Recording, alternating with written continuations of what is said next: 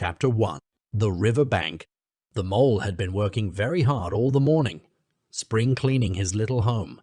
First with brooms, then with dusters, then on ladders and steps and chairs, with a brush and a pail of whitewash, till he had dust in his throat and eyes, and splashes of whitewash all over his black fur, and an aching back and weary arms. Spring was moving in the air above and in the earth below and around him, penetrating even his dark and lowly little house with its spirit of divine discontent and longing.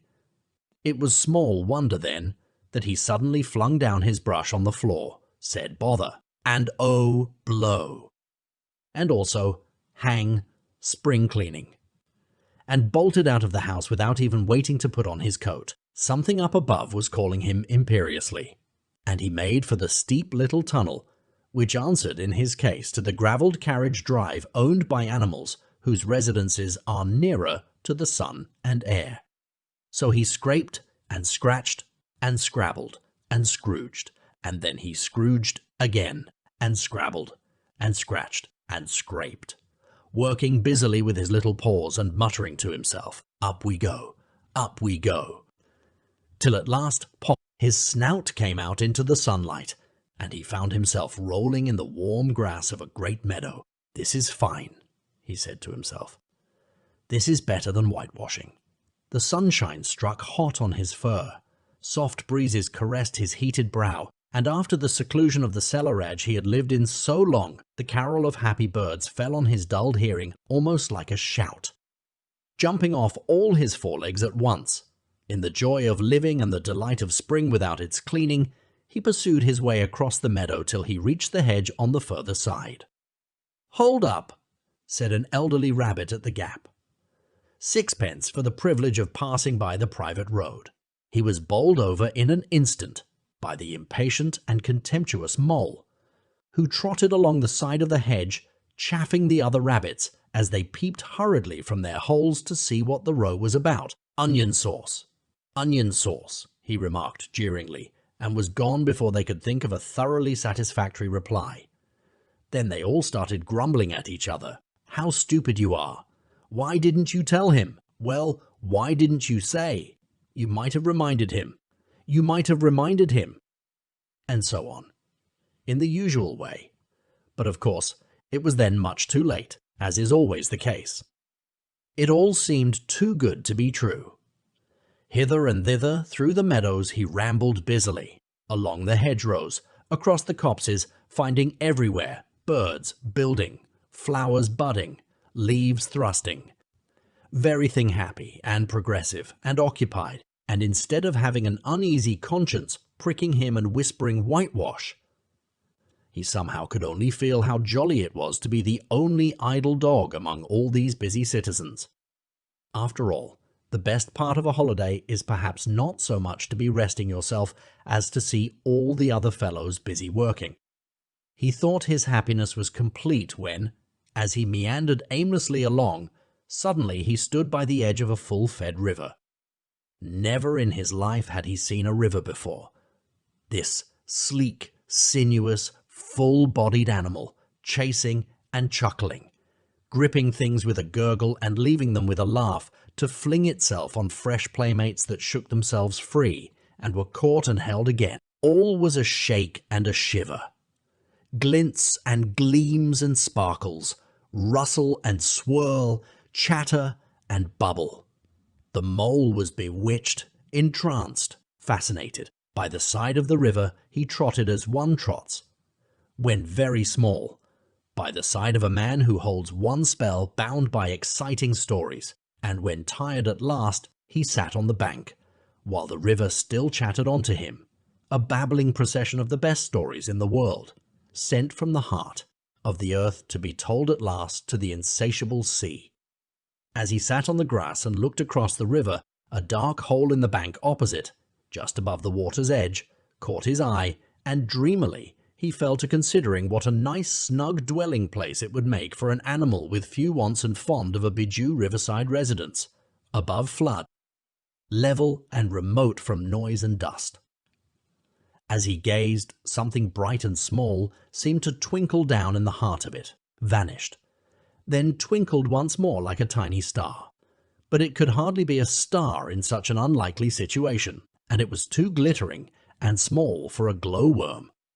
Then, as he looked, it winked at him, and so declared itself to be an eye, and a small face began gradually to grow up round it, like a frame round a picture, a brown little face with whiskers. A grave round face, with the same twinkle in its eye that had first attracted his notice. Small, neat ears and thick, silky hair. It was the water rat. Then the two animals stood and regarded each other cautiously. "Hello, Mole," said the water rat.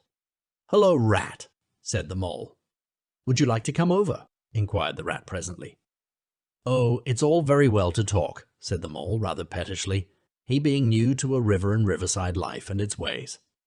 The rat said nothing, but stooped and unfastened a rope and hauled on it. Then lightly stepped into a little boat which the Mole had not observed.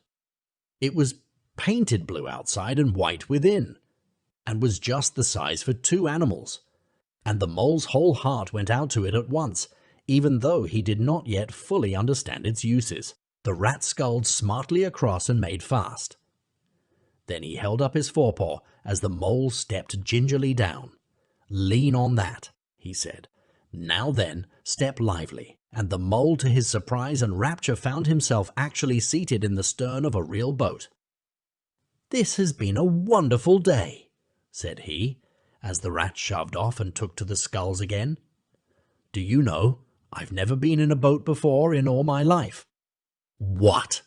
cried the rat, open-mouthed. "Never been in a? You never? Well, what have you been doing then?" "Is it so nice as all that?" asked the Mole shyly, though he was quite prepared to believe it as he leant back in his seat and surveyed the cushions, the oars, the rowlocks, and all the fascinating fittings, and felt the boat sway lightly under him. "Nice! It's the only thing," said the water rat solemnly as he leant forward for his stroke. "Believe me, my young friend, there is nothing, absolute nothing, half so much worth doing as simply messing about in boats. Simply messing about in boats. Simply messing," he went on dreamily. "Messing. In bats. Messing." "Look ahead, Rat," cried the Mole suddenly. It was too late. The boat struck the bank full tilt. The dreamer, the joyous oarsman, lay on his back at the bottom of the boat, his heels in the air. About in boats, or with boats, the rat went on composedly, picking himself up with a pleasant laugh. In or out of 'em, it doesn't matter. Nothing seems really to matter. That's the charm of it. Whether you get away or whether you don't. Whether you arrive at your destination or whether you reach somewhere else, or whether you reach somewhere else, or whether you never get anywhere at all. You're always busy, and you never do anything in particular. And when you've done it, there's always something else to do. And you can do it if you like, but you'd much better not. Look here. If you've really nothing else on hand this morning, supposing we drop down the river together and have a long day of it?" The Mole waggled his toes from sheer happiness, spread his chest with a sigh of full contentment, and leaned back blissfully into the soft cushions. "What a day I'm having," he said. "Let us start at once." "Hold hard a minute then," said the rat. He looped the painter through a ring in his landing stage, climbed up into his hole above, and after a short interval reappeared staggering under a fat wicker luncheon basket. "Shove that under your feet," he observed to the Mole, as he passed it down into the boat. Then he untied the painter and took the sculls again. "What's inside it?" asked the Mole, wriggling with curiosity. "There's cold chicken inside it," replied the rat briefly. "Cold tongue, cold ham, cold beef, pickled gherkin salad, French rolls, cress sandwiches, potted meat, ginger beer, lemonade, soda water." "Oh, stop, stop," cried the Mole in ecstasies. "This is too much." "Do you really think so?" inquired the rat seriously. "It's only what I always take on these little excursions. And the other animals are always telling me that I'm a mean beast and cut it very fine. The mole never heard a word he was saying. Absorbed in the new life he was entering upon, intoxicated with the sparkle, the ripple, the scents and the sounds, and the sounds, and the sunlight, he trailed a paw in the water and dreamed long waking dreams. The water rat, like the good little fellow he was, sculled steadily on and forbore to disturb him. "I like your clothes awfully, old chap," he remarked after some half an hour or so had passed. "I'm going to get a black velvet smoking suit myself some day, as soon as I can afford it." "I beg your pardon," said the mole, pulling himself together with an effort. "You must think me very rude, but all this is so new to me. So this is our river." "The river," corrected the rat. "And you really live by the river? What a jolly life! By it, and with it, and on it, and in it," said the rat. "It's brother and sister to me, and aunts and company, and food and drink, and, naturally, washing. It's my world, and I don't want any other. What it hasn't got is not worth having, and what it doesn't know is not worth knowing. Lord, the times we've had together, whether in winter or summer, spring or autumn, it's always got its fun and its excitements. When the floods are on in February and my cellars and basement are brimming with drink that's no good to me and the brown water runs by my best bedroom window. Or again, when it all drops away and shows patches of mud that smells like plum cake, and the rushes and weed clog the channels, and I can potter about dry shod over most of the bed of it and find fresh food to eat, and things careless people have dropped out of boats. But isn't it a bit dull at times?" the mole ventured to ask. "Just you and the river, and no one else to pass a word with?" "No one else too? Well, I mustn't be hard on you," said the rat with forbearance. "You're new to it, and of course you don't know. The bank is so crowded nowadays that many people are moving away altogether. Oh, no, it isn't what it used to be, at all. Otters, kingfishers, dabchicks, moorhens, all of them about all day long and always wanting you to do something.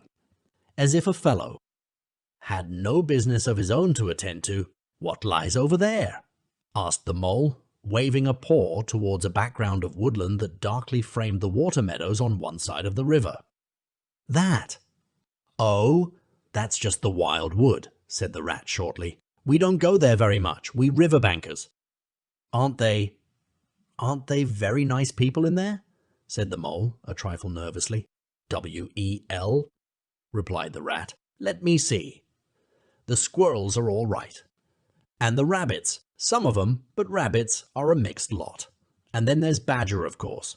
He lives right in the heart of it. Wouldn't live anywhere else, either, if you paid him to do it. Dear old Badger, nobody interferes with him. They'd better not," he added significantly. "Why, who should interfere with him?" asked the mole. "Well, of course, there are others," explained the rat in a hesitating sort of way. "Weasels and stoats and foxes and so on. They're all right in a way. I'm very good friends with them, past the time of day when we meet, and all that, but they break out sometimes, there's no denying it. And then, well, you can't really trust them, and that's the fact." The mole knew well that it is quite against animal etiquette to dwell on possible trouble ahead, or even to allude to it. So he dropped the subject. "And beyond the wild wood again," he asked, "where it's all blue and dim, and one sees what may be hills or perhaps they mayn't, and something like the smoke of towns, or is it only cloud drift?" "Beyond the wild wood comes the wide world," said the rat. "And that's something that doesn't matter, either to you or me. I've never been there, and I'm never going, nor you either, if you've got any sense at all. Don't ever refer to it again, please.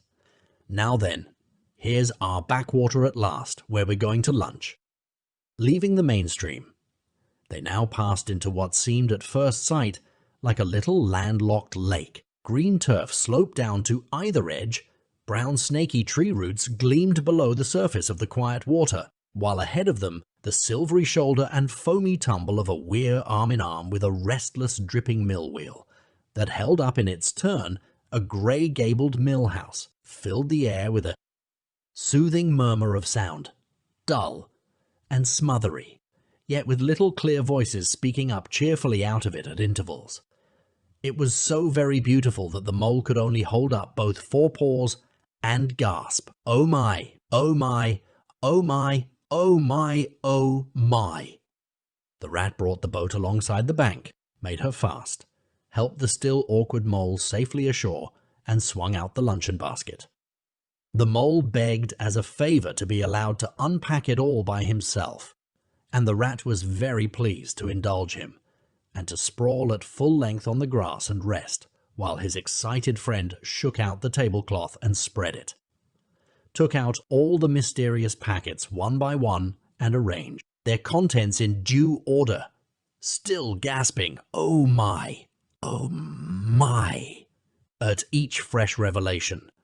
When all was ready, the rat said, "Now, pitch in, old fellow," and the mole was indeed very glad to obey, for he had started his spring cleaning at a very early hour that morning, as people will do, and had not paused for bite or sup. And he had been through a very great deal since that distant time, which now seemed so many days ago. "What are you looking at?" said the rat presently, when the edge of their hunger was somewhat dulled, and the mole's eyes were able to wander off the tablecloth a little. "I am looking," said the mole, "at a streak of bubbles that I see travelling along the surface of the water. That is a thing that strikes me as funny. Bubbles."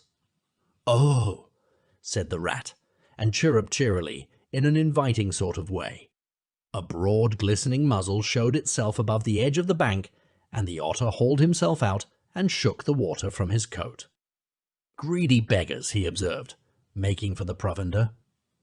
"Why didn't you invite me, Ratty?" "This was an impromptu affair," explained the rat. "By the way, my friend Mr. Mole." "Proud, I'm sure," said the otter, and the two animals were friends forthwith. "Such a rumpus everywhere," continued the otter. "All the world seems out on the river today. I came up this backwater to try and get a moment's peace and then stumble upon you fellows. At least, I beg pardon, I don't exactly mean that, you know."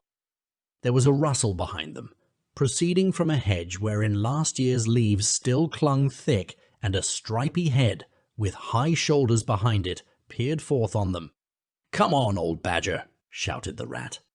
The badger trotted forward a pace or two, then grunted, company," and turned his back and disappeared from view. "That's just the sort of fellow he is," observed the disappointed rat. "Simply hates society. Now we shan't see any more of him today. Well, tell us, who's out on the river?" "Toad's out, for one," replied the otter, "in his brand new wager boat. New togs, new everything." The two animals looked at each other and laughed. "Once it was nothing but sailing," said the rat. Then he tired of that and took to punting. Nothing would please him but to punt all day and every day, and a nice mess he made of it. Last year it was houseboating, and we all had to go and stay with him in his houseboat and pretend we liked it. He was going to spend the rest of it. His life in a houseboat. It's all the same. Whatever he takes up, he gets tired of it and starts on something fresh. "Such a good fellow too," remarked the otter reflectively, "but no stability, especially in a boat." From where they sat, they could get a glimpse of the main stream across the island that separated them. And just then a wager boat flashed into view. The rower, a short, stout figure, plashing badly and rolling a good deal, but working his hardest. The rat stood up and hailed him, but Toad, for it was he, shook his head and settled sternly to his work. "He'll be out of the boat in a minute if he rolls like that," said the rat, sitting down again. "Of course he will," chuckled the otter. "Did I ever tell you that good story about Toad and the lockkeeper? It happened this way. Toad, an errant May fly, swerved unsteadily athwart the current in the intoxicated fashion affected by young bloods of May flies seeing life. a swirl of water and a kloop, and the mayfly was visible no more. Neither was the otter. The mole looked down. The voice was still in his ears, but the turf whereon he had sprawled was clearly vacant. Not an otter to be seen as far as the distant horizon. But again there was a streak of bubbles on the surface of the river. The rat hummed a tune, and the mole recollected that animal etiquette forbade any sort of comment on the sudden disappearance of one's friends at any moment, for any reason or no reason whatever. "Well, well," said the rat. "I suppose we ought to be moving. I wonder which of us had better pack the luncheon basket." He did not speak as if he was frightfully eager for the treat. "Oh, please let me," said the mole. So of course the rat let him. Packing the basket was not quite such pleasant work as unpacking the basket. It never is. But the mole was bent on enjoying everything, and although, just when he had got the basket packed and strapped up tightly, he saw a plate staring up at him from the grass, and when the job had been done again, the rat pointed out a fork, which anybody ought to have seen. And last of all, behold, the mustard pot, which he had been sitting on without knowing it. Still, somehow, the thing got finished at last without much loss of temper. The afternoon sun was getting low as the rat sculled gently homewards in a dreamy mood, murmuring poetry things over to himself and not paying much attention to Mole. But the mole was very full of lunch, and self-satisfaction, and pride, and already quite at home in a boat. So he thought, and was getting a bit restless besides. And presently he said, "Ratty, please, I want to row." "Now," the rat shook his head with a smile. "Not yet, my young friend," he said. "Wait till you've had a few lessons. It's not so easy as it looks." The mole was quiet for a minute or two. But he began to feel more and more jealous of Rat, sculling so strongly and so easily along, and his pride began to whisper that he could do it every bit as well. He jumped up and seized the sculls so suddenly that the rat, who was gazing out over the water and saying more poetry things to himself, was taken by surprise and fell backwards off his seat with his legs in the air for the second time, while the triumphant mole took his place and grabbed the sculls with entire confidence. "Stop it, you silly ass!" cried the rat from the bottom of the boat. "You can't do it! You'll have us over!" The mole flung his sculls back with a flourish and made a great dig at the water. He missed the surface altogether. His legs flew up above his head, and he found himself lying on the top of the prostrate rat. Greatly alarmed, he made a grab at the side of the boat, and the next moment, sploosh! Over went the boat, and he found himself struggling in the river. Oh my, how cold the water was! And oh, how very wet it felt! How it sang in his ears as he went down, down, down! How bright and welcome the sun looked as he rose to the surface, coughing and spluttering! How black was his despair when he felt himself sinking again! Then a firm paw gripped him by the back of his neck. It was the rat, and he was evidently laughing. The mole could feel him laughing. The mole could feel him laughing right down his arm and through his paw, and so into his. The mole's nick. The rat got hold of a skull and shoved it under the mole's arm. Then he did the same by the other side of him, and, swimming behind, propelled the helpless animal to shore, hauled him out, and set him down on the bank, a squashy, pulpy lump of misery, when the rat had rubbed him down a bit and wrung some of the wet out of him. He said, "Now, then, old fellow, trot up and down the towing path as hard as you can till you're warm and dry again, while I dive for the luncheon basket." So the dismal mole, wet without and ashamed within, trotted about till he was fairly dry, while the rat plunged into the water again, recovered the boat, righted her, and made her fast, fetched his floating property to shore by degrees, and finally dived successfully for the luncheon basket, and struggled to land with it. When all was ready for a start once more, the mole, limp and dejected, took his seat in the stern of the boat, And as they set off, he said in a low voice, broken with emotion, "Ratty, my generous friend, I am very sorry indeed for my foolish and ungrateful conduct. My heart quite fails me when I think how I might have lost that beautiful luncheon basket. Indeed, I have been a complete ass, and I know it. Will you overlook it this once and forgive me, and let things go on as before?" "That's all right, bless you," responded the rat cheerily. "What's a little wet to a water rat? I'm more in the water than out of it most days. Don't you think any more about it. And look here, I really think you had better come and stop with me for a little time. It's very plain and rough, you know, not like Toad's house at all, but you haven't seen that yet. Still, I can make you comfortable, and I'll teach you to row and to swim, and you'll soon be as handy on the water as any of us." The mole was so touched by his kind manner of speaking that he could find no voice to answer him, and he had to brush away a tear or two with the back of his paw. But the rat kindly looked in another direction, and presently the mole's spirits revived again, and he was even able to give some straight-back talk to a couple of moorhens who were sniggering to each other about his bedraggled appearance. When they got home, the rat made a bright fire in the parlour and planted the mole in an armchair in front of it, having fetched down a dressing gown and slippers for him, and told him river stories till supper time. Very thrilling stories they were, too, to an earth-dwelling animal like Mole. Stories about weirs and sudden floods, and leaping pike, and steamers that flung hard bottles.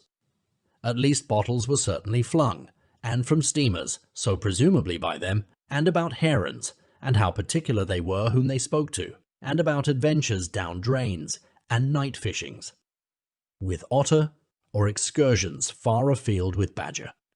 Supper was a most cheerful meal, but very shortly afterwards a terribly sleepy mole had to be escorted upstairs by his considerate host to the best bedroom, where he soon laid his head on his pillow in great peace and contentment, knowing that his new-found friend the river was lapping the sill of his window. This day was only the first of many similar ones for the emancipated mole, each of them longer and full of interest as the ripening summer moved onward. He learned to swim and to row, and entered into the joy of running water, and with his ear to the reed stems he caught, at intervals, something of what the wind went whispering so constantly among them. Chapter 2. The Open Road.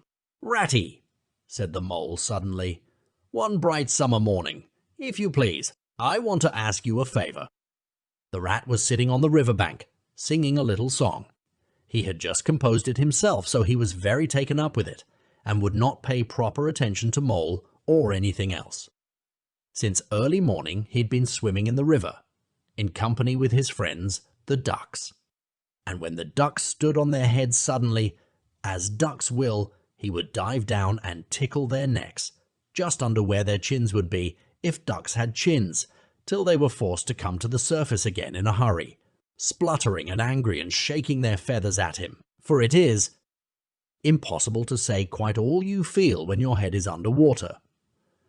At last they implored him to go away and attend to his own affairs and leave them to mind theirs. So the rat went away and sat on the river bank in the sun, and made up a song about them, which he called Duck's Ditty. All along the backwater, through the rushes tall, ducks are a-dabbling, up tails all, ducks' tails, drakes' tails, yellow feet a-quiver, yellow bills all out of sight, busy in the river. Slushy green undergrowth, where the roach swim. Here we keep our larder, cool and full and dim. Everyone for what he likes, we like to be. Heads down, tails up, dabbling free, high in the blue above. Swifts whirl and call. We are down a-dabbling. Up tails all. I don't know that I think so very much of that little song, Rat, observed the mole cautiously. He was no poet himself and didn't care who knew it, and he had a candid nature. Nor don't the ducks neither, replied the rat cheerfully. They say, why can't fellows be allowed to do what they like when they like, and as they like?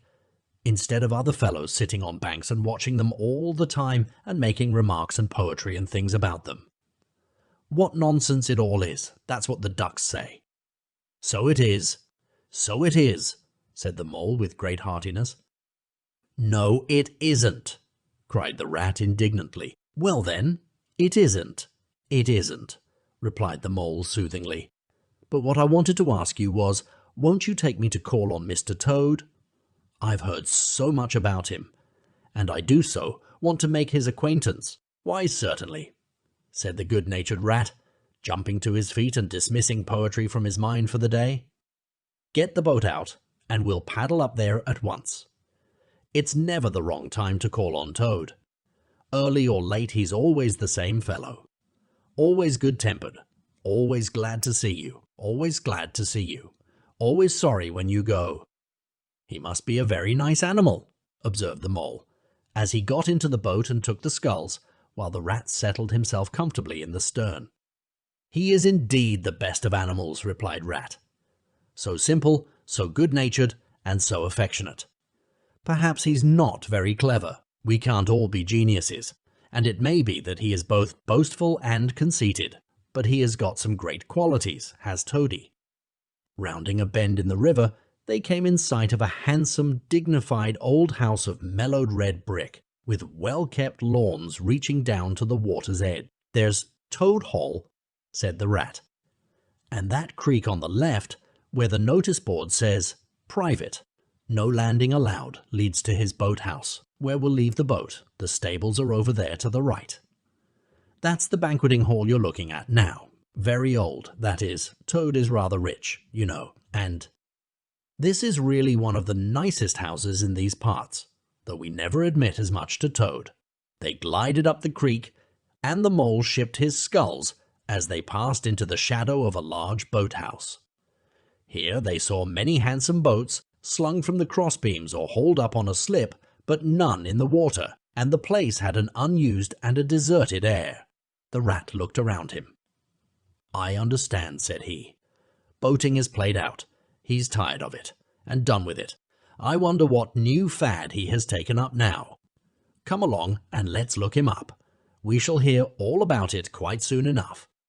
They disembarked and strolled across the gay, flower-decked lawns in search of Toad, whom they presently happened upon resting in a wicker garden chair with a preoccupied expression of face and a large map spread out on his knees. Hooray! He cried, jumping up on seeing them. This is splendid! He shook the paws of both of them warmly, never waiting for an introduction to the mole. How kind of you, he went on, dancing round them. I was just going to send a boat down the river for you, Ratty, with strict orders that you were to be fetched up here at once, whatever you were doing. I want you badly, both of you. Now what will you take? Come inside and have something. You don't know how lucky it is. You're turning up just now.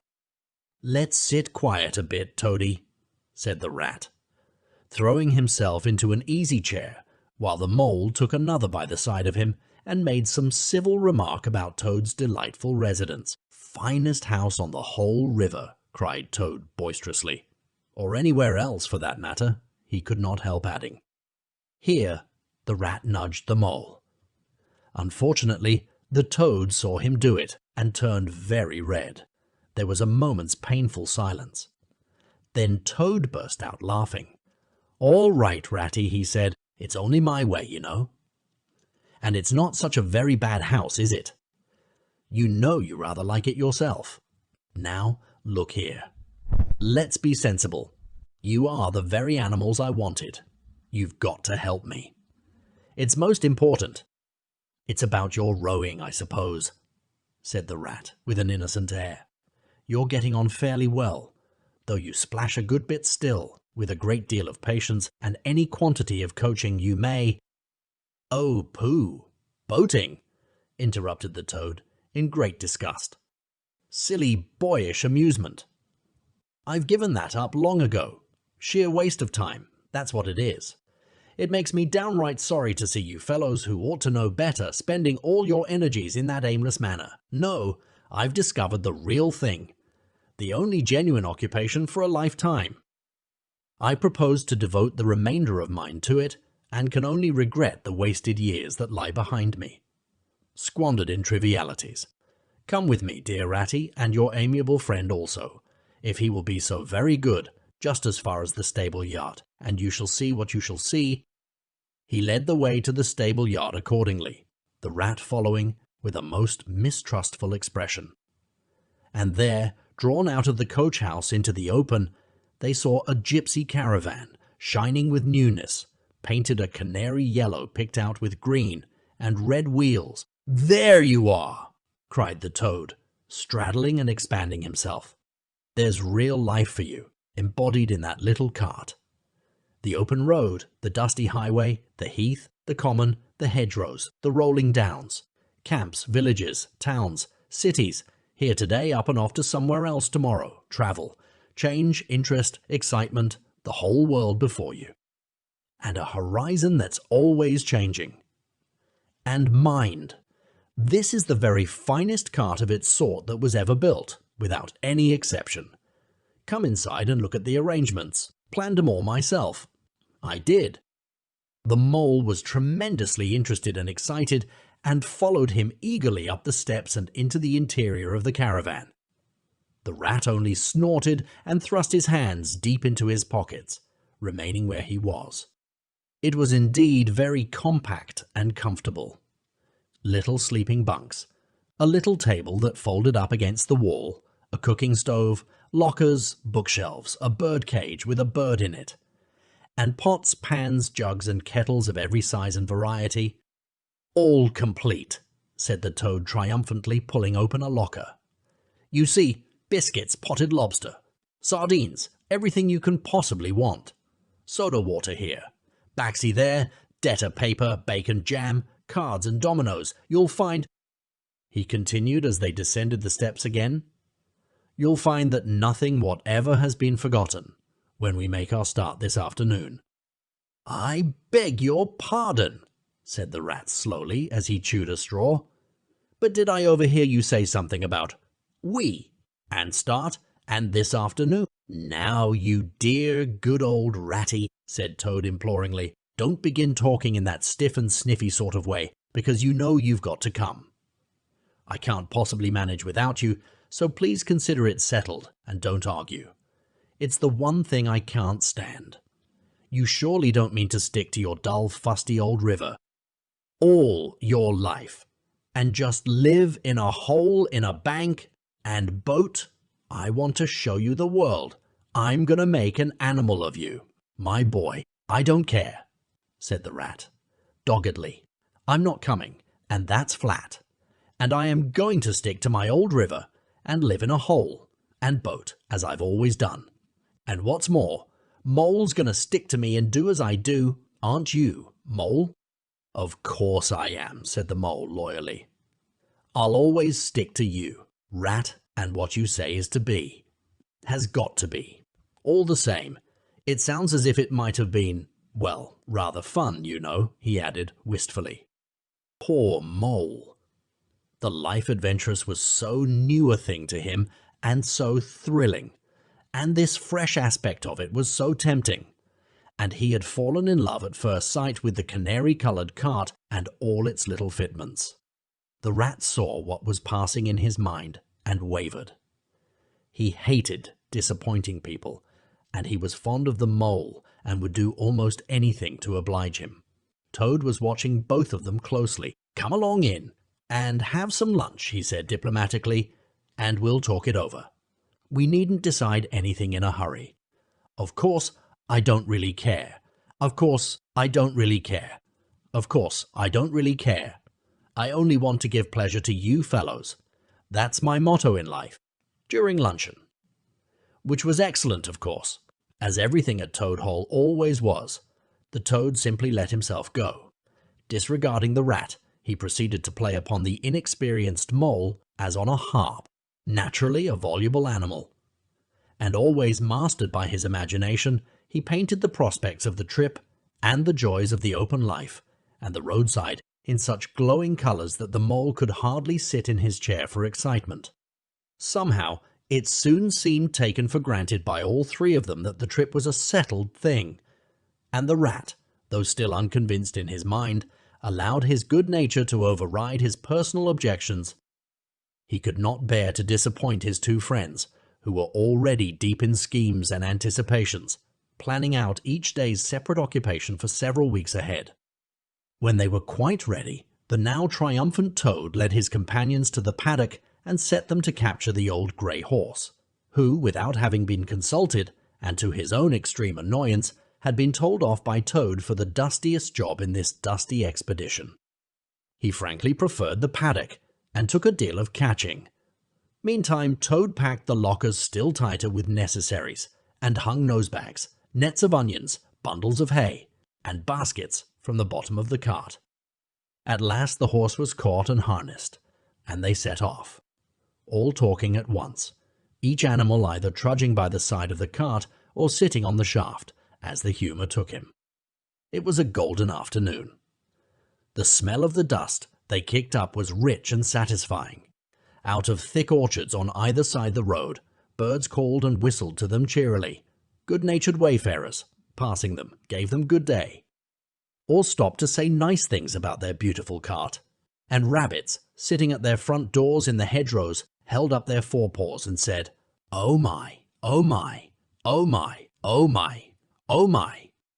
Late in the evening, tired and happy and miles from home, they drew up on a remote common far from habitations, turned the horse loose to graze, and ate their simple supper sitting on the grass by the side of the cart. Toad talked big about all he was going to do in the days to come, while stars grew fuller and larger all around them, and a yellow moon, appearing suddenly and silently from nowhere in particular, came to keep them company and listen to their talk. At last they turned into their little bunks in the cart, and Toad, kicking out his legs, sleepily said, "Well, good night, you fellows. This is the real life for a gentleman. Talk about your old river." "I don't talk about my river," replied the patient rat.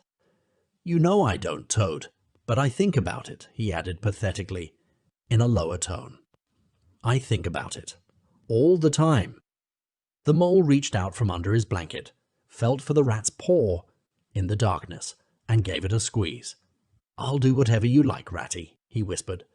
"Shall we run away tomorrow morning quite early, very early, and go back to our dear old hole on the river?" "No, no, we'll see it out," whispered back the rat. "Thanks awfully, but I ought to stick by Toad till this trip is ended. It wouldn't be safe for him to be left to himself. It won't take very long. His fads never do. Good night." The end was indeed nearer than even the rat suspected. After so much open air and excitement, the Toad slept very soundly, and no amount of shaking could rouse him out of bed next morning. So the mole and rat turned to, quietly and manfully, and while the rat saw to the horse and lit a fire and cleaned last night's cups and platters, and got things ready for breakfast, the mole trudged off to the nearest village, a long way off, for milk and eggs and various necessaries the Toad had, of course, forgotten to provide. The hard work had all been done, and the two animals were resting, thoroughly exhausted, by the time Toad appeared on the scene, fresh and gay, remarking what a pleasant, easy life it was they were all leading now, after the cares and worries and fatigues of housekeeping at home. They had a pleasant ramble that day over grassy downs and along narrow by-lanes, and camped as before, on a common, only this time the two guests took care that Toad should do his fair share of work. In consequence, when the time came for starting next morning, Toad was by no means so rapturous about the simplicity of the primitive life, and indeed attempted to resume his place in his bunk whence he was hauled by force. Their way lay, as before, across country by narrow lanes, and it was not till the afternoon that they came out on the high road. Their first high road, and their disaster, fleet and unforeseen, sprang out on them. Disaster momentous indeed to their expedition, but simply overwhelming in its effect. On the after-career of Toad, they were strolling along the high road easily, the mole by the horse's head, talking to him since the horse had complained that he was being frightfully left out of it, and nobody considered him in the least. the Toad and the Water Rat walking behind the cart talking together. At least Toad was talking and Rat was saying at intervals, "Yes, precisely." And what did you say to him? And thinking all the time of something very different, when far behind them they heard a faint warning hum, like the drone of a distant bee. Glancing back, they saw a small cloud of dust with a dark center of energy advancing on them at incredible speed, while from out the dust a faint poop, wailed like an uneasy animal in pain. Hardly regarding it, they turned to resume their conversation, when in an instant, as it seemed, the peaceful scene was changed, and with a blast of wind and a whirl of sound that made them jump for the nearest ditch, it was on them. The poop rang with a brazen shout in their ears. They had a moment's glimpse of an interior of glittering plate glass and rich morocco, and the magnificent motor car, immense, breath-snatching, passionate with its pilot tense and hugging his wheel, possessed all earth and air for the fraction of a second, flung an enveloping cloud of dust that blinded and enwrapped them utterly, and then dwindled to a speck in the far distance, changed back into a droning bee once more. The old grey horse, dreaming as he plodded along, of his quiet paddock in a new, raw situation, such as this, simply abandoned himself to his natural emotions, rearing, plunging, backing steadily. In spite of all the mole's efforts at his head and all the mole's lively language directed at his better feelings, he drove the cart backwards towards the deep ditch at the side of the road. It wavered an instant. Then there was a heart-rending crash, and the canary-coloured cart, their pride and their joy, lay on its side in the ditch, an irredeemable wreck. The rat danced up and down in the road, simply transported with passion. "You villains!" he shouted, shaking both fists. "You scoundrels! You highwaymen! You road hogs! I'll have the law of you! I'll take you through all the courts! I'll take you through all the courts! I'll take you through all the courts!" His homesickness had quite slipped away from him, and for the moment he was the skipper of the canary-coloured vessel driven on a shoal by the reckless jockeying of rival mariners, and he was trying to recollect all the fine and biting things he used to say to masters of steam launches when their wash, as they drove too near the bank, used to flood his parlour carpet at home. Toad sat straight down in the middle of the dusty road. His legs stretched out before him and stared fixedly in the direction of the disappearing motor car. He breathed short. His face wore a placid, satisfied expression, and at intervals he faintly murmured poop. The mole was busy trying to quiet the horse, which he succeeded in doing after a time.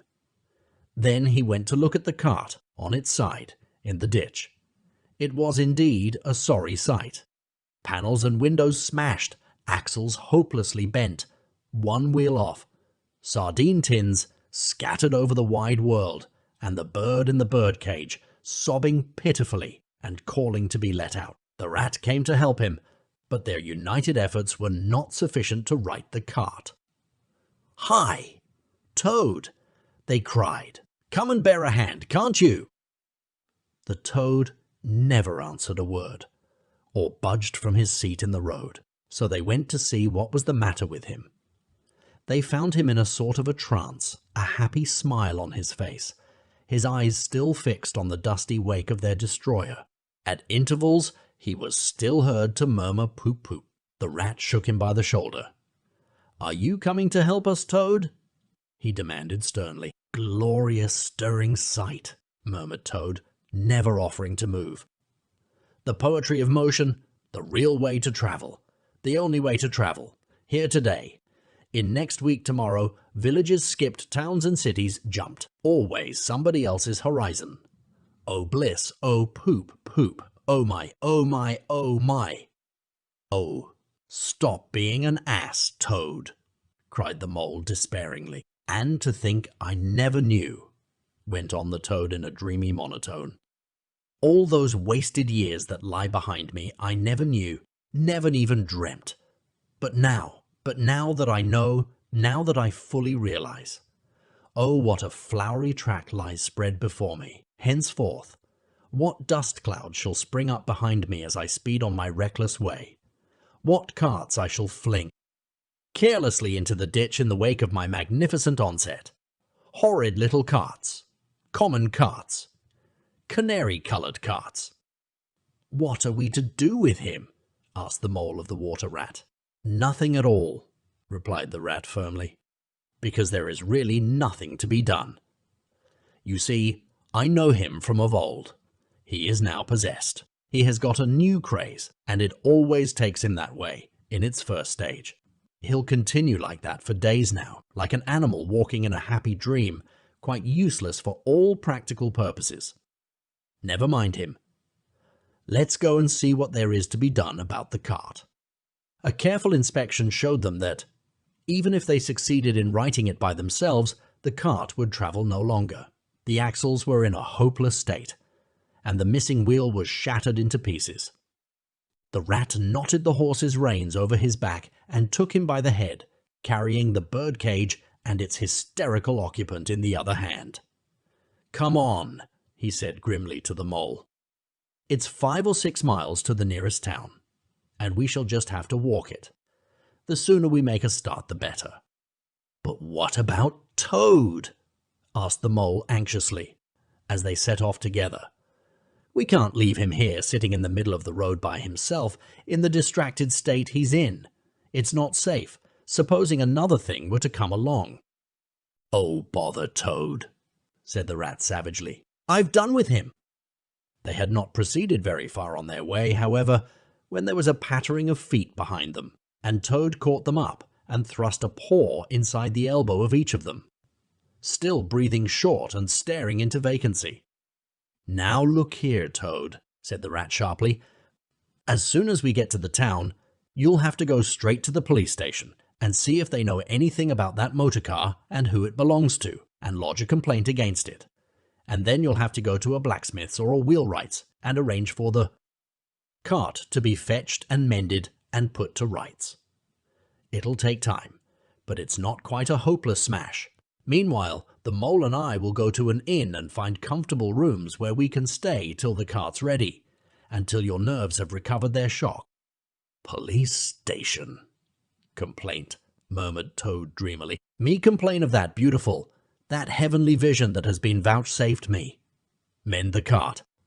I've done with carts forever. I never want to see the cart or to hear of it again. Oh, Ratty, you can't think how obliged I am to you for consenting to come on this trip. I wouldn't have gone without you, and then I might never have seen that swan, that sunbeam, that thunderbolt. I might never have heard that entrancing sound or smelt that bewitching smell. I owe it all to you, my best of friends." The rat turned from him in despair. "You see what it is," he said to the mole, addressing him across Toad's head. "He's quite hopeless. I give it up. When we get to the town, we'll go to the railway station, and with luck we may pick up a train there that'll get us back to Riverbank tonight. And if ever you catch me going a-pleasuring with this provoking animal again," he snorted, and during the rest of that weary trudge addressed his remarks exclusively to Mole.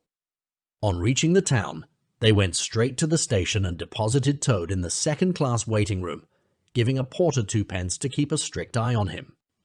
They then left the horse at an inn stable and gave what directions they could about the cart and its contents.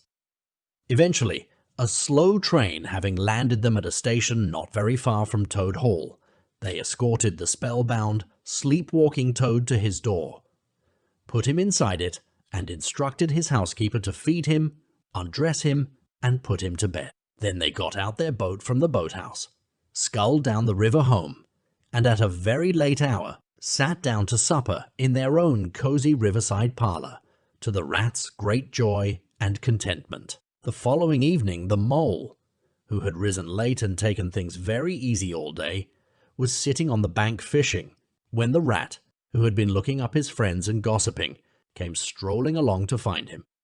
"Heard the news," he said. "There's nothing else being talked about all along the river bank. Toad went up to town by an early train this morning, and he has ordered a large and very expensive motor car. Chapter 3. The Wild Wood. The Mole had long wanted to make the acquaintance of the Badger. He seemed, by all accounts, to be such an important personage and, though rarely visible, to make his unseen influence felt by everybody about the place. But whenever the Mole mentioned his wish to the Water Rat, he always found himself put off. "It's all right," the Rat would say. "Badger'll turn up some day or other. He's always turning up. And then I'll introduce you, the best of fellows. But you must not only take him as you find him, but when you find him." "Couldn't you ask him here, dinner or something?" said the Mole. "He wouldn't come," replied the Rat simply. "Badger hates society, and invitations, and dinner, and all that sort of thing." "Well then, supposing we go and call on him," suggested the Mole. "Oh, I'm sure he wouldn't like that at all," said the Rat, quite alarmed. "He's so very shy, he'd be sure to be offended. I've never even ventured to call on him at his own home myself, though I know him so well. Besides, we can't. It's quite out of the question, because he lives in the very middle of the Wild Wood." "Well, supposing he does," said the Mole. "You told me the Wild Wood was all right, you know." "Oh, I know, so it is," replied the Rat evasively. "But I think we won't go there just now. Not just yet. It's a long way, and he wouldn't be at home at this time of year anyhow, and he'll be coming along some day, if you'll wait quietly." The Mole had to be content with this. But the Badger never came along, and every day brought its amusements, and it was not till summer was long over, and cold and frost and mirror-ways kept them much indoors, and the swollen river raced past outside their windows with a speed that mocked at boating of any sort or kind that he found, his thoughts dwelling again with much persistence on the solitary grey Badger, who lived his own life by himself, in his hole in the middle of the Wild Wood. In the winter-time, the Rat slept a great deal, retiring early and rising late. During his short day, he sometimes scribbled poetry or did other small domestic jobs about the house. And, of course, there were always animals dropping in for a chat, and consequently there was a good deal of storytelling and comparing notes on the past summer and all its doings. Such a rich chapter it had been when one came to look back on it all, with illustrations so numerous and so very highly coloured. The pageant of the river-bank had marched steadily along, unfolding itself in scene pictures that succeeded each other in stately procession. Purple Lucistrife arrived early, shaking luxuriant tangled locks along the edge of the mirror, whence its own face laughed back at it. Willow Herb, tender and wistful, like a pink sunset cloud, was not slow to follow. Comfrey, the purple hand in hand with the white, crept forth to take its place in the line, and at last one morning the diffident and delaying dog Rose stepped delicately on the stage, and one knew, as if string music had announced it in stately chords that strayed into a gavotte, that June at last was here. One member of the company was still awaited. The shepherd boy for the nymphs to woo, the knight for whom the ladies waited at the window, the prince that was to kiss the sleeping summer back to life and love. But when meadow-sweet debonair and odorous in amber jerkin moved graciously to his place in the group, then the play was ready to begin. And what a play it had been! Drowsy animals, snug in their holes while wind and rain were battering at their doors, recalled still keen mornings, an hour before sunrise, when the white mist, as yet undispersed, clung closely along the surface of the water. Then the shock of the early plunge, the scamper along the bank, and the radiant transformation of earth, air, and water, when suddenly the sun was with them again, and grey was gold and colour was born and sprang out of the earth once more.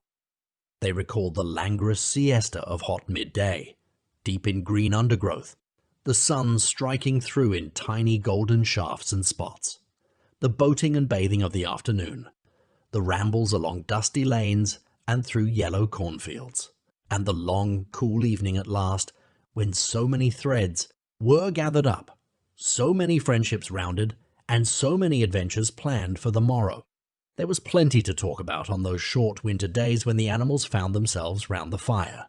Still, the mole had a good deal of spare time on his hands, and so one afternoon, when the rat in his armchair before the blaze was alternately dozing and trying over rhymes that wouldn't fit, he formed the resolution to go out by himself and explore the wild wood, and perhaps strike up an acquaintance with Mr. Badger. It was a cold, still afternoon, with a hard, steely sky overhead, when he slipped out of the warm parlour into the open air. The country lay bare and entirely leafless around him, and he thought that he had never seen so far and so intimately into the insides of things as on that winter day when nature was deep in her annual slumber and seemed to have kicked the clothes off. Copses, dells, quarries, and all hidden places which had been mysterious mines for exploration in leafy summer, now exposed themselves and their secrets pathetically, and seemed to ask him to overlook their shabby poverty for a while, till they could riot in rich masquerade as before, and trick, and entice him with the old deceptions. It was pitiful in a way, and yet cheering, even exhilarating. He was glad that he liked the country undecorated, hard, and stripped of its finery. He had got down to the bare bones of it, and they were fine, and strong, and simple. He did not want the warm clover, and the play of seeding grasses. The screens of quickset, the billowy drapery of beech and elm seemed best away, and with great cheerfulness of spirit he pushed on towards the wild wood, which lay before him, low and threatening, like a black reef in some still southern sea. There was nothing to alarm him at first entry. Twigs crackled under his feet, logs tripped him, funguses on stumps resembled caricatures, and startled him for the moment by their likeness to something familiar and far away. But that was all fun and exciting. It led him on, and he penetrated to where the light was less, and trees crouched nearer and nearer, and holes made ugly mouths at him on either side. Everything was very still now. The dusk advanced on him steadily, rapidly, gathering in behind and before, and the light seemed to be draining away like floodwater. Then the faces began.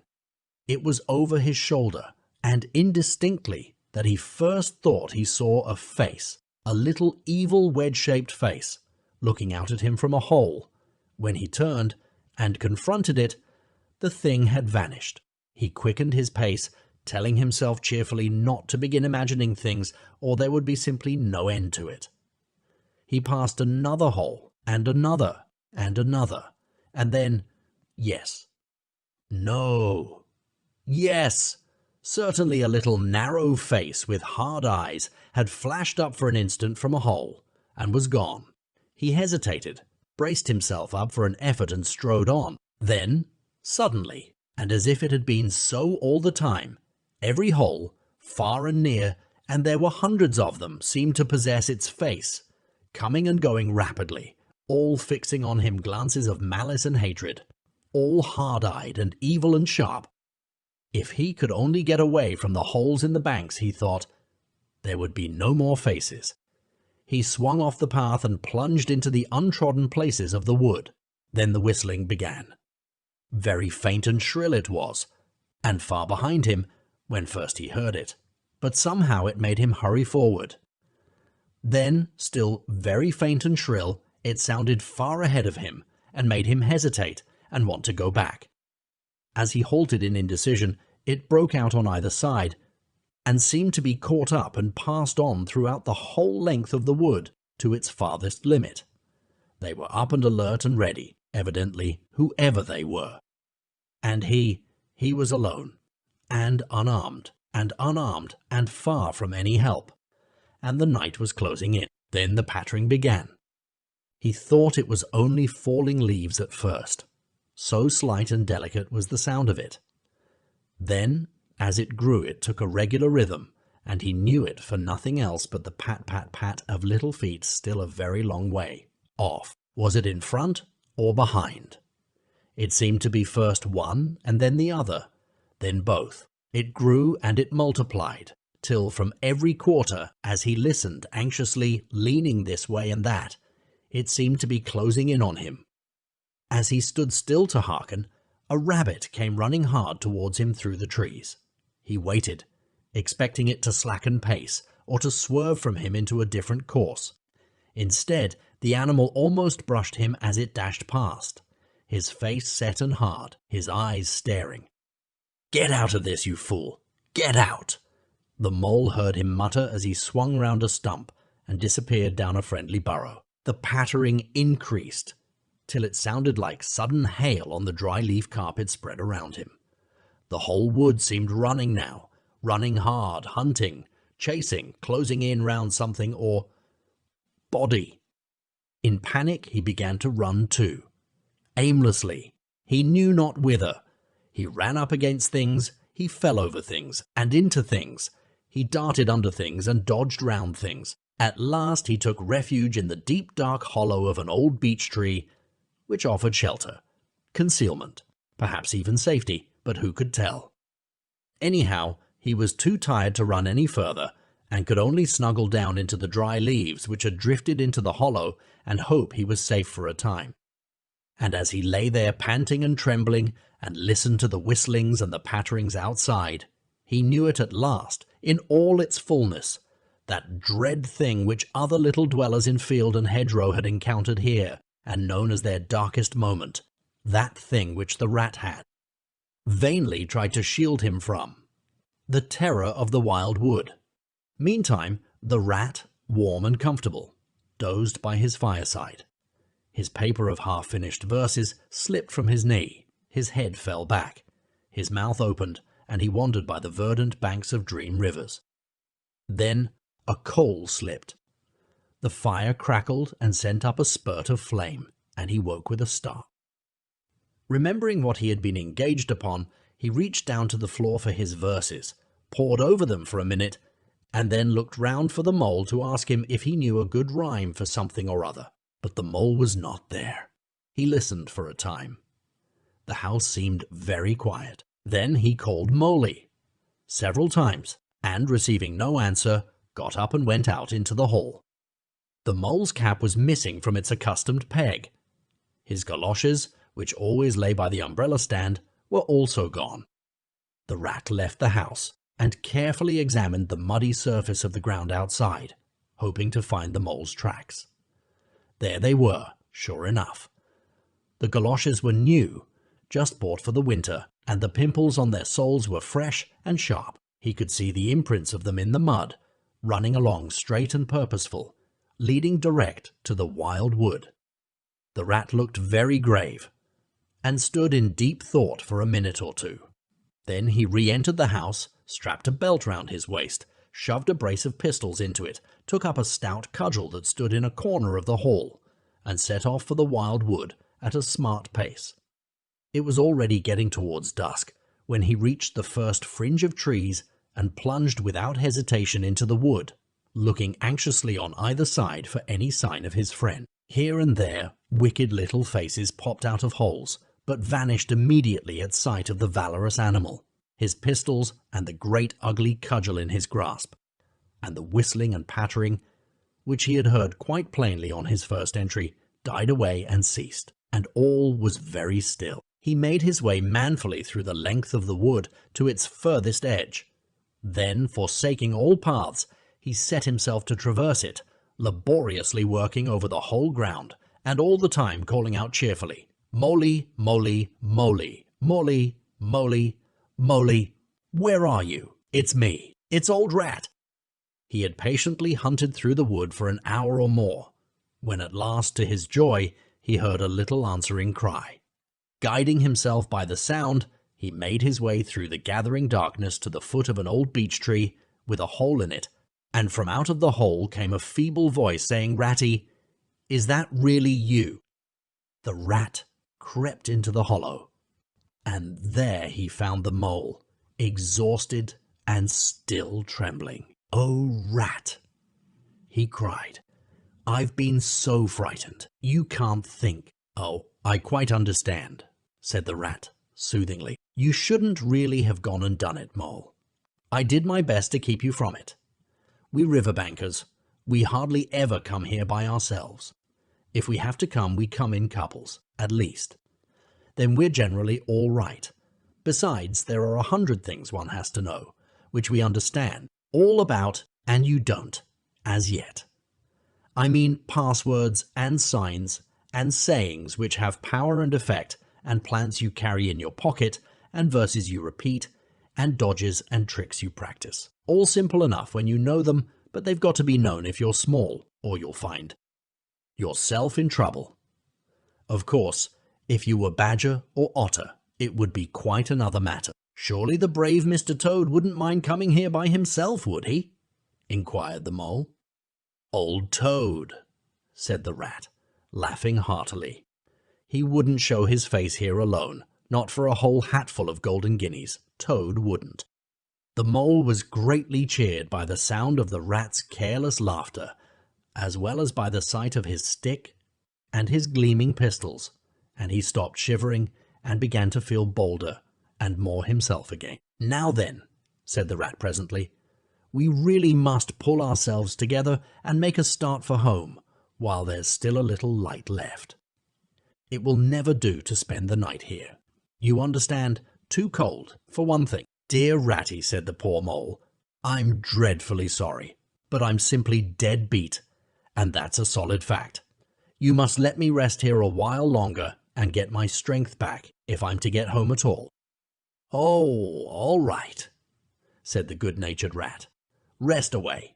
It's pretty nearly pitch dark now, anyhow, and there ought to be a bit of a moon later. So the Mole got well into the dry leaves and stretched himself out, and presently dropped off into sleep, though of a broken and troubled sort, while the Rat covered himself up too, as best he might, for warmth, and lay patiently waiting, with a pistol in his paw, when at last the Mole woke up, much refreshed, and in his usual spirits.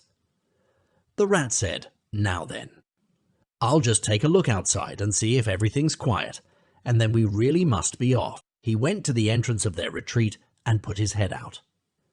Then the Mole heard him saying quietly to himself, Hello, hello, here is a go. What's up, Ratty? Asked the Mole. Snow is up, replied the Rat briefly. Or rather, down. The Mole came and crouched beside him, and, looking out, saw the wood that had been so dreadful to him in quite a changed aspect.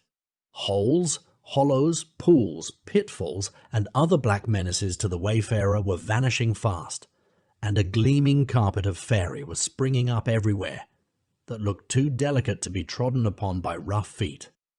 A fine powder filled the air and caressed the cheek with a tingle in its touch, and the black boles of the trees showed up in a light that seemed to come from below. Well, well, it can't be helped, said the Rat after pondering. We must make a start and take our chance, I suppose. The worst of it is, I don't exactly know where we are, and now this snow makes everything look so very different. It did indeed.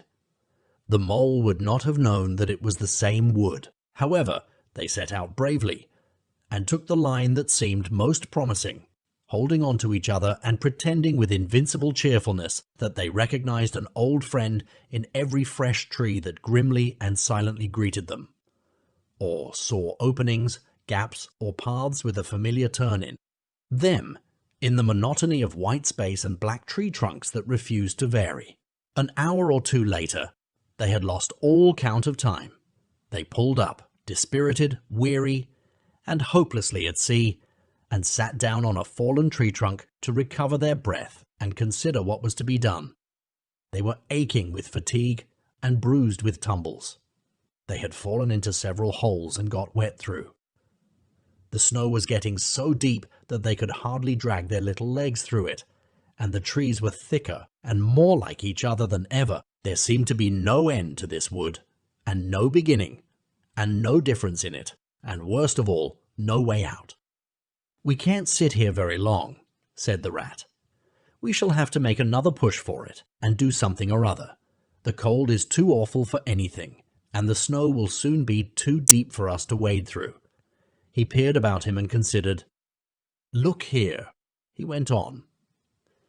This is what occurs to me. There's a sort of dell down here in front of us, where the ground seems all hilly and humpy and hummocky.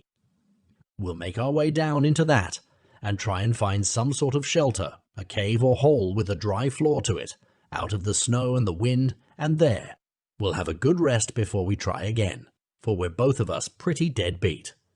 Besides, the snow may leave off, or something may turn up. So once more they got on their feet and struggled down into the dell, where they hunted about for a cave or some corner that was dry and a protection from the keen wind and the whirling snow. They were investigating one of the hummocky bits the rat had spoken of, when suddenly the mole tripped up and fell forward on his face with a squeal. "Oh, my leg!" he cried. "Oh, my poor shin!" And he sat up on the snow and nursed his leg in both his front paws. "Poor old mole," said the rat kindly. "You don't seem to be having much luck today, do you? Let's have a look at the leg. Yes," he went on, going down on his knees to look, "you've cut your shin, sure enough. Wait till I get at my handkerchief and I'll tie it up for you." "I must have tripped over a hidden branch or a stump," said the mole miserably. "Oh my, oh my!" "It's a very clean cut," said the rat, examining it again attentively. "That was never done by a branch or a stump. Looks as if it was made by a sharp edge of something in metal. Funny." He pondered a while and examined the humps and slopes that surrounded them. "Well, never mind what done it," said the mole, forgetting his grammar in his pain.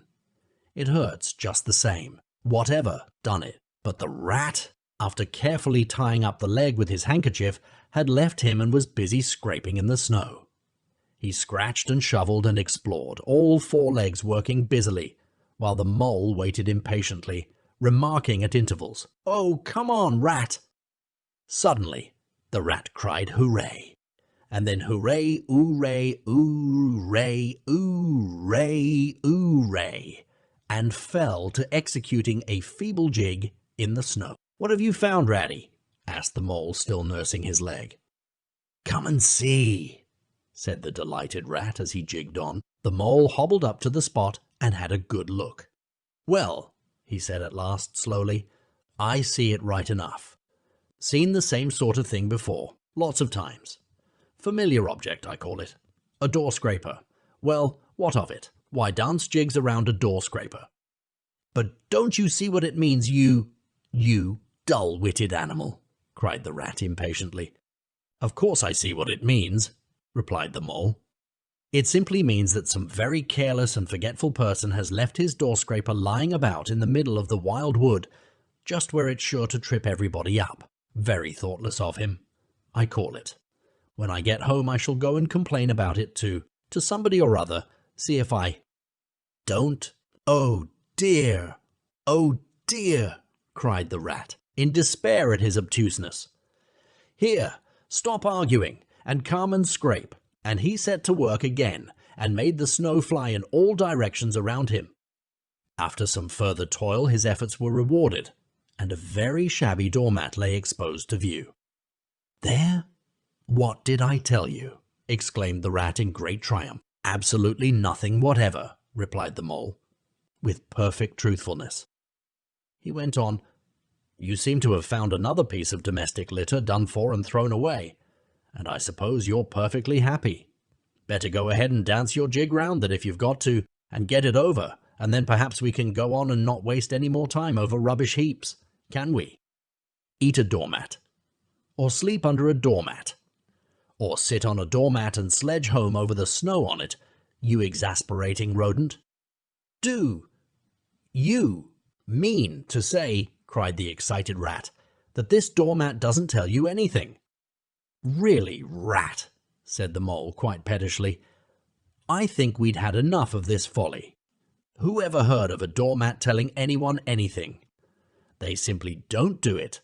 They are not that sort at all. Dr. Mats know their place. Now look here, you thick-headed beast," replied the rat, really angry. "This must stop. Not another word, but scrape, Scrape and scratch and dig and hunt round, especially on the sides of the hummocks if you want to sleep dry and warm tonight, for it's our last chance." The rat attacked a snowbank beside them with ardor, probing with his cudgel everywhere, and then digging with fury. And the mole scraped busily too, more to oblige the rat than for any other reason, for his opinion was that his friend was getting lightheaded. Some 10 minutes hard work, and the point of the rat's cudgel struck something that sounded hollow. He worked till he could get a paw through and feel, then called the mole to come and help him. Hard at it went the two animals, till at last the result of their labours stood full in view of the astonished and hitherto incredulous mole. In the side of what had seemed to be a snowbank stood a solid-looking little door, painted a dark green. An iron bell pull hung by the side, and below it, on a small brass plate, neatly engraved in square capital letters, they could read by the aid of moonlight, "Mr. Badger." The mole fell backwards on the snow from sheer surprise and delight. "Rat!" he cried in penitence, "you're a wonder! A real wonder! That's what you are! I see it all now. You argued it out step by step in that wise head of yours from the very moment that I fell and cut my shin, and you looked at the cut, and at once your majestic mind said to itself, 'Dr. Scraper,' and then you turned to and found the very door scraper that done it. Did you stop there? No. Some people would have been quite satisfied, but not you. Your intellect went on working. 'Let me only just find a doormat,' says you to yourself, 'and my theory is proved.' And of course you found your door. Matt, you're so clever. I believe you could find anything you liked. Now, says you, that door exists, as plain as if I saw it. There's nothing else remains to be done but to find it. Well, I've read about that sort of thing in books, but I've never come across it before in real life.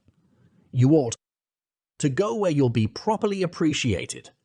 You're simply wasted here, among us fellows. If I only had your head, Ratty—" "But as you haven't," interrupted the rat rather unkindly, "I suppose you're going to sit on the snow all night and talk. Get up at once and hang on to that bell. Pull you see there, and ring hard as you can, while I hammer." While the rat attacked the door with his stick, the mole sprang up at the bell pull, clutched it and swung there, both feet well off the ground, and from quite a long way off they could faintly hear a deep-toned bell respond. Chapter 4. Mr. Badger. They waited patiently for what seemed a very long time, stamping in the snow to keep their feet warm. At last they heard the sound of slow shuffling footsteps approaching the door from the inside. It seemed, as the mole remarked to the rat, like someone walking in carpet slippers that were too large for him and down at heel, which was intelligent of Mole because that was exactly what it was. There was the noise of a bolt shot back, and the door opened a few inches, enough to show a long snout and a pair of sleepy blinking eyes. "Now, the very next time this happens," said a gruff and suspicious voice, "I shall be exceedingly angry. Who is it this time, disturbing people on such a night? Speak up." "Oh, Badger," cried the rat, "let us in, please. It's me, Rat, and my friend Mole, and we've lost our way in the snow." "What, Ratty, my dear little man?"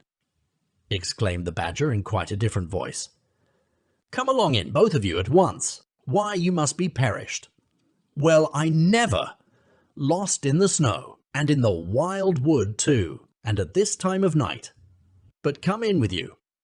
The two animals tumbled over each other in their eagerness to get inside, and heard the door shut behind them with great joy and relief.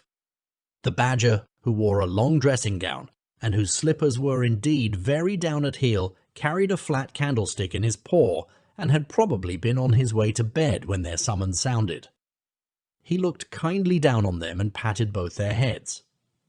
"This is not the sort of night for small animals to be out," he said paternally.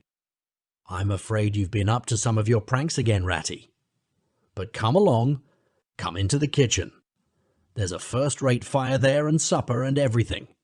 He shuffled on in front of them, carrying the light, and they followed him, nudging each other in an anticipating sort of way, down a long, gloomy, and, to tell the truth, decidedly shabby passage into a sort of a central hall, out of which they could dimly see other long tunnel-like passages, branching. Passages mysterious and without apparent end. But there were doors in the hall as well, stout oaken, comfortable-looking doors. One of these the badger flung open, and at once they found themselves in all the glow and warmth of a large fire-lit kitchen. The floor was well-worn red brick, and on the wide hearth burnt a fire of logs between two attractive chimney corners, tucked away in the wall, well out of any suspicion of draught. A couple of high-backed settles, facing each other on either side of the fire, gave further sitting accommodations for the sociably disposed.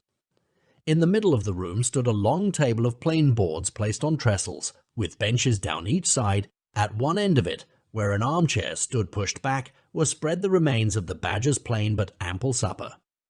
Rows of spotless plates winked from the shelves of the dresser at the far end of the room, and from the rafters overhead hung hams, bundles of dried herbs, nets of onions, and baskets of eggs. It seemed a place where heroes could fitly feast after victory, where weary harvesters could line up in scores along the table and keep their harvest home with mirth and song, or where 2 or 3 friends of simple tastes could sit about as they pleased and eat, and smoke, and talk in comfort, and talk in comfort, and talk in comfort. Contentment. The ruddy brick floor smiled up at the smoky ceiling. The oaken settles, shiny with long wear, exchanged cheerful glances with each other. Plates on the dresser grinned at pots on the shelf, and the merry firelight flickered and played over everything without distinction. The kindly badger thrust them down on a settle to toast themselves at the fire and bade them remove their wet coats and boots. Then he fetched them dressing gowns and slippers, and himself bathed the mole's shin with warm water and mended the cut with sticking plaster till the whole thing was just as good as new, if not better. In the embracing light and warmth, warm and dry at last, with weary legs propped up in front of them, and a suggestive clink of plates being arranged on the table behind, it seemed to the storm-driven animals, now in safe anchorage, that the cold and trackless wild wood just left outside was miles and miles away, and all that they had suffered in it a half-forgotten dream. When at last they were thoroughly toasted, the badger summoned them to the table, where he had been busy laying a repast. They had felt pretty hungry before, but when they actually saw at last the supper that was spread for them, really, it seemed only a question of what they should attack first, where all was so attractive, and whether the other things would obligingly wait for them till they had time to give them attention. Conversation was impossible for a long time, and when it was slowly resumed, it was that regrettable sort of conversation that results from talking with your mouth full. The badger did not mind that sort of thing at all, nor did he take any notice of elbows on the table, or everybody speaking at once. As he did not go into society himself, he had got an idea that these things belonged to the things that didn't really matter. We know, of course, that he was wrong, and took too narrow a view, because they do matter very much, though it would take too long to explain why. He sat in his armchair at the head of the table, and nodded gravely at intervals as the animals told their story, and he did not seem surprised or shocked at anything, and he never said, "I told you so," or "just what I always said," or remarked that they ought to have done so and so, or ought not to have done something else. The mole began to feel very friendly towards him when supper was really finished at last, and each animal felt that his skin was now as tight as was decently safe, and that by this time he didn't care a hang for anybody or anything.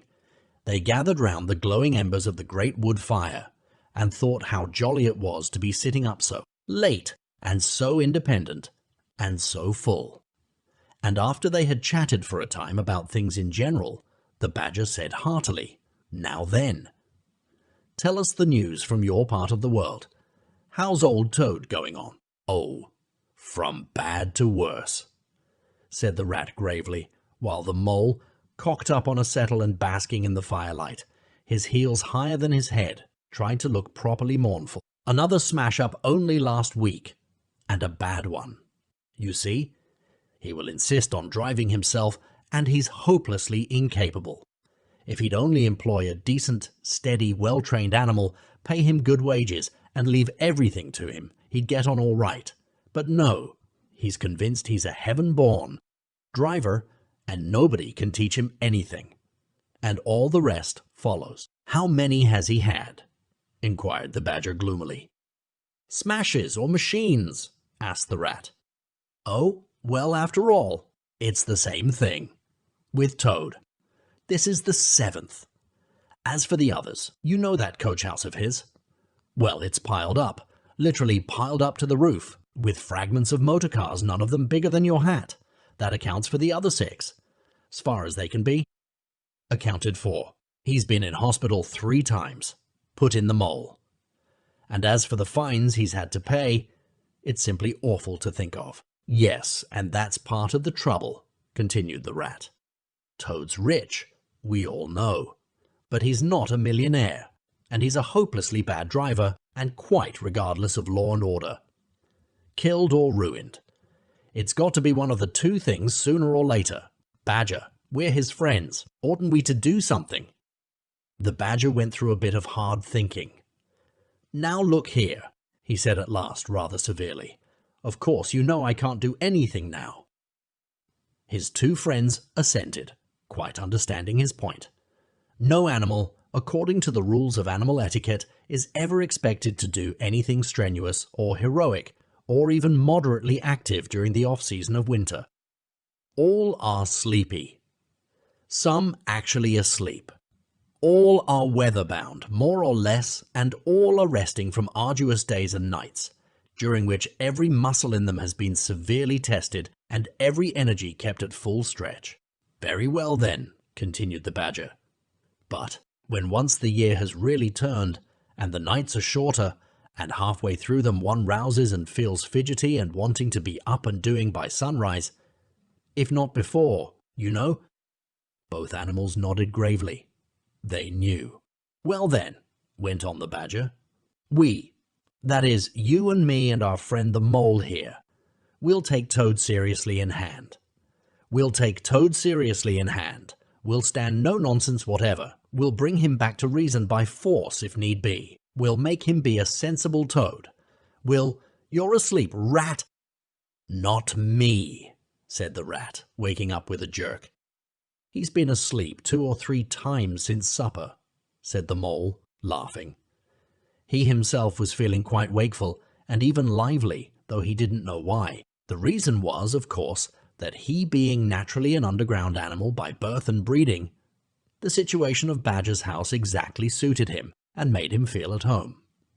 While the Rat, who slept every night in a bedroom, the windows of which opened on a breezy river, naturally felt the atmosphere still and oppressive. Well, it's time we were all in bed, said the Badger, getting up and fetching flat candlesticks. Come along, you 2, and I'll show you your quarters, and take your time tomorrow morning, breakfast at any hour you please. He conducted the 2 animals to a long room that seemed half bedchamber and half loft. The Badger's winter stores, which indeed were visible everywhere, took up half the room. Piles of apples, turnips and potatoes, baskets full of nuts and jars of honey, but the 2 little white beds on the remainder of the floor looked soft and inviting, and the linen on them, though coarse, was clean and smelt beautifully of lavender. And the Mole and the Water Rat, shaking off their garments in some 30 seconds, tumbled in between the sheets in great joy and contentment. In accordance with the kindly Badger's injunctions, the 2 tired animals came down to breakfast very late next morning, and found a bright fire burning in the kitchen and 2 young hedgehogs sitting on a bench at the table, eating oatmeal porridge out of wooden bowls. The hedgehogs dropped their spoons, rose to their feet, and ducked their heads respectfully as the 2 entered. There, sit down, said the Rat pleasantly, and go on with your porridge. Where have you youngsters come from? Lost your way in the snow, I suppose?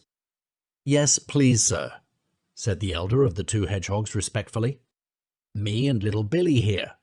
We was trying to find our way to school. Mother would have us go. Was the weather ever so? And of course we lost ourselves, sir, And Billy he got frightened and took and cried, being young and faint-hearted. And at last we happened up against Mr. Badger's back door, and made so bold as to knock, sir, for Mr. Badger, he's a kind-hearted gentleman, as everyone knows. I understand, said the Rat, cutting himself some rashers from a side of bacon, while the Mole dropped some eggs into a saucepan. And what's the weather like outside? You needn't to me quite so much, he added. Oh, terrible bad, sir. Terrible deep, the snow is, said the Hedgehog. No, getting out for the likes of you gentlemen today. Where's Mr. Badger? Inquired the Mole as he warmed the coffee pot before the fire. The master's gone into his study, sir, replied the Hedgehog, and he said as how he was going to be particular busy this morning, and on no account was he to be disturbed. This explanation, of course, was thoroughly understood by everyone present. The fact is, as already set forth, when you live a life of intense activity for 6 months in the year, and of comparative or actual somnolence for the other 6, during the latter period you cannot be continually pleading sleepiness. When there are people about or things to be done, the excuse gets monotonous. The animals well knew that Badger, having eaten a hearty breakfast, had retired to his study and settled himself in an armchair with his legs up on another and a red cotton handkerchief over his face, and was being busy in the usual way at this time of the year. The front doorbell clanged loudly, and the Rat, who was very greasy with buttered toast, sent Billy, the smaller hedgehog, to see who it might be. There was a sound of much stamping in the hall, and presently Billy returned in front of the Otter, who threw himself on the Rat with an embrace and a shout of affectionate greeting. "Get off!" spluttered the Rat with his mouth full. "Thought I should find you here all right," said the Otter cheerfully. They were all in a great state of alarm along Riverbank when I arrived this morning. Rat never been home all night, nor Mole either. Something dreadful must have happened, they said, and the snow had covered up all your tracks, of course. But I knew that when people were in any fix, they mostly went to Badger, or else Badger got to know of it somehow. So I came straight off here, through the wild wood and the snow. It was fine coming through the snow as the red sun was rising and showing against the black tree trunks. As you went along in the stillness, every now and then masses of snow slid off the branches suddenly with a flop, making you jump and run for cover. Snow castles and snow caverns had sprung up out of nowhere in the night, and snow bridges, terraces, ramparts. I could have stayed and played with them for hours. Here and there, great branches had been torn away by the sheer weight of the snow, and robins perched and hopped on them, in their perky, conceited way, just as if they had done it themselves. A ragged string of wild geese passed overhead, high on the grey sky, and a few rooks whirled over the trees, inspected, and flapped off homewards with a disgusted expression. But I met no sensible being to ask the news of. About halfway across, I came on a rabbit sitting on a stump, cleaning his silly face with his paws.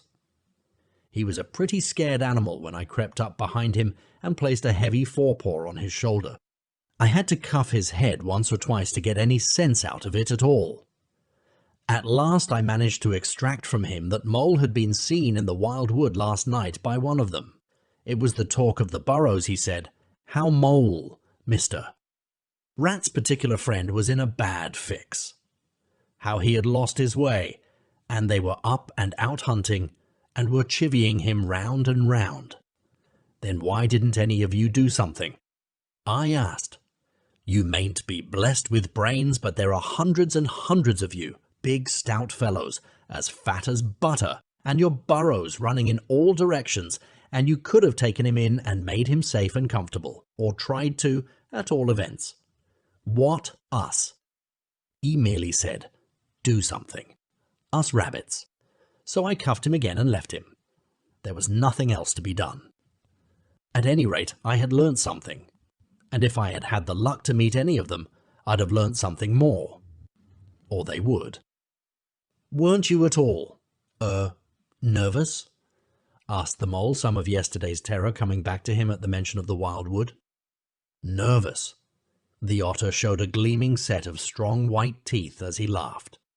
"I'd give 'em nerves if any of them tried anything on with me. Here, Mole, fry me some slices of ham, like the good little chap you are. I'm frightfully hungry, and I've got any amount to say to Ratty here. Haven't seen him for an age." So the good-natured Mole, having cut some slices of ham, set the hedgehogs to fry it and returned to his own breakfast, while the otter and the rat, their heads together, eagerly talked river shop, which is long shop and talk that is endless, running on like the babbling river itself. A plate of fried ham had just been cleared and sent back for more, when the badger entered, yawning and rubbing his eyes, and greeted them all in his quiet, simple way, with kind inquiries for everyone. "It must be getting on for luncheon time," he remarked to the otter. "Better stop and have it with us. You must be hungry this cold morning." "Rather," replied the otter, winking at the mole. "The sight of these greedy young hedgehogs stuffing themselves with fried ham makes me feel positively famished." The hedgehogs, who were just beginning to feel hungry again after their porridge and after working so hard at their frying, looked timidly up at Mr. Badger, but were too shy to say anything. "Here, you two youngsters be off home to your mother," said the badger kindly. "I'll send someone with you to show you the way. You won't want any dinner today, I'll be bound." He gave them 6pence apiece and a pat on the head, and they went off with much respectful swinging of caps and touching of forelocks. Presently, they all sat down to luncheon together.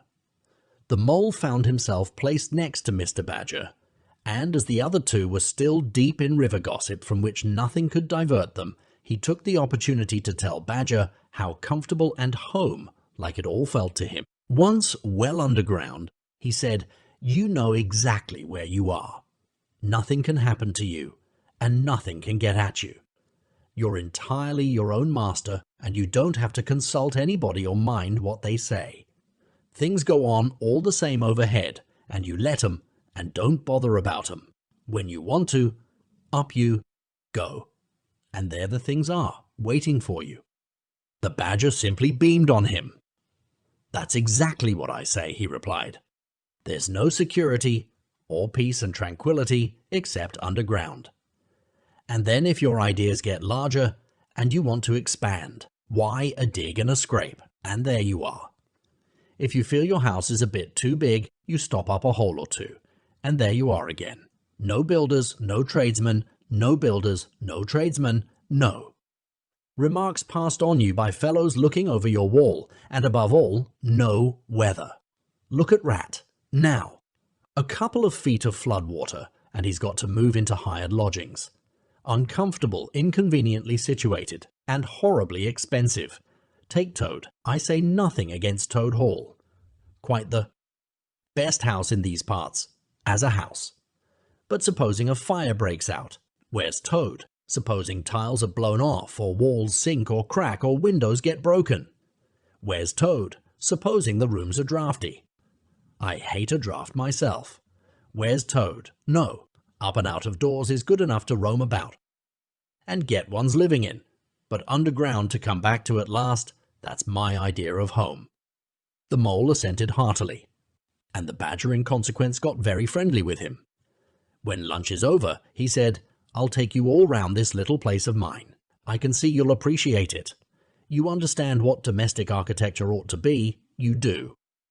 After luncheon, accordingly, when the other two had settled themselves into the chimney corner and had started a heated argument on the subject of eels, the badger lighted a lantern and bade the mole follow him.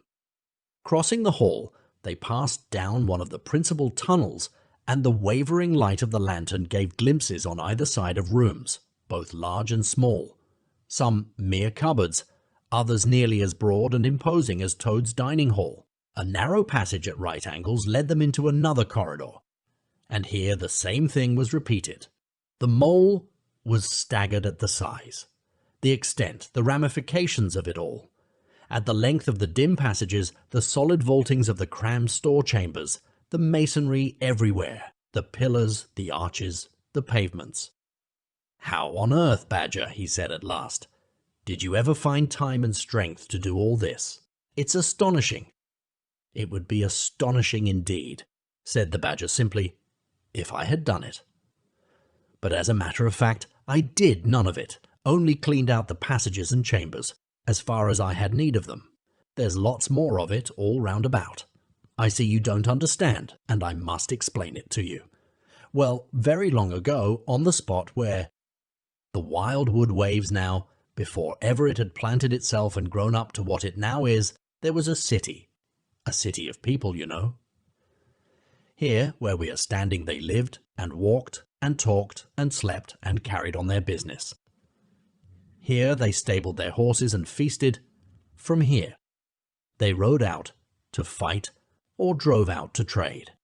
They were a powerful people, and rich and great builders. They built to last, for they thought their city would last forever. But what has become of them all? Asked the Mole. Who can tell? Said the Badger. People come, they stay for a while, they flourish, they build, and they go. It is their way. But we remain. There were badgers here, I've been told, long before that same city ever came to be. And now there are badgers here again. We're an enduring lot, and we may move out for a time, but we wait, and are patient, and back we come. And so it will ever be. Well, and when they went at last, those people, said the Mole. When they went, continued the Badger, the strong winds and persistent rains took the matter in hand, patiently, ceaselessly, year after year. Perhaps we badgers too, in our small way, helped a little. Who knows? It was all down, down, down gradually, ruin and levelling and disappearance. Then it was all up, up, up, gradually, as seeds grew to saplings, and saplings to forest trees, and bramble and fern came creeping in to help. Leaf mould rose and obliterated, streams in their winter freshets brought sand and soil to clog and to cover, and in course of time our home was ready for us again, and we moved in. Up above us, on the surface, the same thing happened. Animals arrived, liked the look of the place, took up their quarters, settled down, spread, and flourished. They didn't bother themselves about the past. They never do. They're too busy. The place was a bit humpy and hillocky naturally, and full of holes. But that was rather an advantage. And they don't bother about the future either. The future when perhaps the people will move in again. For a time, as may very well be, the wild wood is pretty well populated by now, with all the usual lot, good, bad, and indifferent. I name no names. It takes all sorts to make a world. But I fancy you know something about them yourself by this time. I do indeed, said the Mole with a slight shiver. Well, well, said the Badger, patting him on the shoulder. It was your first experience of them, you see. They're not so bad, really, and we must all live and let live. But I'll pass the word around tomorrow, and I think you'll have no further trouble. Any friend of mine walks where he likes in this country, or I'll know the reason why. When they got back to the kitchen again, they found the rat walking up and down, very restless. The underground atmosphere was oppressing him and getting on his nerves, and he seemed really to be afraid that the river would run away if he wasn't there to look after it. So he had his overcoat on and his pistols thrust into his belt again. Come along, Mole, Mole, he said anxiously, as soon as he caught sight of them. We must get off while it's daylight. Don't want to spend another night in the wild wood again. It'll be all right, my fine fellow, said the Otter. I'm coming along with you, and I know every path blindfold. And if there's a head that needs to be punched, you can confidently rely upon me to punch it. You really needn't fret, Ratty, added the Badger placidly. My passages run further than you think, and I've bolt holes to the edge of the wood in several directions, though I don't care for everybody to know about them. When you really have to go, you shall leave by one of my shortcuts. Meantime, make yourself easy, and sit down again. The Rat was nevertheless still anxious to be off and attend to his river, so the Badger, taking up his lantern again, led the way along a damp and airless tunnel that wound and dipped, part vaulted, part hewn through solid rock, for a weary distance that seemed to be miles. At last, daylight began to show itself confusedly through tangled growth overhanging the mouth of the passage, and the badger, bidding them a hasty goodbye, pushed them hurriedly through the opening, made everything look as natural as possible again, with creepers, brushwood, and dead leaves, and retreated. They found themselves standing on the very edge of the wild wood. Rocks and brambles and tree roots behind them, confusedly heaped and tangled. In front, a great space of quiet fields hemmed by lines of hedges black on the snow, and far ahead, a glint of the familiar old river, while the wintry sun hung red and low on the horizon. The otter, as knowing all the paths, took charge of the party, and they trailed out on a beeline for a distant stile. Pausing there a moment and looking back, they saw the whole mass of the wild wood, dense, menacing, compact, grimly set in vast white surroundings. Simultaneously, they turned and made swiftly for home, for firelight and the familiar things it played on, for the voice sounding cheerily outside. Their window, of the river that they knew and trusted in all its moods, that never made them afraid with any amazement. As he hurried along, eagerly anticipating the moment when he would be at home again among the things he knew and liked, the mole saw clearly that he was an animal of tilled field and hedgerow, linked to the ploughed furrow, the frequented pasture, the lane of evening lingerings, the cultivated garden plot. For others, the asperities, the stubborn endurance, or the clash of actual conflict that went with nature in the rough. He must be wise, must keep to the pleasant places in which his lines were laid, and which held adventure enough, in their way, to last for a lifetime. Chapter 5. Dulce Domum. The sheep ran huddling together against the hurdles, blowing out thin nostrils and stamping with delicate forefeet, their heads thrown back, and a light steam rising from the crowded sheep pen into the frosty air, as the two animals hastened by in high spirits with much chatter and laughter. They were returning across country after a long day's outing with Otter, hunting and exploring on the wide uplands where certain streams tributary to their own river had their first small beginnings, and the shades of the short winter day were closing in on them, and they had still some distance to go. Plodding at random across the plough, they had heard the sheep and had made for them. And now, leading from the sheep pen, they found a beaten track that made walking a lighter business, and responded, moreover, to that small inquiring something which all animals carry inside them, saying unmistakably, "Yes, quite right. This leads home." "It looks as if we were coming to a village," said the mole somewhat dubiously, slackening his pace, as the track, that had in time become a path and then had developed into a lane, now handed them over to the charge of a well-metalled road. The animals did not hold with villages, and their own highways, thickly frequented as they were, took an independent course, regardless of church, post office, or public house. "Oh, never mind," said the rat. "At this season of the year, they're all safe indoors by this time, sitting around the fire. Men, women, and children, dogs and cats and all. We shall slip through all right without any bother or unpleasantness, and we can have a look at them through their windows if you like, and see what they're doing." The rapid nightfall of mid-December had quite beset the little village as they approached it on soft feet over a first thin fall of powdery snow.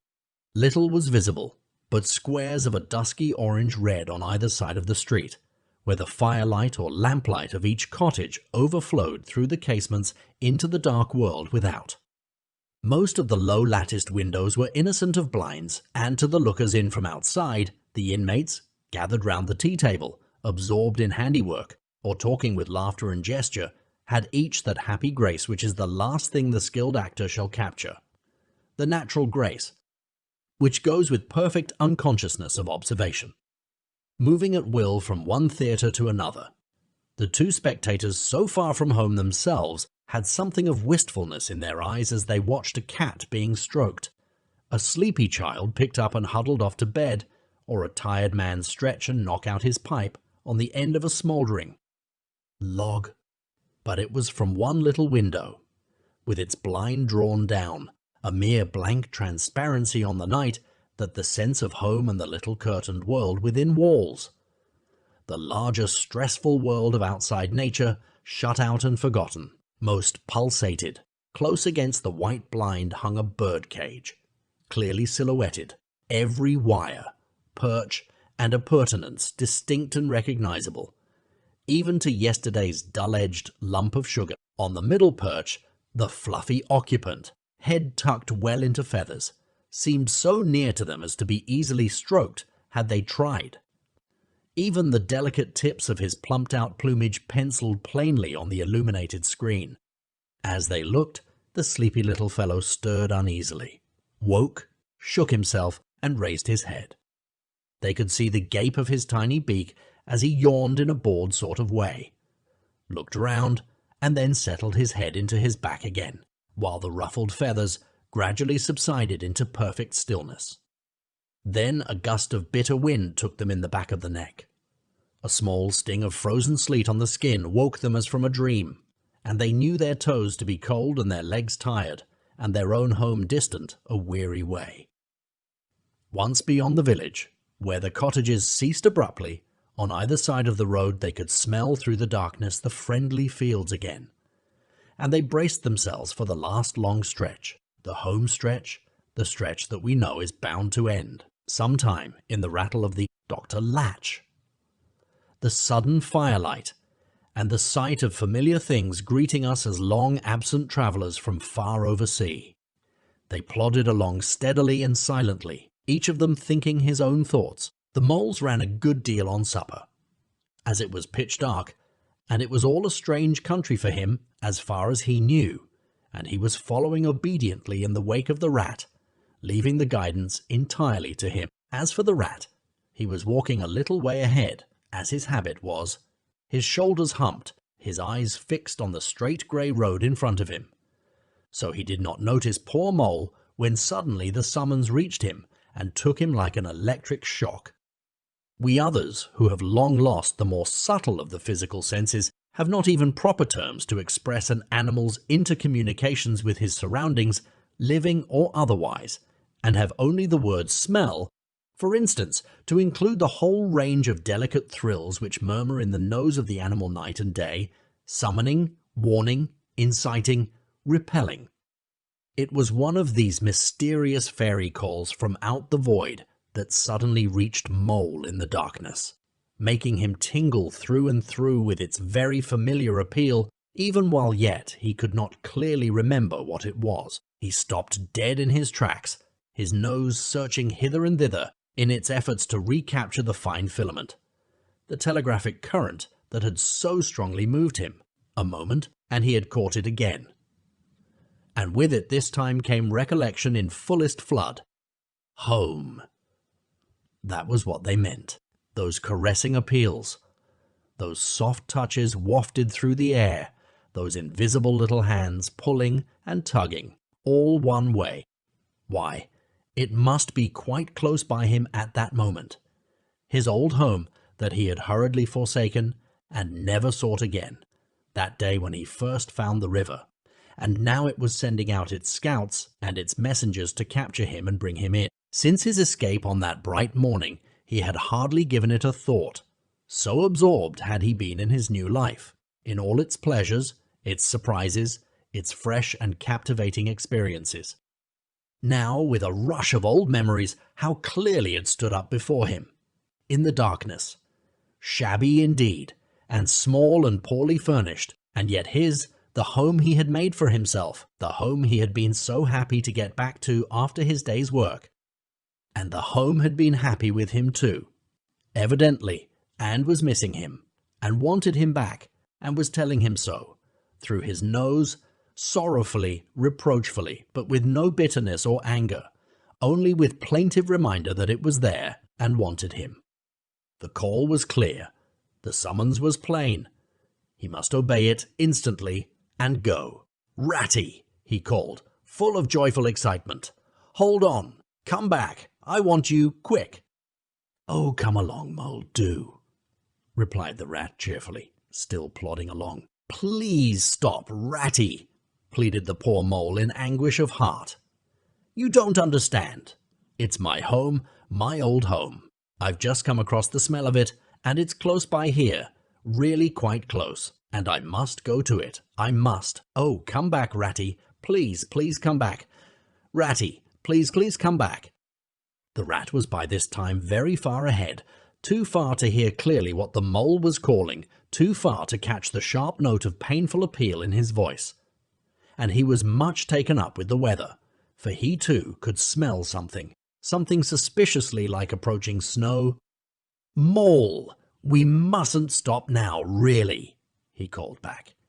"We'll come for it tomorrow, whatever it is you've found, but I daren't stop now. It's late, and the snow's coming on again, and I'm not sure of the way. And I want your nose, Mole, so come on quick, there's a good fellow." And the rat pressed forward on his way, without waiting for an answer. Poor Mole stood alone in the road, his heart torn asunder and a big sob gathering, somewhere low down inside him, to leap up to the surface presently, he knew, in passionate escape. But even under such a test as this, his loyalty to his friend stood firm. Never for a moment did he dream of abandoning him. Meanwhile, the wafts from his old home pleaded, whispered, conjured, and finally claimed him imperiously. He dared not tarry longer within their magic circle. With a wrench that tore his very heartstrings, he set his face down the road and followed submissively in the track of the rat, while faint, thin little smells, still dogging his retreating nose, reproached him for his new friendship and his callous forgetfulness.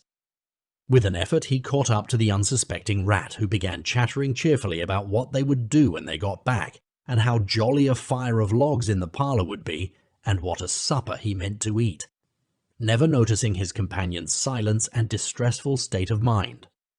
At last, however, when they had gone some considerable way further, and were passing some tree stumps at the edge of a copse that bordered the road, he stopped and said kindly, "Look here, Mole, old chap, you seem dead tired. No talk left in you, and your feet dragging like lead. We'll sit down here for a minute and rest. The snow has held off so far, and the best part of our journey is over." The mole subsided forlornly on a tree stump and tried to control himself, for he felt it surely coming. The sob he had fought with so long refused to be beaten. Up and up, it forced its way to the air, and then another, and others thick and fast, till poor Mole at last gave up the struggle and cried freely and helplessly and openly, now that he knew it was all over and he had lost what he could hardly be said to have found. The rat, astonished and dismayed at the violence of Mole's paroxysm of grief, did not dare to speak for a while. At last he said very quietly and sympathetically, "What is it, old fellow? Whatever can be the matter, tell us your trouble, and let me see what I can do." Poor Mole found it difficult to get any words out between the upheavals of his chest that followed one upon another so quickly, and held back speech, and choked it as it came. "I know it's a shabby, dingy little place," he sobbed forth at last brokenly, "not like your cozy quarters, or Toad's beautiful hall, or Badger's great house, but it was my own little home, and I was fond of it, and I went away and forgot all about it, and then I smelt it suddenly, on the road when I called and you wouldn't listen, rat, and everything came back to me with a rush, and I wanted it, oh dear, oh dear, oh dear, and when you wouldn't turn back, Ratty, and I had to leave it though I was smelling it all the time. I thought my heart would break. We might have just gone and had one look at it, Ratty, only one look at it, Ratty, only one look, it was close by, but you wouldn't turn back, Ratty, you wouldn't turn back. Oh dear, oh dear." Recollection brought fresh waves of sorrow, and sobs again took full charge of him, preventing further speech. The rat stared straight in front of him, saying nothing, only patting Mole gently on the shoulder. After a time he muttered gloomily, "I see it all now. What a pig I have been! A pig, that's me, just a pig. A plain pig, a plain pig." He waited till Mole's sobs became gradually less stormy and more rhythmical. He waited till at last sniffs were frequent and sobs only intermittent.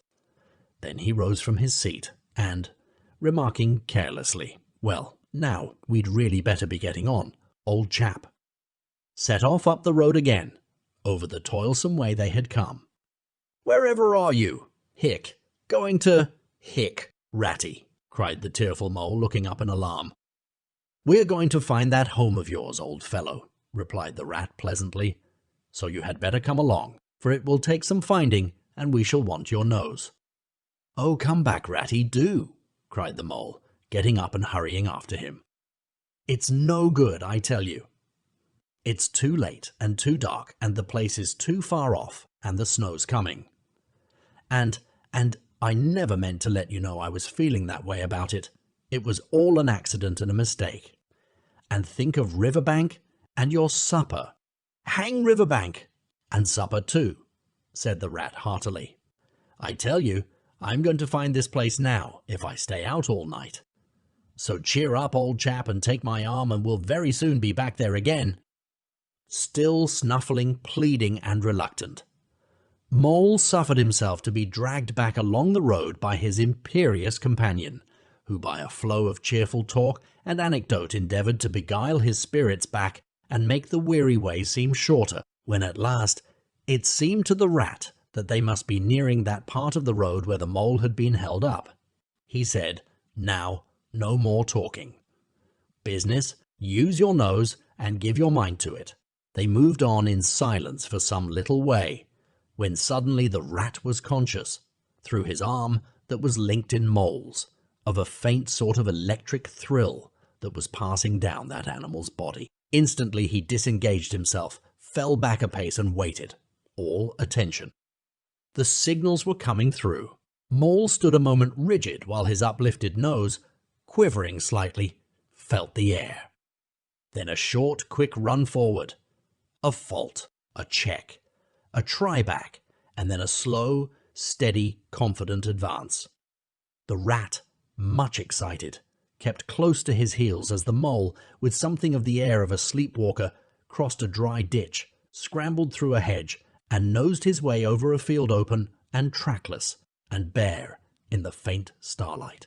Suddenly, without giving warning, he dived, but the Rat was on the alert and promptly followed him down the tunnel to which his unerring nose had faithfully led him. It was close and airless, and the earthy smell was strong, and it seemed a long time to Rat ere the passage ended and he could stand erect and stretch and shake himself. The Mole struck a match, and by its light the Rat saw that they were standing in an open space, neatly swept and sanded underfoot, and directly facing them was Mole's little front door, with Mole End painted, in Gothic lettering, over the bell pull at the side.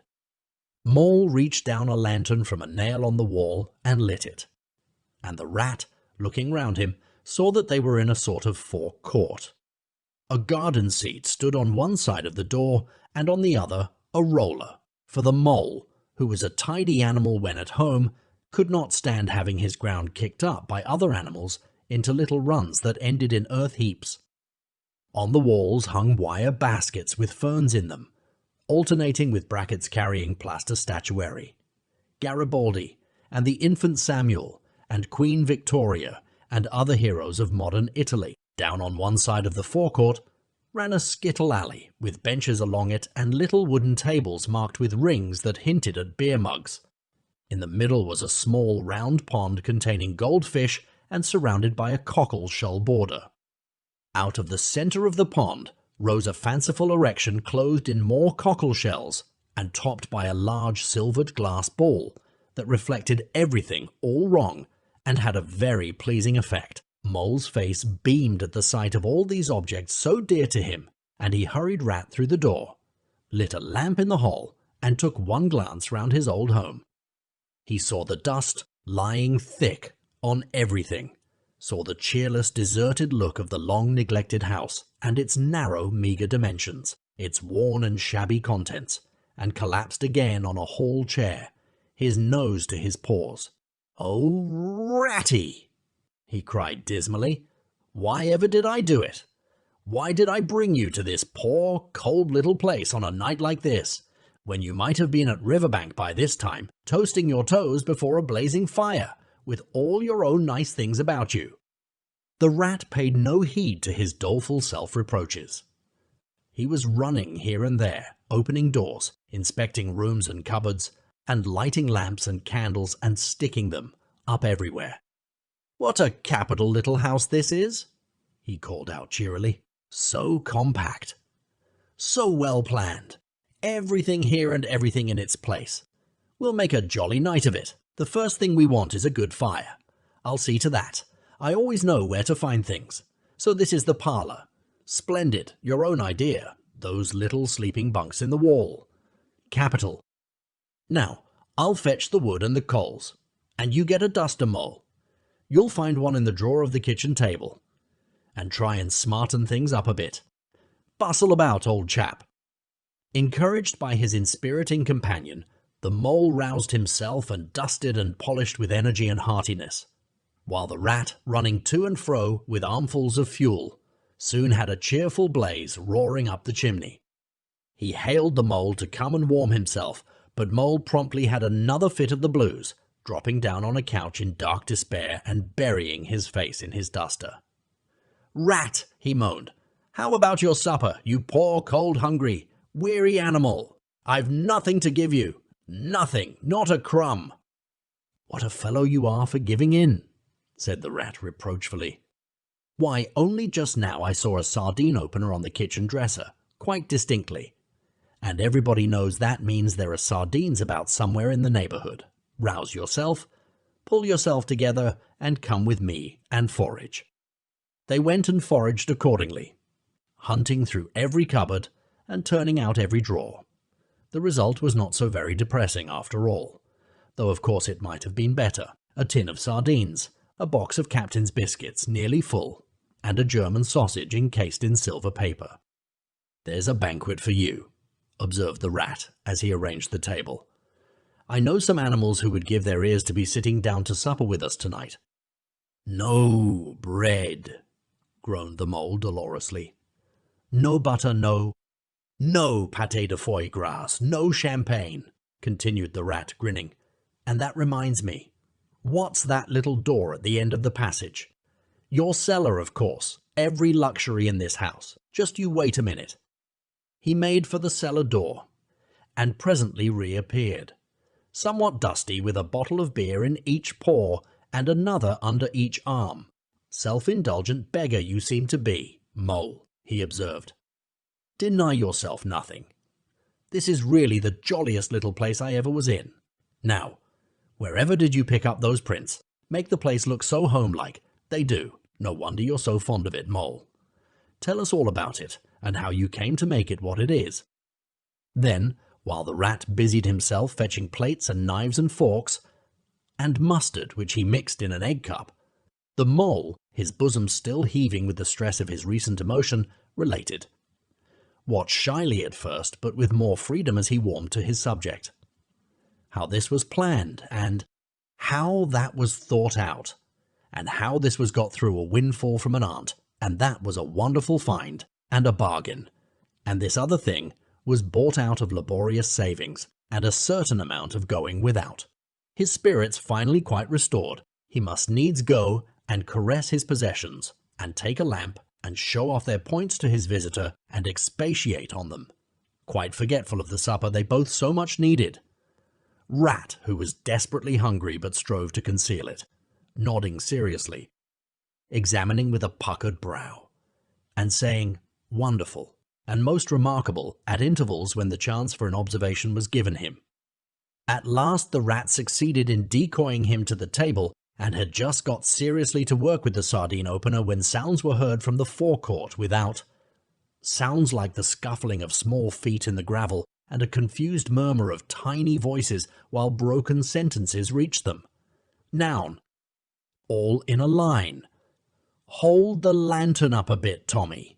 Clear your throats first. No coughing after I say 1, 2, 3. Where's young Bill? Here. Come on, do. We're all awaiting." "What's up?" inquired the Rat, pausing in his labours. "I think it must be the field mice," replied the Mole, with a touch of pride in his manner. "They go round carol-singing regularly at this time of the year.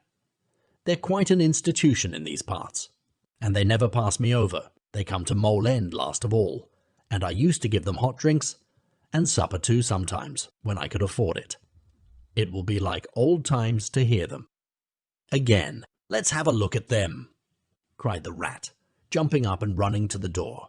It was a pretty sight, and a seasonable one, that met their eyes when they flung the door open. In the forecourt, lit by the dim rays of a horn lantern, some 8 or 10 little field mice stood in a semicircle, red worsted comforters round their throats, their forepaws thrust deep into their pockets, their feet jigging for warmth. With bright, beady eyes they glanced shyly at each other, sniggering a little, sniffing and applying coat sleeves a good deal. As the door opened, one of the elder ones that carried the lantern was just saying, "Now then, 1, 2, 3." And forthwith their shrill little voices uprose on the air, singing one of the old-time carols that their forefathers composed in fields that were fallow and held by frost, or when snowbound in chimney corners and handed down to be sung in the merry street to lamplit windows at Yule-time. Carol, carol. Villagers, all, this frosty tide, let your doors swing open wide. Though wind may follow and snow beside, yet draw us in by your fire to bide. Joy shall be yours in the morning. Here we stand in the cold and the sleet, blowing fingers and stamping feet. Come from far away you to greet, you by the fire and we in the street, bidding you joy in the morning. For ere one half of the night was gone, sudden a star has led us on, raining bliss and benison, bliss tomorrow and more anon. Joy for every morning. Goodman Joseph toiled through the snow, saw the star o'er a stable low. Mary she might not further go. Welcome thatch and litter below. Joy was hers in the morning. And then they heard the angels tell, who were the first to cry Noel? Animals all as it befell, in the stable where they did dwell. Joy shall be theirs in the morning. The voices ceased. The singers, bashful but smiling, exchanged sidelong glances, and silence succeeded, but for a moment only. Then from up above and far away, down the tunnel they had so lately travelled was borne to their ears in a faint musical hum, the sound of distant bells ringing a joyful and clangorous peal. "Very well sung, boys," cried the rat heartily. "And now come along in, all of you, and warm yourselves by the fire, and have something hot." "Yes, come along, field mice," cried the mole eagerly. "This is quite like old times. Shut the door after you.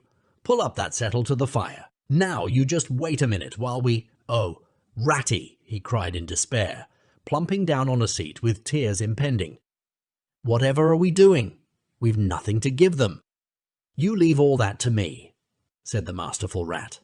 "Here, you, with the lantern, come over this way. I want to talk to you. Now tell me, are there any shops open at this hour of the night?" "Why, certainly, sir," replied the field mouse respectfully. "At this time of the year, our shops keep open to all sorts of hours." "Then look here," said the rat. "You go off at once, you and your lantern, and you get me—" Here much muttered conversation ensued, and the mole only heard bits of it, such as, "Fresh mind. No, a pound of that will do. See you get Buggins's, for I won't have any other. No, only the best. If you can't get it there, try somewhere else. Yes, of course, homemade, no tin stuff. Well then, do the best you can." Finally, there was a chink of coin passing from paw to paw. The field mouse was provided with an ample basket for his purchases, and off he hurried, he and his lantern. The rest of the field mice, perched in a row on the settle, their small legs swinging, gave themselves up to enjoyment of the fire, and toasted their chilblains till they tingled, while the mole, failing to draw them into easy conversation, plunged into family history, and made each of them recite the names of his numerous brothers who were too young, it appeared, to be allowed to go out a carolling this year, but looked forward very shortly to winning the parental consent. The rat, meanwhile, was busy examining the label on one of the beer bottles. "I perceive this to be Old Burton," he remarked approvingly. "Sensible mole. The very thing. Now we shall be able to mull some ale. Get the things ready, Mole, while I draw the corks." It did not take long to prepare the brew and thrust the tin heater well into the red heart of the fire. And soon every field mouse was sipping and coughing and choking, for a little mulled ale goes a long way, and wiping his eyes and laughing and forgetting he had ever been cold in all his life. "They act plays too, these fellows," the Mole explained to the Rat. "Make them up all by themselves and act them afterwards. And very well they do it too. They gave us a capital one last year about a field mouse who was captured at sea by a Barbary corsair and made to row in a galley, and when he escaped and got home again, his lady love had gone into a convent. Here, you were in it, I remember. Get up and recite a bit."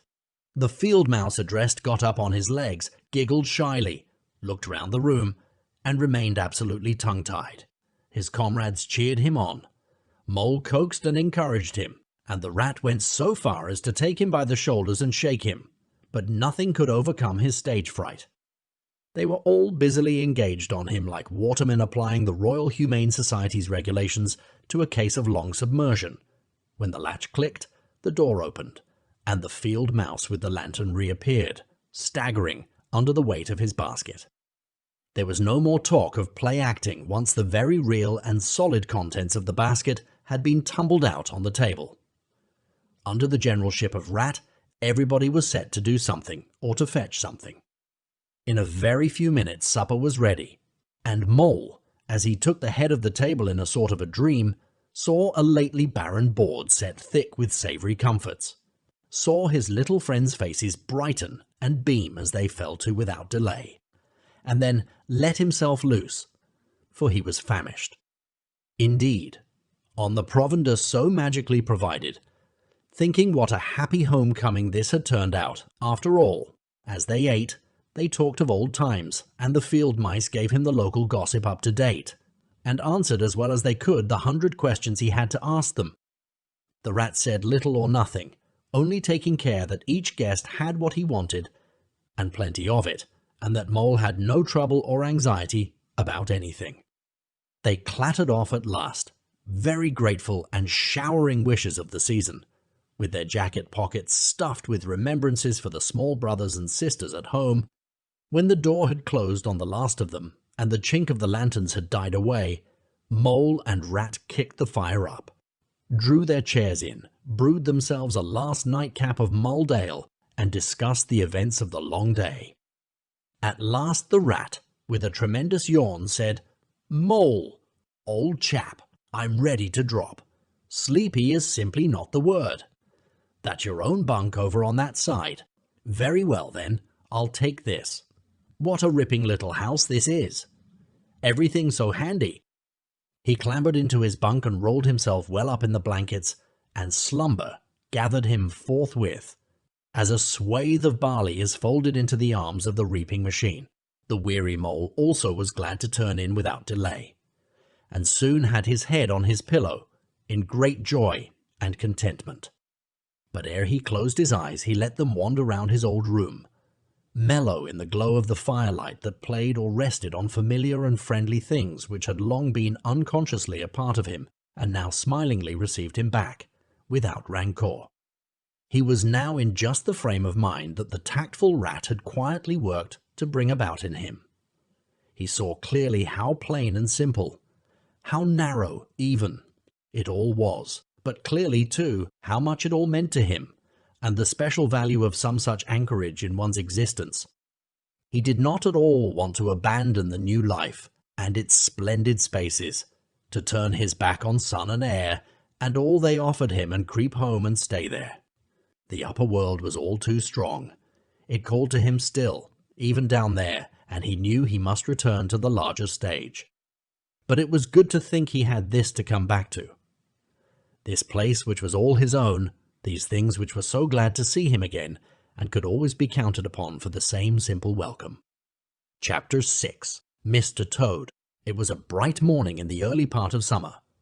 The river had resumed its wonted banks and its accustomed pace, and a hot sun seemed to be pulling everything green and bushy and spiky up out of the earth towards him, as if by strings. The mole and the water rat had been up since dawn, very busy on matters connected with boats and the opening of the boating season, painting and varnishing, mending paddles, repairing cushions, hunting for missing boat hooks and so on, and were finishing breakfast in their little parlour, and eagerly discussing their plans for the day, when a heavy knock sounded at the door. "Bother," said the rat, all over egg. "See who it is, Mole, like a good chap, since you've finished." The mole went to attend the summons, and the rat heard him utter a cry of surprise. Then he flung the parlour door open and announced with much importance, "Mr. Badger." This was a wonderful thing, indeed, that the badger should pay a formal call on them, or indeed on anybody. He generally had to be caught, if you wanted him badly, as he slipped quietly along a hedgerow of an early morning or a late evening, or else hunted up in his own house in the middle of the wood, which was a serious undertaking. The badger strode heavily into the room, and stood looking at the two animals with an expression full of seriousness. The rat let his egg spoon fall on the tablecloth and sat open-mouthed. "The hour has come," said the badger at last with great solemnity. "What hour?" asked the rat uneasily, glancing at the clock on the mantelpiece. "Whose hour, you should rather say," replied the badger. "Why, Toad's hour." "The hour of Toad. I said I would take him in hand as soon as the winter was well over, and I'm going to take him in hand today." "Toad's hour, of course," cried the mole delightedly. "Hooray! I remember now. We'll teach him to be a sensible toad." "This very morning," continued the badger, taking an armchair, "as I learnt last night from a trustworthy source, another new and exceptionally powerful motor car will arrive at Toad Hall on approval or return. At this very moment, perhaps Toad is busy arraying himself in those singularly hideous habiliments, so dear to him, which transform him from a comparatively good-looking toad into an object which throws any decent-minded animal that comes across it into a violent fit. We must be up and doing, ere it is too late. We must be up and doing. Ere it is too late, you two animals will accompany me instantly to Toad Hall, and the work of rescue shall be accomplished." "Right you are," cried the rat, starting up. "We'll rescue the poor unhappy animal. We'll convert him. He'll be the most converted toad that ever was before we've done with him." They set off up the road on their mission of mercy, Badger leading the way. Animals, when in company, walk in a proper and sensible manner, in single file, instead of sprawling all across the road, and being of no use or support to each other in case of sudden trouble or danger. They reached the carriage drive of Toad Hall to find, as the badger had anticipated, a shiny new motor car of great size, painted a bright red, Toad's favourite colour, standing in front of the house. As they neared the door it was flung open, and Mr. Toad, arrayed in goggles, cap, gaiters, and enormous overcoat, came swaggering down the steps, drawing on his gauntleted gloves. "Hullo, come on, you fellows," he cried cheerfully on catching sight of them. "You're just in time to come with me for a jolly, to come for a jolly, to come for a jolly, for a early." His hearty accents faltered and fell away, as he noticed the stern, unbending look on the countenances of his silent friends, and his invitation remained unfinished. The badger strode up the steps. "Take him inside," he said sternly to his companions. Then, as Toad was hustled through the door, struggling and protesting, he turned to the chauffeur in charge of the new motor car. "I'm afraid you won't be wanted today," he said. "Mr. Toad has changed his mind. He will not require the car. Please understand that this is final. You needn't wait." Then he followed the others inside and shut the door. "Now then," he said to the Toad, when the four of them stood together in the hall, "first of all, take those ridiculous things off." "Shan't," replied Toad with great spirit. "What is the meaning of this gross outrage? I demand an instant explanation." "Take them off him then. You two, ordered the badger briefly. They had to lay Toad out on the floor, kicking and calling all sorts of names, before they could get to work properly. Then the rat sat on him, and the mole got his motor clothes off him bit by bit, and they stood him up on his legs again. A good deal of his blustering spirit seemed to have evaporated with the removal of his fine panoply. Now that he was merely Toad, and no longer the terror of the highway, he giggled feebly, and looked from one to the other appealingly, seeming quite to understand the situation. "You knew it must come to this. Sooner or later, Toad," the badger explained severely. "You've disregarded all the warnings we've given you. You've gone on squandering the money your father left you, and you're getting us animals a bad name in the district by your furious driving and your smashes and your rows with the police. Independence is all very well, but we animals never allow our friends to make fools of themselves beyond a certain limit, and that limit you've reached. Now, you're a good fellow in many respects, and I don't want to be too hard on you. I'll make one more effort to bring you to reason. You will come with me into the smoking room, and there you will hear some facts about yourself. And we'll see whether you come out of that room the same Toad that you went in." He took Toad firmly by the arm, led him into the smoking room, and closed the door behind them. "That's no good," said the rat contemptuously. "Talking to Toad'll never cure him. He'll say anything." They made themselves comfortable in armchairs and waited patiently. Through the closed door they could just hear the long continuous drone of the badger's voice, rising and falling in waves of oratory. And presently they noticed that the sermon began to be punctuated at intervals by long-drawn sobs, evidently proceeding from the bosom of Toad, who was a soft, hearted and affectionate fellow, very easily converted, for the time being, to any point of view. After some 3/4 of an hour the door opened, and the badger reappeared, solemnly leading by the paw a very limp and dejected Toad. His skin hung baggily about him, his legs wobbled, and his cheeks were furrowed by the tears so plentifully called forth by the badger's moving discourse. "Sit down there, Toad," said the badger kindly, pointing to a chair. "My friends," he went on, "I am pleased to inform you that Toad has at last seen the error of his ways. He is truly sorry for his misguided conduct in the past, and he has undertaken to give up motor cars entirely and forever. I have his solemn promise to that effect." "That is very good news," said the mole gravely. "Very good news indeed," observed the rat dubiously. If only. He was looking very hard at Toad as he said this, and could not help thinking he perceived something vaguely resembling a twinkle in that animal's still, sorrowful eye. "There's only one thing more to be done," continued the gratified badger. "Toad, I want you solemnly to repeat before your friends here what you fully admitted to me in the smoking room just now. First, you are sorry for what you've done, and you see the folly of it all." There was a long pause. Toad looked desperately this way and that, while the other animals waited in grave silence. At last he spoke. "No," he said, a little sullenly, but stoutly. "I'm not sorry, and it wasn't folly at all. It was simply glorious." "What?" cried the badger, greatly scandalized.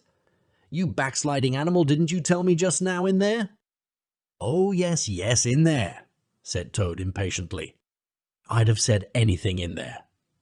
You're so eloquent, dear badger, and so moving, and so convincing, and put all your points so frightfully well. You can do what you like with me in there, and you know it.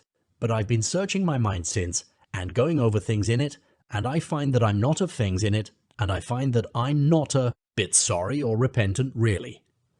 So it's no earthly good saying I am. Now is it? Then you don't promise," said the badger, "never to touch a motor car again." "Certainly not," replied Toad emphatically. "On the contrary, I faithfully promise that the very first motor car I see, poop, off I go in it." "Told you so, didn't I?" observed the rat to the mole. "Very well then," said the badger firmly, rising to his feet. "Since you won't yield to persuasion, we'll try what force can do. I feared it would come to this all along. You've often asked us three to come and stay with you, Toad, in this handsome house of yours. Well, now we're going to. When we've converted you to a proper point of view, we may quit, but not before. Take him upstairs, you two, and lock him up in his bedroom, while we arrange matters between ourselves. It's for your own good, Toady, you know, said the rat kindly, as Toad, kicking and struggling, was hauled up the stairs by his two faithful friends. Think what fun we shall all have together, just as we used to, when you've quite got over this. This painful attack of yours? We'll take great care of everything for you till you're well, Toad, said the Mole. And we'll see your money isn't wasted, as it has been. No more of those regrettable incidents with the police, Toad, said the rat, as they thrust him into his bedroom, and no more weeks in hospital, being ordered about by female nurses, Toad, added the Mole, turning the key on him. They descended the stair, Toad shouting abuse at them through the keyhole, and the three friends then met in conference on the situation. It's going to be a tedious business, said the Badger, sighing. I've never seen Toad so determined. However, we will see it out. He must never be left an instant unguarded. We shall have to take it in turns to be with him, till the poison has worked itself out of his system. They arranged watches accordingly. Each animal took it in turns to sleep in Toad's room at night, and they divided the day up between them. At first, Toad was undoubtedly very trying to his careful guardians. When his violent paroxysms possessed him, he would arrange bedroom chairs in rude resemblance of a motor car, and would crouch on the foremost of them, bent forward and staring fixedly ahead, making uncouth and ghastly noises, till the climax was reached when, turning a complete somersault, he would lie prostrate amidst the ruins of the chairs, apparently completely satisfied for the moment. As time passed, however, these painful seizures grew gradually less frequent, and his friends strove to divert his mind into fresh channels. But his interest in other matters did not seem to revive, and he grew apparently languid and depressed. One fine morning, the rat, whose turn it was to go on duty, went upstairs to relieve Badger, whom he found fidgeting to be off and stretch his legs in a long ramble round his wood and down his earths and burrows. Toad's still in bed, he told the rat, outside the door. Can't get much out of him. Except, oh, leave him alone. He wants nothing. Perhaps he'll be better presently. It may pass off in time. Don't be unduly anxious, and so on. Now you look out, rat. When Toad's quiet and submissive and playing at being the hero of a Sunday school prize, then he's at his artfulest. There's sure to be something up. I know him. Well, now I must be off. How are you today, old chap? Inquired the rat cheerfully, as he approached Toad's bedside. He had to wait some minutes for an answer. At last a feeble voice replied, Thank you so much, dear Ratty. So good of you to inquire. But first tell me how you are yourself and the excellent Mole. Oh, we're all right, replied the rat. Mole, he added incautiously, is going out for a run round with Badger. They'll be out till luncheon time, so you and I will spend a pleasant morning together, and I'll do my best to amuse you. Now jump up. There's a good fellow, and don't lie moping there on a fine morning like this. Dear, kind rat, murmured Toad, how little you realize my condition, and how very far I am from jumping up, now. If ever, but do not trouble about me. I hate being a burden to my friends, and I do not expect to be one much longer. Indeed, I almost hope not. Well, I hope not too, said the rat heartily. You've been a fine bother to us all this time, and I'm glad to hear it's going to stop. And in weather like this, and the boating season just beginning. It's too bad of you, Toad. It isn't the trouble we mind, but you're making us miss such an awful lot. I'm afraid it is the trouble you mind, though, replied the Toad languidly. I can quite understand it. It's natural enough. You're tired of bothering about me. I mustn't ask you to do anything further. I'm a nuisance, I know. You are indeed, said the rat. But I tell you, I'd take any trouble on earth for you, If only you'd be a sensible animal. If I thought that, Ratty," murmured Toad, more feebly than ever, "then I would beg you, for the last time probably, to step round to the village as quickly as possible. Even now it may be too late, and fetch the doctor. But don't you bother. It's only a trouble, and perhaps we may as well let things take their course." "Why, what do you want a doctor for?" inquired the Rat, coming closer and examining him. He certainly lay very still, and Fleiss was weaker, and his voice was weaker, and his manner much changed. "Surely you have noticed of late," murmured Toad. "But no. Why should you? Noticing things is only a trouble. Tomorrow, indeed, you may be saying to yourself, 'Oh, if only I had noticed sooner. If only I had noticed sooner. If only I had done something.' But no, it's a trouble. Never mind. Forget that I asked." "Look here, old man," said the Rat, beginning to get rather alarmed. "Of course, I'll fetch a doctor to you if you really think you want him. But you can hardly be bad enough for that. Yet, let's talk about something else."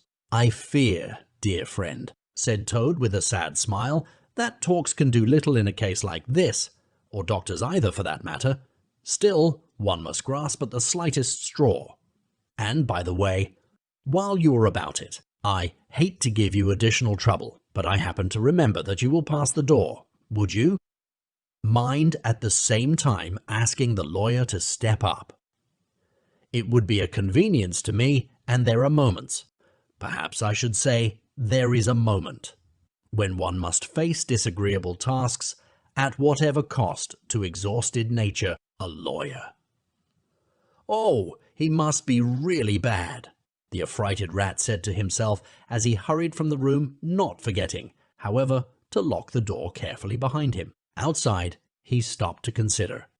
The other two were far away, and he had no one to consult. "It's best to be on the safe side," he said on reflection. "I've known Toad fancy himself frightfully bad before, without the slightest reason. But I've never heard him ask for a lawyer. If there's nothing really the matter, the doctor will tell him he's an old ass and cheer him up. And that will be something gained. I'd better humour him and go. It won't take very long." So he ran off to the village on his errand of mercy. The Toad, who had hopped lightly out of bed as soon as he heard the key turned in the lock, watched him eagerly from the window till he disappeared down the carriage drive. Then, laughing heartily, he dressed as quickly as possible in the smartest suit he could lay hands on at the moment, filled his pockets with cash, which he took from a small drawer in the dressing table, and next, knotting the sheets from his bed together and tying one end of the improvised rope. Round the central mullion of the handsome Tudor window which formed such a feature of his bedroom, he scrambled out, slid lightly to the ground, and, taking the opposite direction to the Rat, marched off light-heartedly, whistling a merry tune. It was a gloomy luncheon for Rat, when the Badger and the Mole at length returned, and he had to face them at table with his pitiful and unconvincing story. The Badger's caustic, not to say brutal, remarks may be imagined, and therefore passed over. But it was painful to the Rat that even the Mole, though he took his friend's side as far as possible, could not help saying, "You've been a bit of a duffer this time. Ratty, too, of all animals." "He did it awfully well," said the crestfallen Rat. "He did you awfully well," rejoined the Badger hotly. "However, talking won't mend matters. He's got clear away for the time, that's certain. And the worst of it is he'll be so conceited with what he'll think is his cleverness that he may commit any folly. One comfort is, we're free now, and needn't waste any more of our precious time doing sentry. Go. But we'd better continue to sleep at Toad Hall for a while longer. Toad may be brought back at any moment, on a stretcher or between two policemen." So spoke the Badger, not knowing what the future held in store, or how much water, and of how turbid a character was to run under bridges before Toad should sit at ease again in his ancestral hall. Meanwhile, Toad, gay and irresponsible, was walking briskly along the high road, some miles from home. At first he had taken by paths, and crossed many fields, and changed his course several times in case of pursuit. But now, feeling by this time safe from recapture, and the sun smiling brightly on him, and all nature joining in a chorus of approval to the song of self-praise that his own heart was singing to him. He almost danced along the road in his satisfaction and conceit. "Smart piece of work, that," he remarked to himself, chuckling. "Brain against brute force. And brain came out on the top, as it's bound to do. Poor old Ratty! My, won't he catch it when the badger gets back? A worthy fellow Ratty, with many good qualities, but very little intelligence and absolutely no education. I must take him in hand some day, and see if I can make something of him." Filled full of conceited thoughts such as these, he strode along, his head in the air, till he reached a little town where the sign of the Red Lion, swinging across the road halfway down the main street, reminded him that he had not breakfasted that day, and that he was exceedingly hungry after his long walk.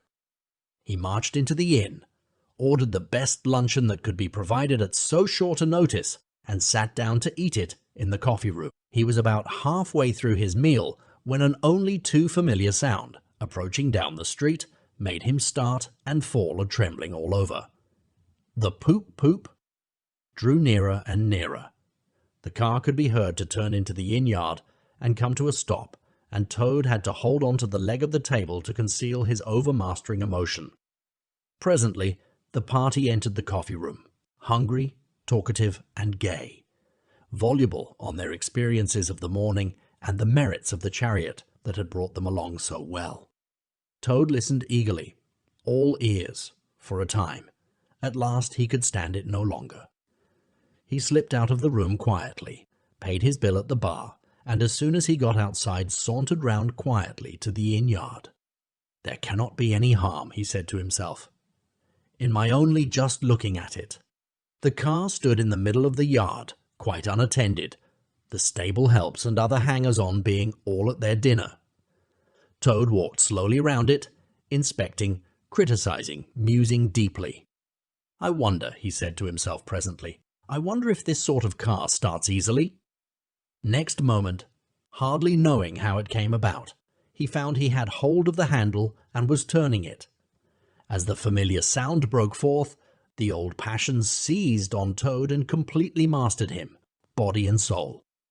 As if in a dream, he found himself somehow seated in the driver's seat. As if in a dream, he pulled the lever and swung the car around the yard and out through the archway, and, as if in a dream, all sense of right and wrong, all fear of obvious consequences, seemed temporarily suspended. He increased his pace, and as the car devoured the street and leapt forth on the high road through the open country, he was only conscious that he was Toad once more, Toad at his best and highest, Toad the terror, the traffic queller, the lord of the lone trail, before whom all must give way or bay, smitten into nothingness and everlasting night.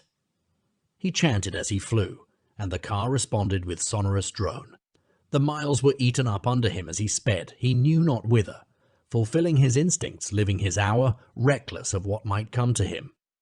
"To my mind," observed the chairman of the bench of magistrates cheerfully, "the only difficulty that presents itself in this otherwise very clear case is how we can possibly make it sufficiently hot for the incorrigible rogue and hardened ruffian whom we see cowering in the dock before us. Let me see. He has been found guilty, on the clearest evidence, first, of stealing a valuable motor car, secondly, of driving to the public danger, and thirdly, of gross impertinence to the rural police. Mr. Clerk, will you tell us, please? Mr. Clerk, will you tell us, please, what is the very stiffest penalty we can impose for each of these offences, without, of course, giving the prisoner the benefit of any doubt, because there isn't any?" The clerk scratched his nose with his pen. Some people would consider, he observed, that stealing the motor car was the worst offence, and so it is. But cheeking the police undoubtedly carries the severest penalty, and so it ought. Supposing you were to say 12 months for the theft, which is mild, and 3 years for the furious driving, which is lenient, and 15 years for the cheek, which was pretty bad sort of cheek judging by what we've heard from the witness box, even if you only believe 1/10 part of what you heard, and I never believe more myself. Those figures, if added together correctly, tot up to 19 years. First rate, said the chairman. So you had better make it around 20 years and be on the safe side, concluded the clerk. An excellent suggestion, said the chairman approvingly. Prisoner, pull yourself together and try and stand up straight. It's going to be 20 years for you this time. And mind, if you appear before us again upon any charge whatever, we shall have to deal with you very seriously. Then the brutal minions of the law fell upon the hapless Toad, loaded him with chains, and dragged him from the courthouse, shrieking, praying, protesting, across the marketplace, where the playful populace, always as severe upon detected crime as they are sympathetic and helpful when one is, merely wanted, assailed him with jeers, carrots, and popular catchwords. Past hooting schoolchildren, their innocent faces lit up with the pleasure they ever derive from the sight of a gentleman in difficulties. Across the hollow-sounding drawbridge, below the spiky portcullis, under the frowning archway of the grim old castle, whose ancient towers soared high overhead, past guardrooms full of grinning soldiery off duty, past sentries who coughed in a horrid, sarcastic way, because that is as much as a sentry on his post dare do to show his contempt and abhorrence of crime up time-worn winding stairs, past men-at-arms in casquet and corselet of steel, darting threatening looks through their vizards, across courtyards where mastiffs strained at their leash and pawed the air to get at him, past ancient warders, their halberds leant against the wall, dozing over a pasty and a flagon of brown ale, on and on, past the rack chamber and the thumbscrew room, past the turning that led to the private scaffold, till they reached the door of the grimmest dungeon that lay in the heart of the innermost keep. There at last they paused, where an ancient gaoler sat fingering a bunch of mighty keys. "Odds bodikins," said the sergeant of police, taking off his helmet and wiping his forehead. "Rouse thee, old loon, and take over from us this vile Toad, a criminal of deepest guilt and matchless artfulness and resource. Watch and ward him with all thy skill. And mark thee well, greybeard, should aught untoward befall, thy old head shall answer for his, and a murrain on both of them." The gaoler nodded grimly, laying his withered hand on the shoulder of the miserable Toad. The rusty key creaked in the lock, the great door clanged behind them, and Toad was a helpless prisoner in the remotest dungeon of the best-guarded keep of the stoutest castle in all the length and breadth of merry England. Chapter 7. The Piper at the Gates of Dawn. The willow wren was twittering his thin little song, hidden himself in the dark selvage of the river-bank. Though it was past 10 o'clock at night, the sky still clung to and retained some lingering skirts of light from the departed day, and the sullen heats of the torrid afternoon broke up and rolled away at the dispersing touch of the cool fingers of the short midsummer night. Mole lay stretched on the bank, still panting from the stress of the fierce day that had been cloudless from dawn to late sunset, and waited for his friend to return. He had been on the river with some companions, leaving the water rat free to keep an engagement of long standing with Otter, and he had come back to find the house dark and deserted, and no sign of Rat, who was doubtless keeping it up late with his old comrade. It was still too hot to think of staying indoors, so he lay on some cool dock leaves and thought over the past day and its doings, and how very good they all had been. The rat's light footfall was presently heard approaching over the parched grass. "Oh, the blessed coolness," he said, and sat down, gazing thoughtfully into the river, silent and preoccupied.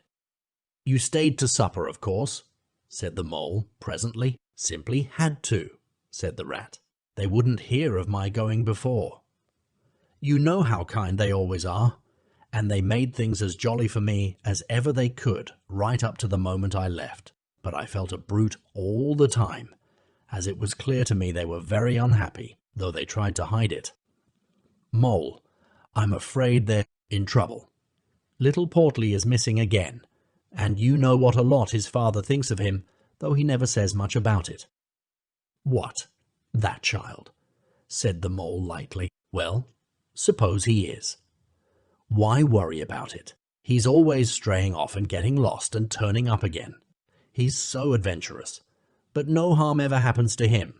Everybody hereabouts knows him and likes him, just as they do old Otter, and you may be sure some animal or other will come across him and bring him back again all right. Why? We've found him ourselves, miles from home, and quite self-possessed and cheerful. Yes, but this time it's more serious, said the Rat gravely. He's been missing for some days now, and the otters have hunted everywhere, high and low, without finding the slightest trace. And they've asked every animal too, for miles around, and no one knows anything about him. Otter's evidently more anxious than he'll admit. I got out of him that young. Portly hasn't learned to swim very well yet, and I can see he's thinking of the weir. There's a lot of water coming down still, considering the time of the year, and the place always had a fascination for the child. And then there are, well, traps and things, you know? Otter's not the fellow to be.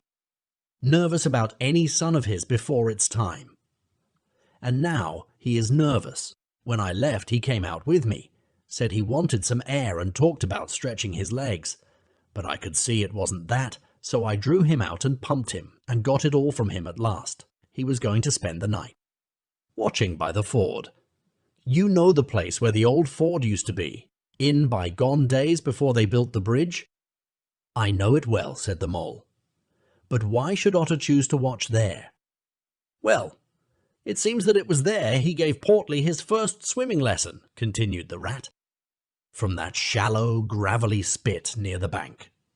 And it was there he used to teach him fishing, and there young Portly caught his first fish, of which he was so very proud. The child loved the spot, and Otter thinks that if he came wandering back from wherever he is, if he is anywhere by this time, poor little chap, he might make for the ford he was so fond of, or if he came across it he'd remember it well, and stop there and play, perhaps. So Otter goes there every night and watches. On the chance, you know, just on the chance. They were silent for a time, both thinking of the same thing, the lonely, heart-sore animal crouched by the ford, watching and waiting, the long night through. On the chance. Well, well, said the Rat presently. I suppose we ought to be thinking about turning in, but he never offered to move. Rat, said the Mole. I simply can't go and turn in and go to sleep and do nothing, even though there doesn't seem to be anything to be done. We'll get the boat out and paddle upstream. The moon will be up in an hour or so, and then we will search as well as we can. Ow! It will be better than going to bed and doing nothing. Just what I was thinking myself, said the Rat. It's not the sort of night for bed anyhow. And daybreak is not so very far off, and then we may pick up some news of him from early risers as we go along. They got the boat out, and the Rat took the sculls, paddling with caution. Out in midstream, there was a clear, narrow track that faintly reflected the sky. But wherever shadows fell on the water from bank, bush, or tree, they were as solid to all appearance as the banks themselves, and the Mole had to steer with judgment accordingly. Dark and deserted as it was, the night was full of small noises, song and chatter and rustling, telling of the busy little population who were up and about, plying their trades and vocations through the night till sunshine should fall on them at last and send them off to their well-earned repose. The water's own noises, too, were more apparent than by day, its gurglings and cloops more unexpected and near at hand, and constantly they started at what seemed a sudden clear call from an actual articulate voice. The line of the horizon was clear and hard against the sky, and in one particular quarter it showed black against a silvery climbing phosphorescence that grew and grew. At last, over the rim of the waiting earth, the moon lifted with slow majesty till it swung clear of the horizon and rode off, free of moorings, and once more they began to see surfaces. Once more they began to see surfaces, and quiet gardens, and the river itself from bank to bank, all softly disclosed, all washed, clean of mystery and terror, all radiant again as by day, but with a difference that was tremendous. Their old haunts greeted them again in other raiment, as if they had slipped away and put on this pure new apparel and come quietly back, smiling as they shyly waited to see if they would be recognized again under it. Fastening their boat to a willow, the friends landed in this silent silver kingdom and patiently explored the hedges, the hollow trees, the runnels, and their little culverts, the ditches, and dry waterways. Embarking again and crossing over, they worked their way up the stream in this manner, while the moon, serene and detached in a cloudless sky, did what she could, though so far off, to help them in their quest, till her hour came and she sank earthwards reluctantly and left them, and mystery once more held field and river. Then a change began slowly to declare itself. The horizon became clearer, field and tree came more into sight, and somehow with a different look. The mystery began to drop away from them. A bird piped suddenly and was still, and a light breeze sprang up and set the reeds and bulrushes rustling.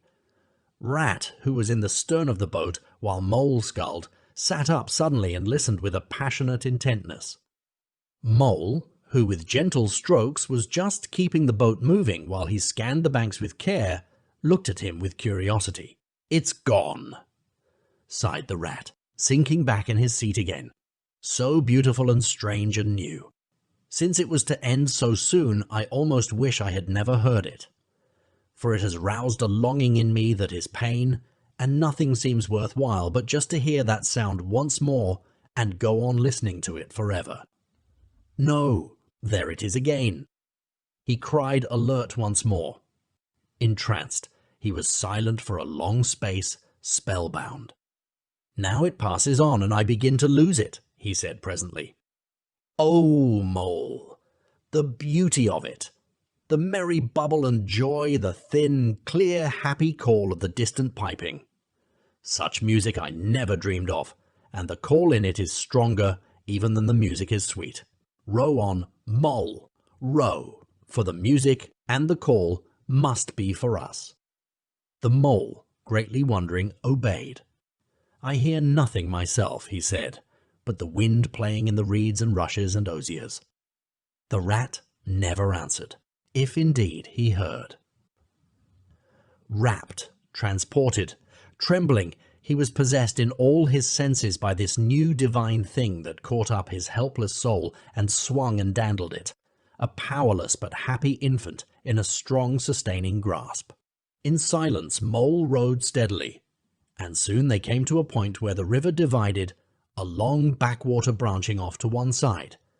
With a slight movement of his head, Rat, who had long dropped the rudder lines, directed the rower to take the backwater. The creeping tide of light gained and gained, and now they could see the colour of the flowers that gemmed the water's edge. "Clearer and nearer still," cried the rat joyously. "Now you must surely hear it. Ah, at last! I see you do." Breathless and transfixed, the Mole stopped rowing as the liquid run of that glad piping broke on him like a wave, caught him up and possessed him utterly. He saw the tears on his comrade's cheeks and bowed his head and understood. For a space they hung there, brushed by the purple loose strife that fringed the bank. Then the clear imperious summons that marched hand in hand with the intoxicating melody imposed its will on Mole, and mechanically he bent to his oars again. And the light grew steadily stronger, but no birds sang, as they were wont to do at the approach of dawn. And but for the heavenly music all was marvellously still. On either side of them, as they glided onwards, the rich meadow grass seemed that morning of a freshness and a greenness unsurpassable. Never had they noticed the roses so vivid, the willow herbs so riotous, the meadow sweets so odorous and pervading. Then the murmur of the approaching weir began to hold the air, and they felt a consciousness that they were nearing the end, whatever it might be, that surely awaited their expedition. A wide half-circle of foam and glinting lights and shining shoulders of green water, the great weir closed the backwater from bank to bank, troubled all the quiet surface with twirling eddies and floating foam streaks, and deadened all other sounds with its solemn and soothing rumble. In midmost of the stream, embraced in the weir's shimmering arm spread, a small island lay anchored, fringed close with willow and silver birch and alder. Reserved, shy, but full of significance, it hid whatever it might hold behind a veil, keeping it till the hour should come, and, with the hour, those who were called and chosen.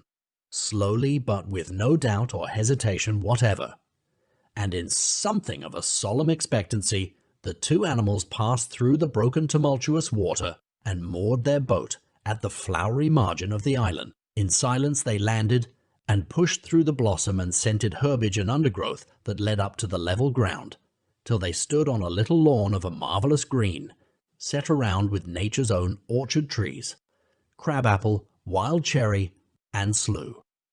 "This is the place of my song dream, the place the music played to me," whispered the rat, as if in a trance. "Here, in this holy place, here if anywhere, surely we shall find him." Then suddenly the mole felt a great awe fall upon him, an awe that turned his muscles to water, bowed his head, and rooted his feet to the ground. It was no panic terror. Indeed, he felt wonderfully at peace and happy, but it was an awe that smote and held him, and without seeing, he knew it could only mean that some august presence was very, very near. With difficulty he turned to look for his friend, and saw him at his side, cowed, stricken, and trembling violently. And still there was utter silence in the populous bird-haunted branches around them. And still the light grew and grew. Perhaps he would never have dared to raise his eyes, but that, though the piping was now hushed, the call and the summons seemed still dominant and imperious. He might not refuse, were death himself waiting to strike him instantly, once he had looked with mortal eye on things rightly kept hidden. Trembling he obeyed, and raised his humble head. And then, in that utter clearness of the imminent dawn, while nature, flushed with fullness of incredible colour, seemed to hold her breath for the event, he looked in the very eyes of the friend and helper, saw the backward sweep of the curved horns gleaming in the growing daylight, saw the stern, hooked nose between the kindly eyes that were looking down on them humorously, while the bearded mouth broke into a half-smile at the corners, saw the rippling muscles on the arm that lay across the broad chest, the long, supple hands still, holding the panpipes only just fallen away from the parted lips, saw the splendid curves of the shaggy limbs disposed in majestic ease on the sward, saw, last of all, nestling between his very hooves, sleeping soundly in entire peace and contentment, the little, round, podgy, childish form of the baby otter.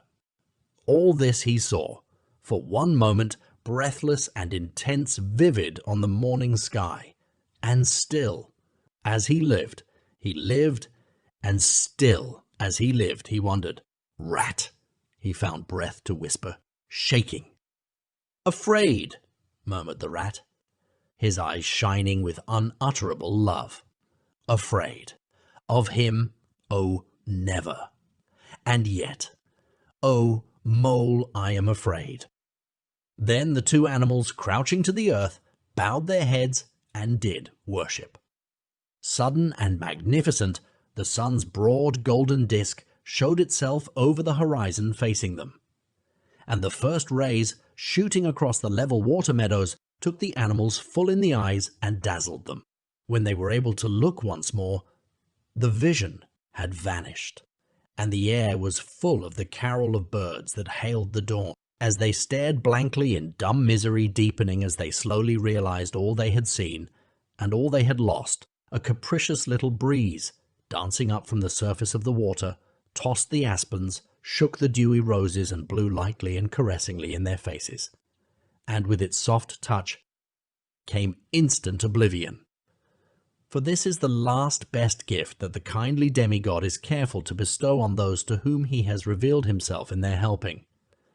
The gift of forgetfulness, lest the awful remembrance should remain and grow and overshadow mirth and pleasure, and the great haunting memory should spoil all the afterlives of little animals helped out of difficulties, in order that they should be happy and light-hearted as before. Mole rubbed his eyes and stared at Rat, who was looking about him in a puzzled sort of way. "I beg your pardon. What did you say, Rat?" he asked. "I think I was only remarking," said Rat slowly, "that this was the right sort of place, and that here, if anywhere, we should find him. And look, why, there he is, the little fellow." And with a cry of delight he ran towards the slumbering Portly. But Mole stood still a moment, held in thought, as one wakens suddenly from a beautiful dream, who struggles to recall it and can recapture nothing but a dim sense of the beauty of it. The beauty, till that, too, fades away in its turn, and the dreamer bitterly accepts the hard, cold waking and all its penalties. So, Mole, after struggling with his memory for a brief space, shook his head sadly and followed the Rat. Portly woke up with a joyous squeak and wriggled with pleasure at the sight of his father's friends, who had played with him so often in past days. In a moment, however, his face grew blank, and he fell to hunting round in a circle with pleading whine, as a child that has fallen happily asleep in its nurse's arms, and wakes to find itself alone and laid in a strange place, and searches corners and cupboards, and runs from room to room, despair growing silently in its heart. Even so Portly searched the island and searched, dogged and unwearying, till at last the black moment came for giving it up, and sitting down and crying bitterly. The Mole ran quickly to comfort the little animal, but Rat, lingering, looked long and doubtfully at certain hoof marks deep in the sward. Some great animal has been here, he murmured slowly and thoughtfully, and stood musing, his mind strangely stirred. "Come along, Rat," called the Mole. "Think of poor Otter, waiting up there by the ford." Portly had soon been comforted by the promise of a treat, a jaunt on the river in Mr. Rat's real boat, and the two animals conducted him to the water's side, placed him securely between them in the bottom of the boat, and paddled off down the backwater. The sun was fully up by now, and hot on them. Birds sang lustily and without restraint, and flowers smiled and nodded from either bank. But somehow, so thought the animals, with less of richness and blaze of colour than they seemed to remember seeing quite recently somewhere, they wondered where, the main river reached again. They turned the boat's head upstream, towards the point where they knew their friend was keeping his lonely vigil. As they drew near the familiar ford, the Mole took the boat into the bank, and they lifted Portly out and set him on his legs on the towpath, gave him his marching orders and a friendly farewell pat on the back, and shoved out into midstream. They watched the little animal as he waddled along the path contentedly and with importance, watched him till they saw his muzzle suddenly lift and his waddle break into a clumsy amble as he quickened his pace with shrill whines and wriggles of recognition. Looking up the river, they could see Otter start up, tense and rigid, from out of the shallows where he crouched in dumb patience, and could hear his amazed and joyous bark as he bounded up through the osiers onto the path. Then the Mole, with a strong pull on one oar, swung the boat round and let the full stream bear them down again whither it would, their quest now happily ended. "I feel strangely tired, Rat," said the Mole, leaning wearily over his oars as the boat drifted. "It's being up all night, you'll say perhaps, but that's nothing. We do as much half the nights of the week at this time of the year. No, I feel as if I had been through something very exciting and rather terrible, and it was just over, and yet nothing particular has happened. Or something very surprising and splendid and beautiful," murmured the Rat, leaning back and closing his eyes. "I feel just as you do, Mole. Simply dead tired, though not body tired. It's lucky we've got the stream with us to take us home. Isn't it jolly to feel the sun again soaking into one's bones and hark to the wind playing in the reeds? It's like music. Far-away music," said the Mole, nodding drowsily. "So I was thinking," murmured the Rat, dreamful and languid. "Dance music. The lilting sort that runs on without a stop, but with words in it too. It passes into words and out of them again. I catch them at intervals. Then it is dance music once more, and then nothing but the reed's oft thin whispering. "You hear better than I," said the mole sadly. "I cannot catch the words." "Let me try and give you them," said the rat softly, his eyes still closed. "Now it is turning into words again, faint but clear, lest the awe should dwell, and turn your frolic to fret. You shall look on my power at the helping hour, but then you shall forget. Now the reeds take it up, forget, they sigh, and it dies away in a rustle and a whisper.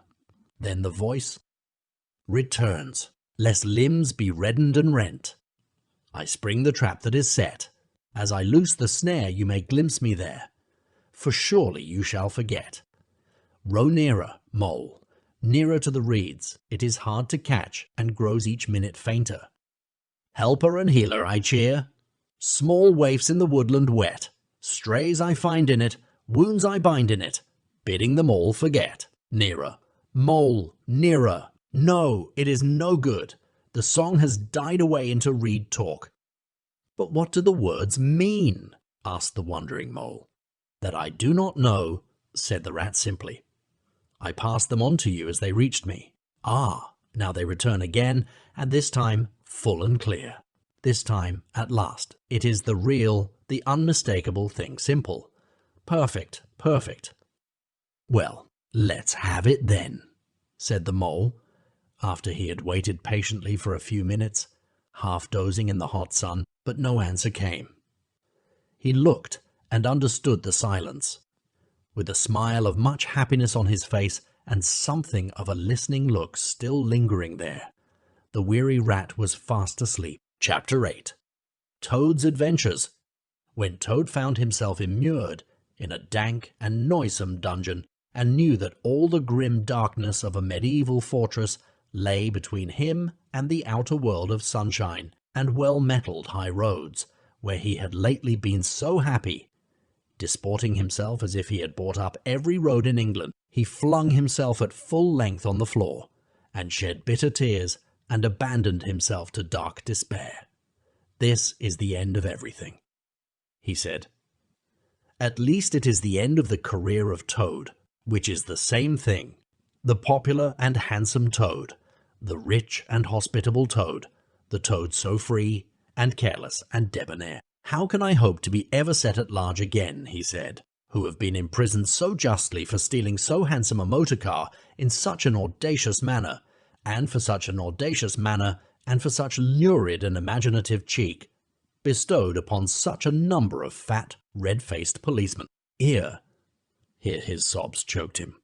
Stupid animal that I was, he said, now I must languish in this dungeon, till people who were proud to say they knew me have forgotten the very name of Toad.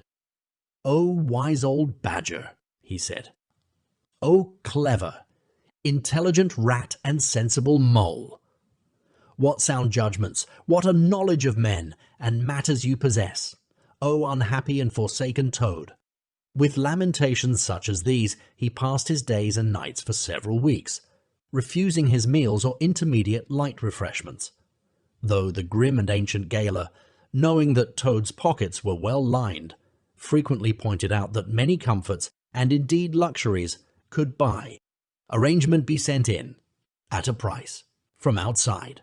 Now the gaoler had a daughter, a pleasant wench, and good-hearted, who assisted her father in the lighter duties of his post. She was particularly fond of animals, and besides her canary, whose cage hung on a nail in the massive wall of the keep by day, to the great annoyance of prisoners who relished an after-dinner nap, and were shrouded in an antimacassar on the parlour table at night, she kept several piebald mice and a restless, revolving squirrel. This kind-hearted girl, pitying the misery of Toad, said to her father one day, "Father, I can't bear to see that poor beast so unhappy and getting so thin.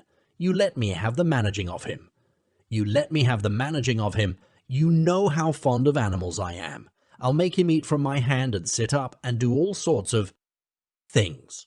Her father replied that she could do what she liked with him. He was tired of Toad, and his sulks, and his airs, and his airs, and his meanness. So that day she went on her errand of mercy and knocked at the door of Toad's cell. "Now cheer up, Toad," she said coaxingly, on entering, "and sit up and dry your eyes and be a sensible animal. And do try and eat a bit of dinner. See, I've brought you some of mine, hot from the oven."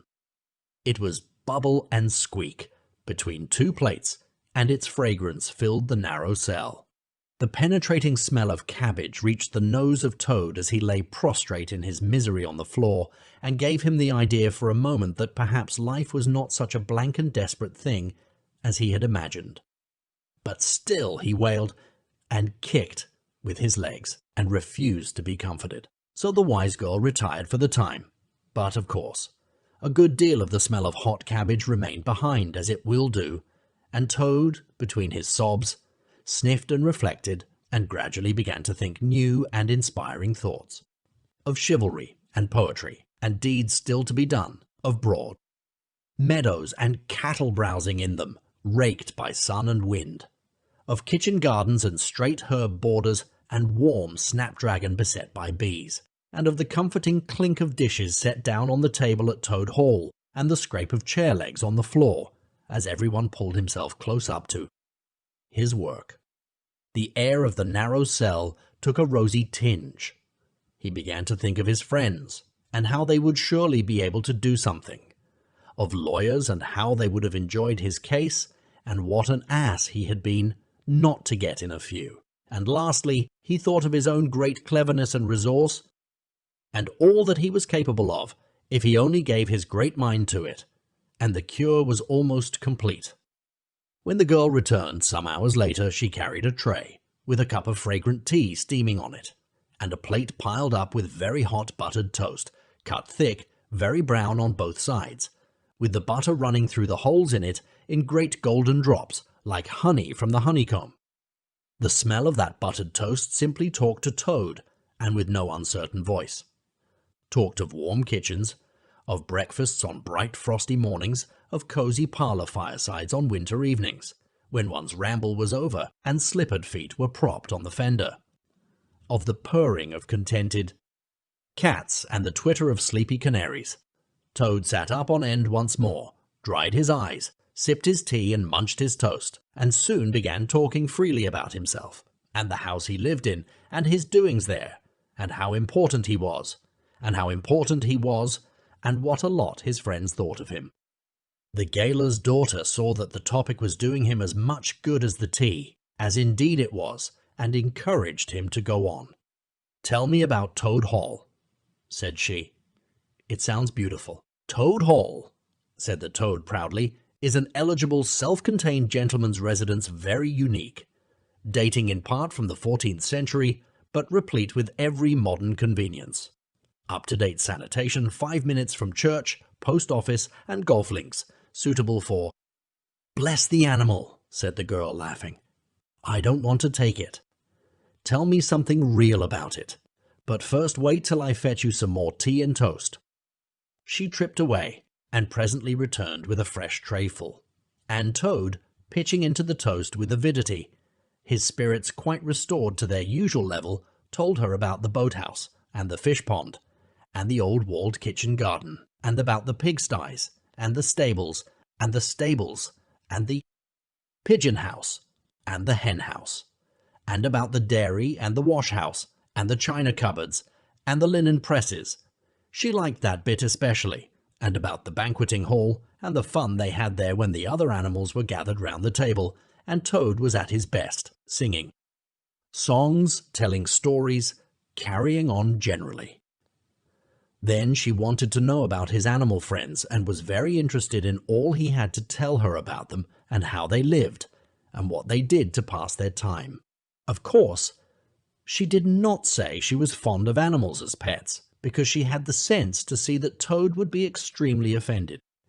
When she said good night, having filled his water jug and shaken up his straw for him, Toad was very much the same sanguine, self-satisfied animal that he had been of old.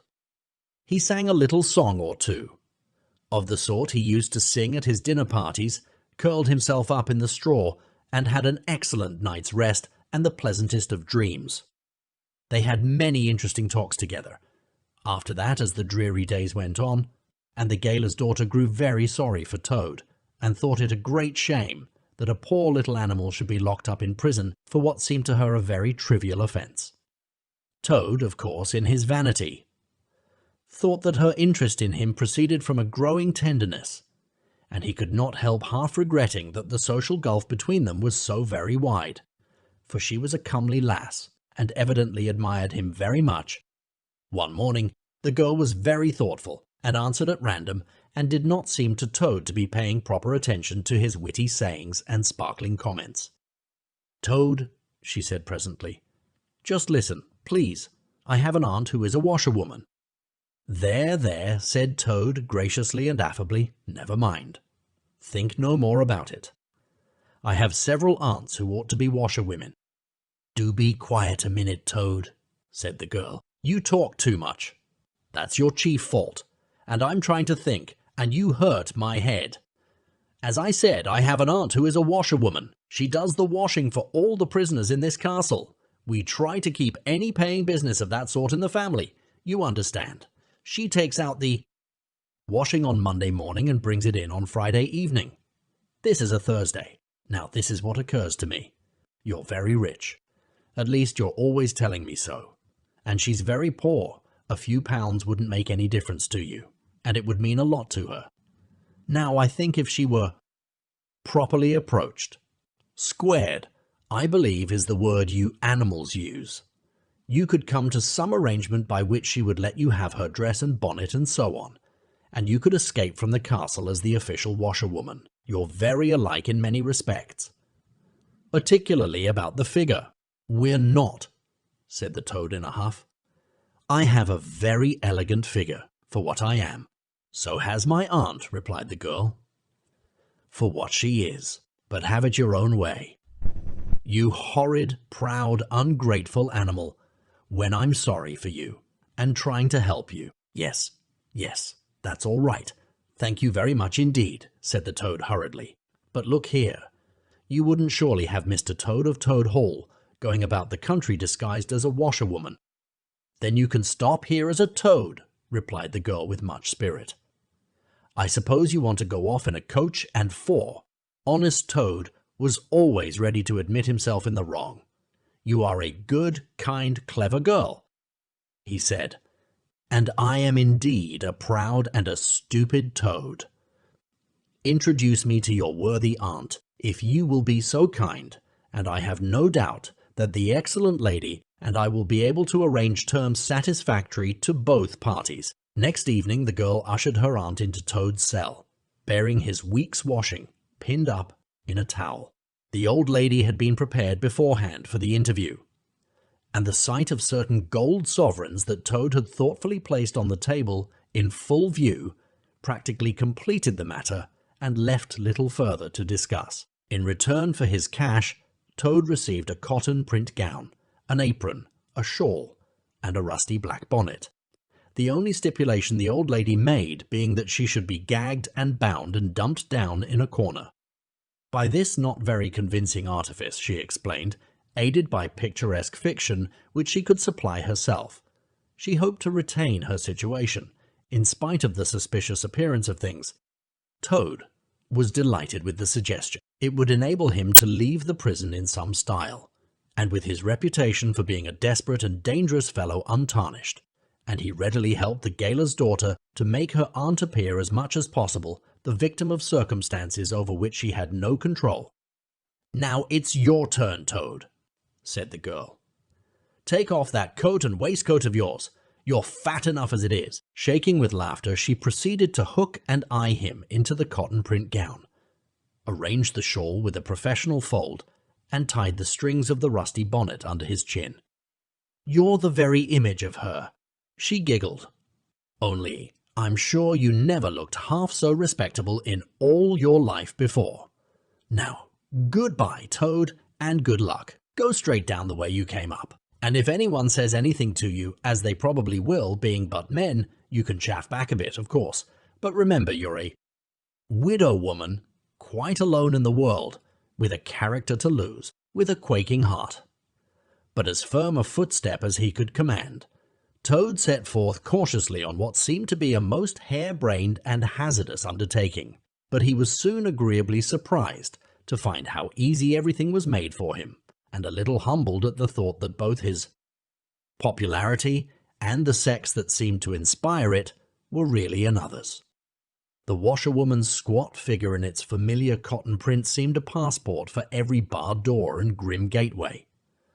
Even when he hesitated, uncertain as to the right turning to take, he found himself helped out of his difficulty by the warder at the next gate, anxious to be off to his tea, summoning him to come along sharp and not keep him waiting there all night. The chaff and the humorous sallies to which he was subjected, and to which, of course, he had to provide prompt and effective reply, formed, indeed, his chief danger, for Toad was an animal with a strong sense of his own dignity, and the chaff was mostly, he thought, poor and clumsy, and the chaff was mostly, he thought, poor and clumsy, and the humour of the sallies entirely lacking. However, he kept his temper, though with great difficulty, suited his retorts to his company and his supposed character, and did his best not to overstep the limits of good taste. It seemed hours before he crossed the last courtyard, rejected the pressing invitations from the last guardroom, and dodged the outspread arms of the last warder, pleading with simulated passion for just one farewell embrace. But at last he heard the wicket gate in the great outer door click behind him, felt the fresh air of the outer world upon his anxious brow, and knew that he was free. Dizzy with the easy success of his daring exploit, he walked quickly towards the lights of the town, not knowing in the least what he should do next, only quite certain of one thing, that he must remove himself as quickly as possible from the neighbourhood where the lady he was forced to represent was so well known and so popular a character. As he walked along, considering, his attention was caught by some red and green lights a little way off, to one side of the town, and the sound of the puffing and snorting of engines and the banging of shunted trucks fell on his ear. Ah, he thought, this is a piece of luck. A railway station is the thing I want most in the whole world at this moment, and what's more, I needn't go through the town to get it, and shan't have to support this humiliating character by repartees which, though thoroughly effective, do not assist one's sense of self-respect. He made his way to the station accordingly, consulted a timetable, and found that a train, bound more or less in the direction of his home, was due to start in half an hour. More luck, said Toad, his spirits rising rapidly, and went off to the booking office to buy his ticket. He gave the name of the station that he knew to be nearest to the village of which Toad Hall was the principal feature, and mechanically put his fingers, in search of the necessary money, where his waistcoat pocket should have been. But here the cotton gown, which had nobly stood by him so far, and which he had basely forgotten, intervened and frustrated his efforts. In a sort of nightmare, he struggled with the strange, uncanny thing that seemed to hold his hands, turn all muscular strivings to water, and laugh at him all the time, while other travellers, forming up in a line behind, waited with impatience, making suggestions of more or less value and comments, of more or less stringency and point. At last, somehow, he never rightly understood how, he burst the barriers, attained the goal, arrived at where all waistcoat pockets are eternally situated, and found not only no money, but no pocket to hold it, and no waistcoat to hold the pocket, and no waistcoat to hold the pocket. To his horror, he recollected that he had left both coat and waistcoat behind him in his cell, and with them his pocket-book, money, keys, watch, matches, pencil case. All that makes life worth living, all that distinguishes the many-pocketed animal, the lord of creation, from the inferior one. Pocketed or no-pocketed productions that hop or trip about permissively, unequipped for the real contest. In his misery he made one desperate effort to carry the thing off, and with a return to his fine old manner, a blend of the squire and the college don, he said, "Look here, I find I've left my purse behind. Just give me that ticket, will you, and I'll send the money on tomorrow. I'm well known in tomorrow. I'm well known in these parts." The clerk stared at him and the rusty black bonnet a moment, and then laughed. I should think you were pretty well known in these parts, he said, if you've tried this game on often. Here, stand away from the window, please, madam. You're obstructing the other passengers.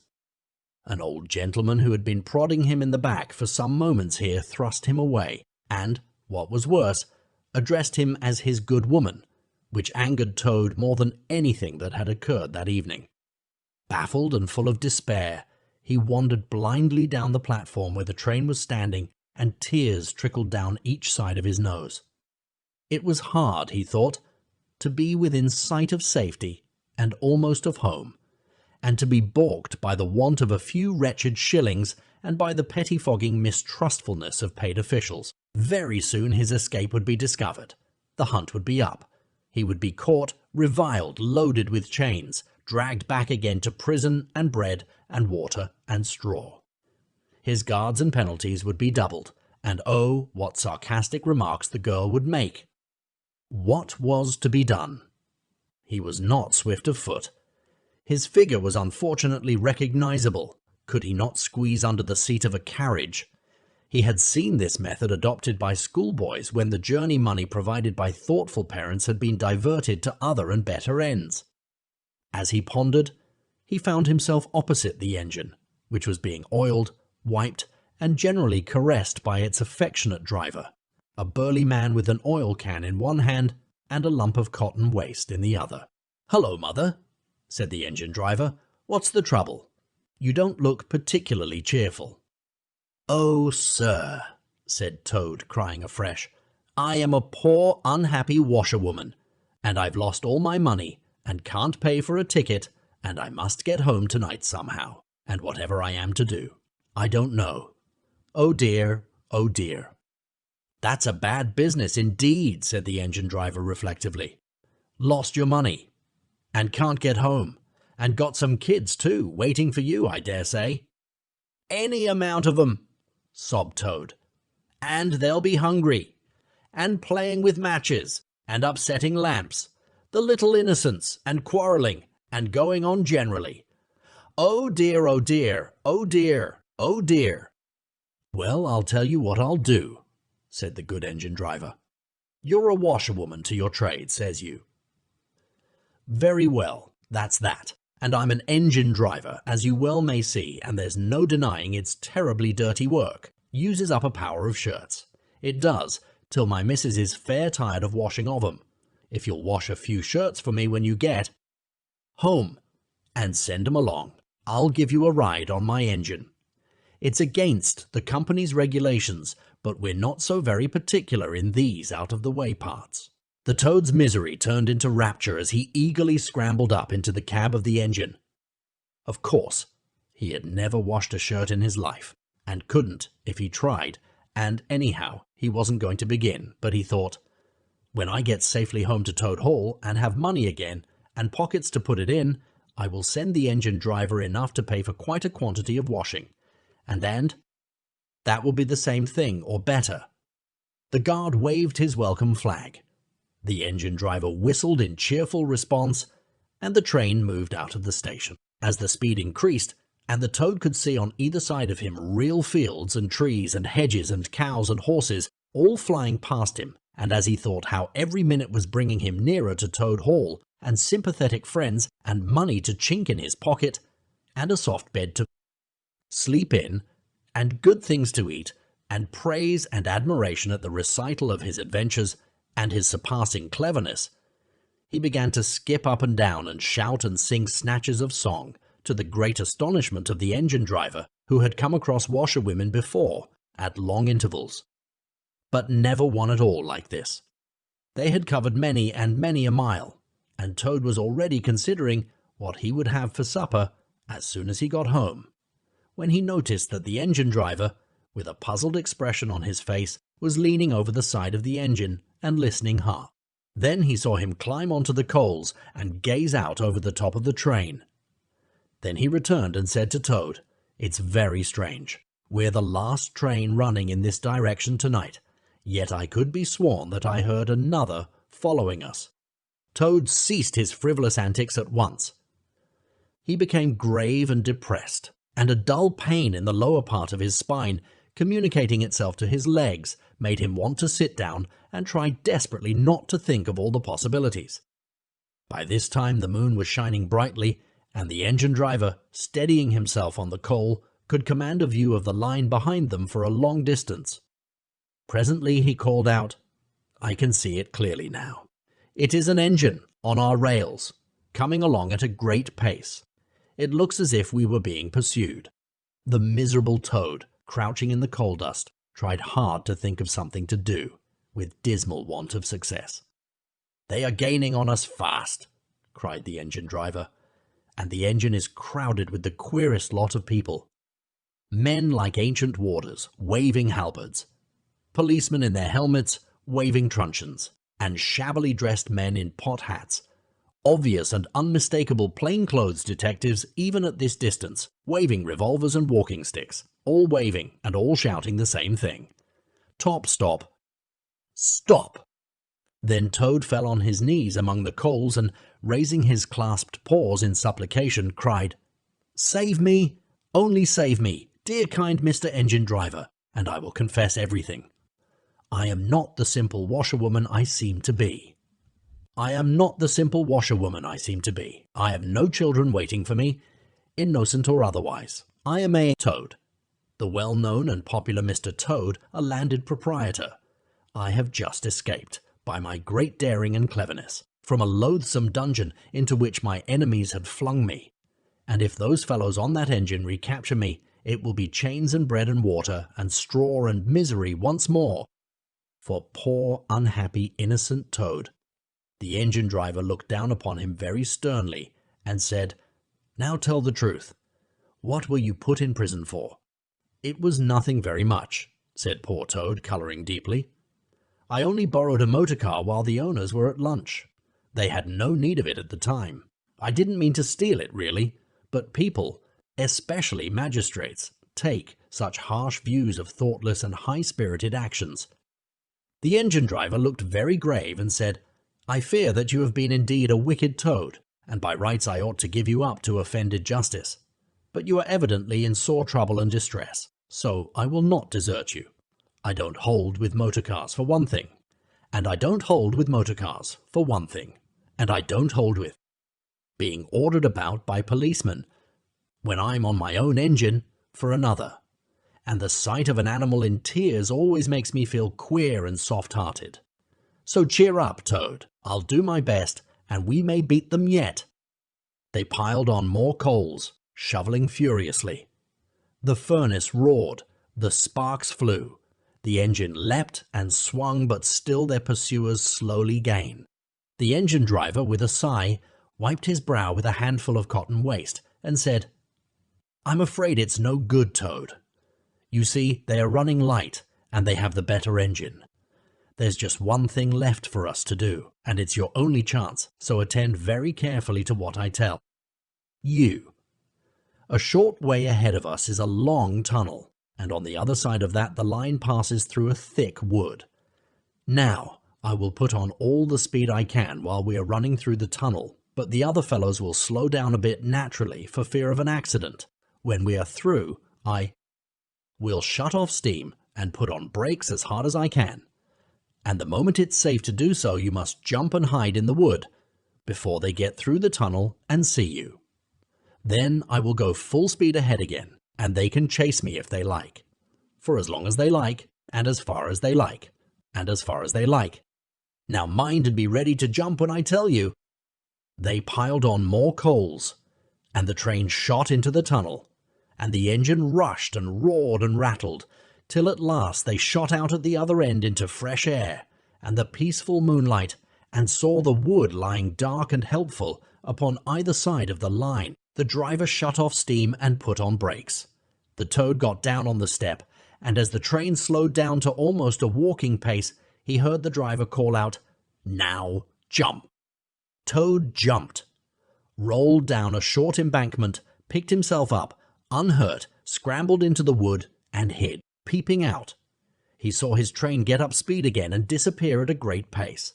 Then out of the tunnel burst the pursuing engine, roaring and whistling, her motley crew waving their various weapons and shouting, "Stop! "Stop! Stop! Stop! Stop!" When they were past, the toad had a hearty laugh, for the first time since he was thrown into prison. But he soon stopped laughing when he came to consider that it was now very late and dark and cold, and he was in an unknown wood, with no money and no chance of supper, and still far from friends and home. And the dead silence of everything, after the roar and rattle of the train, was something of a shock.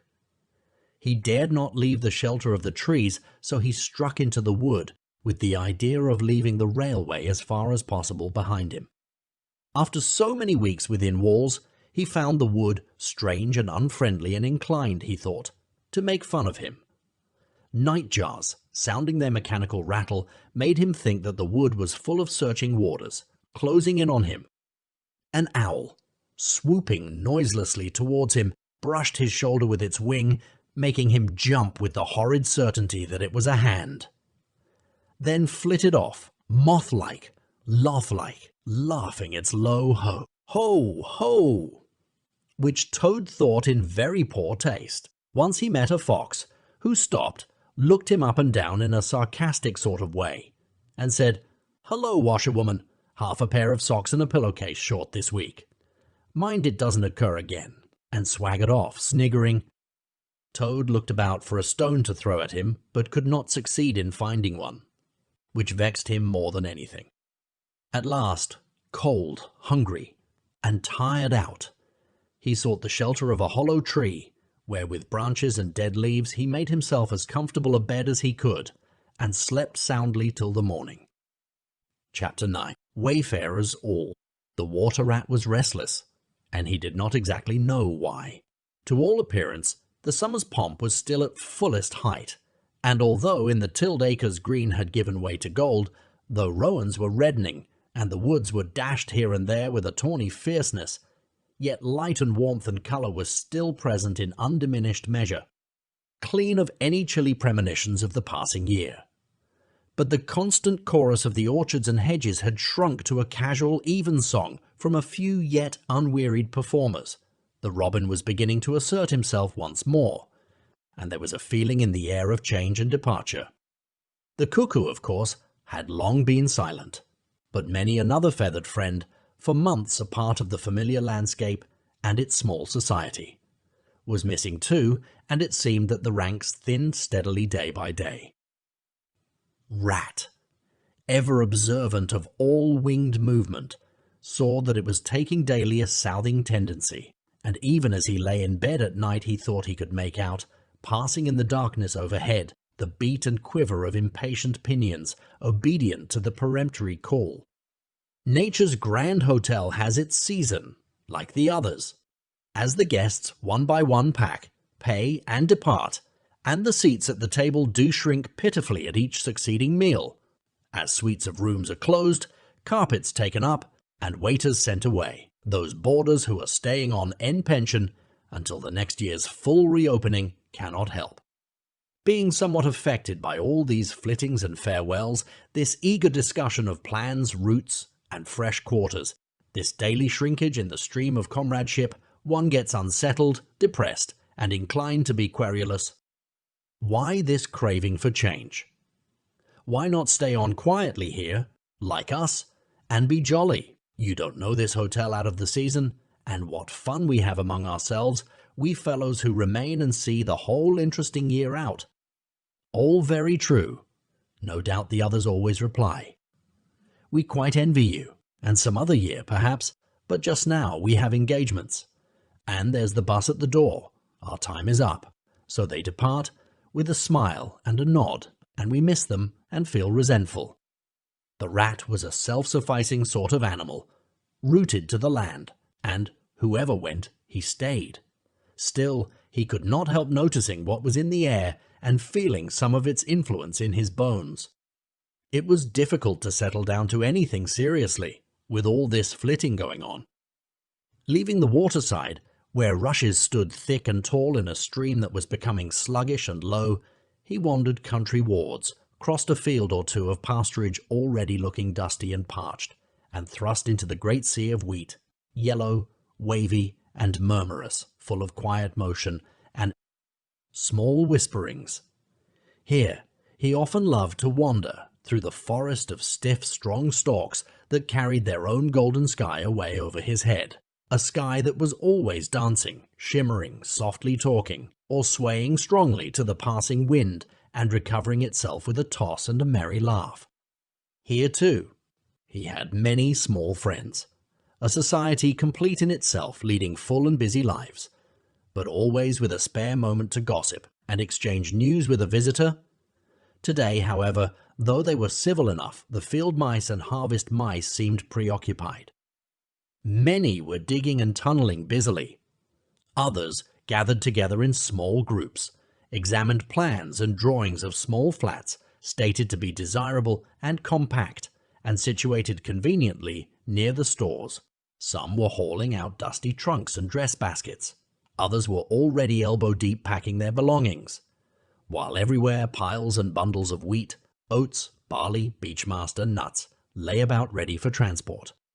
"Here's old Ratty," they cried as soon as they saw him.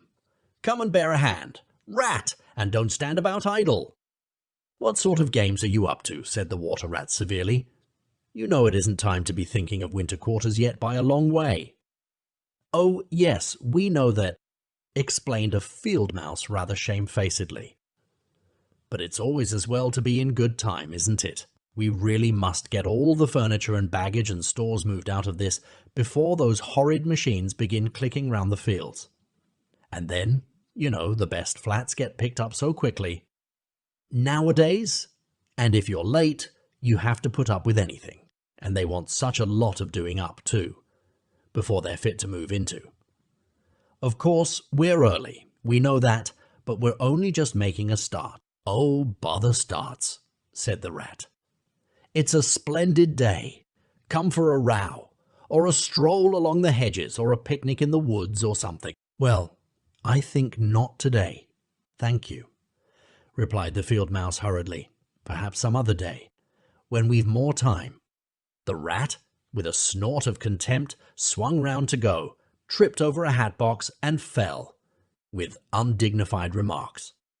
"If people would be more careful," said a field mouse rather stiffly, "and look where they're going, people wouldn't hurt themselves, and forget themselves. Mind that hold all. Rat, you'd better sit down somewhere. In an hour or two we may be more free to attend to you." "You won't be free, as you call it, much this side of Christmas, I can see that," retorted the rat grumpily, as he picked his way out of the field. He returned somewhat despondently to his river again, his faithful, steady-going old river, which never packed up, flitted, or went into winter quarters. In the osiers which fringed the bank, he spied a swallow sitting. Presently it was joined by another, and then by a third, and the birds, fidgeting restlessly on their bough, talked together earnestly and low. "What, already?" said the rat, strolling up to them. "Oh, we're not off yet, if that's what you mean," replied the first swallow. "We're only making plans and arranging things. Talking it over, you know, what route we're taking this year, and where we'll stop, and so on. That's half the fun." "Fun?" said the rat. "Now that's just what I don't understand. If you've got to leave this pleasant place and your friends who will miss you, and your snug homes that you've just settled into, why, when the hour strikes, I've no doubt you'll go bravely and face all the trouble and discomfort and change and newness and make believe that you're not very unhappy. But to want to talk about it or even think about it till you really need—" "No, you don't understand naturally," said the second swallow. "First we feel it stirring within us, a sweet unrest. Then back come the recollections, one by one, like homing pigeons. They flutter through our dreams at night, they fly with us in our wheelings and circlings by day. We hunger to inquire of each other, to compare notes and assure ourselves that it was all really true, as one by one the scents and sounds and names of long-forgotten places come gradually back and beckon to us." "Couldn't you stop on for just this year?" suggested the water rat wistfully. "We'll all do our best to make you feel at home. You've no idea what good times we have here. while you are far away." "I tried stopping on 1 year," said the third swallow. "I had grown so fond of the place that when the time came I hung back and let the others go on without me. For a few weeks it was all well enough, but afterwards, oh, the weary length of the nights, the shivering, sunless days, the air so clammy and chill, and not an insect in an acre of it. No, it was no good. My courage broke down, and one cold stormy night I took wing, flying well inland on account of the strong easterly gales. It was snowing hard as I beat through the passes of the great mountains, and I had a stiff fight to win through. But never shall I forget the blissful feeling of the hot sun again on my back as I sped down to the lakes that lay so blue and placid below me, and the taste of my first fat insect. The past was like a bad dream. The future was all happy holiday as I moved southwards week by week, easily, lazily, lingering as long as I dared, but always heeding. The call? No. I had had my warning. Never again did I think of disobedience. "Ah, yes, the call of the South, twittered the other two dreamily. "Its songs, its hues, its radiant air. Oh, do you remember?" And forgetting the rat, they slid into passionate reminiscence, while he listened fascinated, and his heart burned within him. In himself, too, he knew that it was vibrating at last, that chord hitherto dormant and unsuspected. The mere chatter of these southern-bound birds, their pale and second-hand reports, had yet power to awaken this wild new sensation and thrill him through and through with it. What would one moment of the real thing work in him? One passionate touch of the real southern sun, one waft of the authentic odor. With closed eyes he dared to dream a moment in full abandonment, and when he looked again, the river seemed steely and chill, the green fields grey and lightless. Then his loyal heart seemed to cry out on his weaker self for its treachery. "Why do you ever come back then? At all?" he demanded of the swallows jealously. "What do you find to attract you in this poor drab little country? And do you think," said the first swallow, "that the other call is not for us too, in its due season? The call of lush meadow grass, wet orchards, warm, insect-haunted ponds, of browsing cattle, of haymaking, and all the farm buildings clustering round the house of the perfect eaves. Do you suppose," asked the second one, "that you are the only living thing that craves with a hungry longing to hear the cuckoo's note again?" "In due time," said the third, "we shall be homesick once more for quiet water lilies swaying on the surface of an English stream.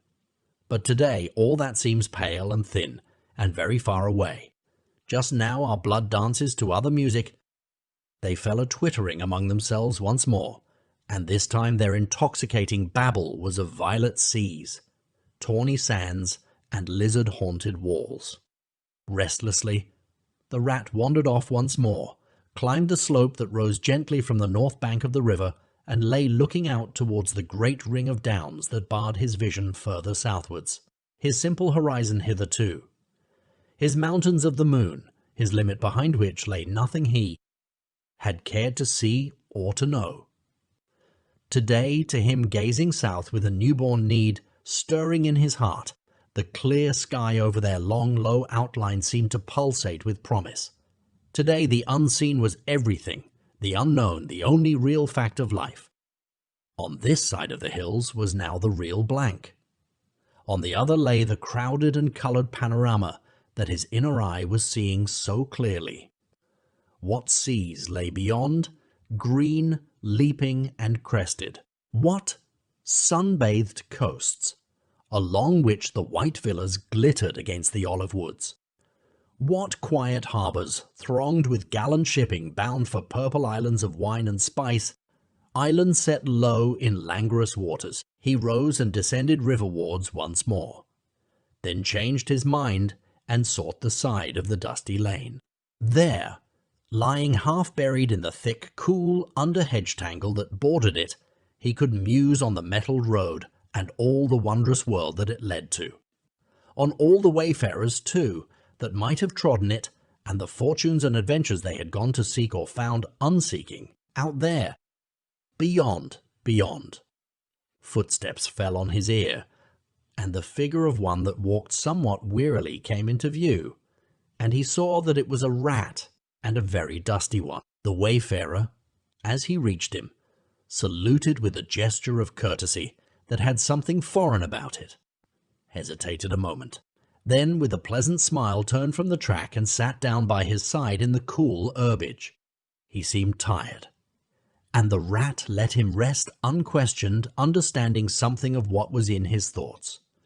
Knowing, too, the value all animals attach at times to mere silent companionship when the weary muscles slacken and the mind marks time. The wayfarer was lean and keen-featured, and somewhat bowed at the shoulders. His paws were thin and long, his eyes much wrinkled at the corners, and he wore small gold earrings in his neatly set, well-shaped ears. His knitted jersey was of a faded blue, his breeches, patched and stained, were based on a blue foundation, and his small belongings that he carried were tied up in a blue cotton handkerchief. When he had rested a while, the stranger sighed, snuffed the air, and looked about him. "That was clover, that warm whiff on the breeze," he remarked, "and those are cows we hear cropping the grass behind us and blowing softly between mouthfuls. There is a sound of distant reapers, and yonder rises a blue line of cottage smoke against the woodland. The river runs somewhere close by, for I hear the call of a moorhen, and I see by your build that you're a freshwater mariner. Everything seems asleep, and yet going on all the time. It is a goodly life that you lead, friend. No doubt the best in the world, if only you are strong enough to lead it. Yes, it's the life. The only life. To live," responded the water rat dreamily, and without his usual wholehearted conviction. "I did not say exactly that," replied the stranger cautiously, "but no doubt it's the best. I've tried it, and I know, and because I've just tried it, 6 months of it, and know it's the best, here am I, footsore and hungry, tramping away from it, tramping southward, following the old call, back to the old life, the life which is mine and which will not let me go. Is this, then, yet another of them?" mused the rat. "And where have you just come from?" he asked. He hardly dared to ask where he was bound for. He seemed to know the answer only too well. "Nice little farm," replied the wayfarer briefly. "Oop along in that direction." He nodded northwards. "Never mind about it. I had everything I could want, everything I had any right to expect of life, and more. And here I am, glad to be here all the same, though glad to be here, so many miles further on the road, so many hours nearer to my heart's desire." His shining eyes held fast to the horizon, and he seemed to be listening for some sound that was wanting from that inland acreage, vocal as it was with the cheerful music of pasturage and farmyard. "You are not one of us," said the water rat, "nor yet a farmer, nor even, I should judge, of this country." "Right," replied the stranger. "I'm a seafaring rat. I am, and the port I originally hail from is Constantinople, though I'm a sort of a foreigner there too, in a manner of speaking. You will have heard of Constantinople, friend, a fair city, and an ancient and glorious one, and you may have heard too of Sigurd, king of Norway, and how he sailed thither with 60 ships, and how he and his men rode up through streets all canopied in their honour with purple and gold, and how the emperor and empress came down and banqueted with him on board his ship. When Sigurd returned home, many of his Northmen remained behind,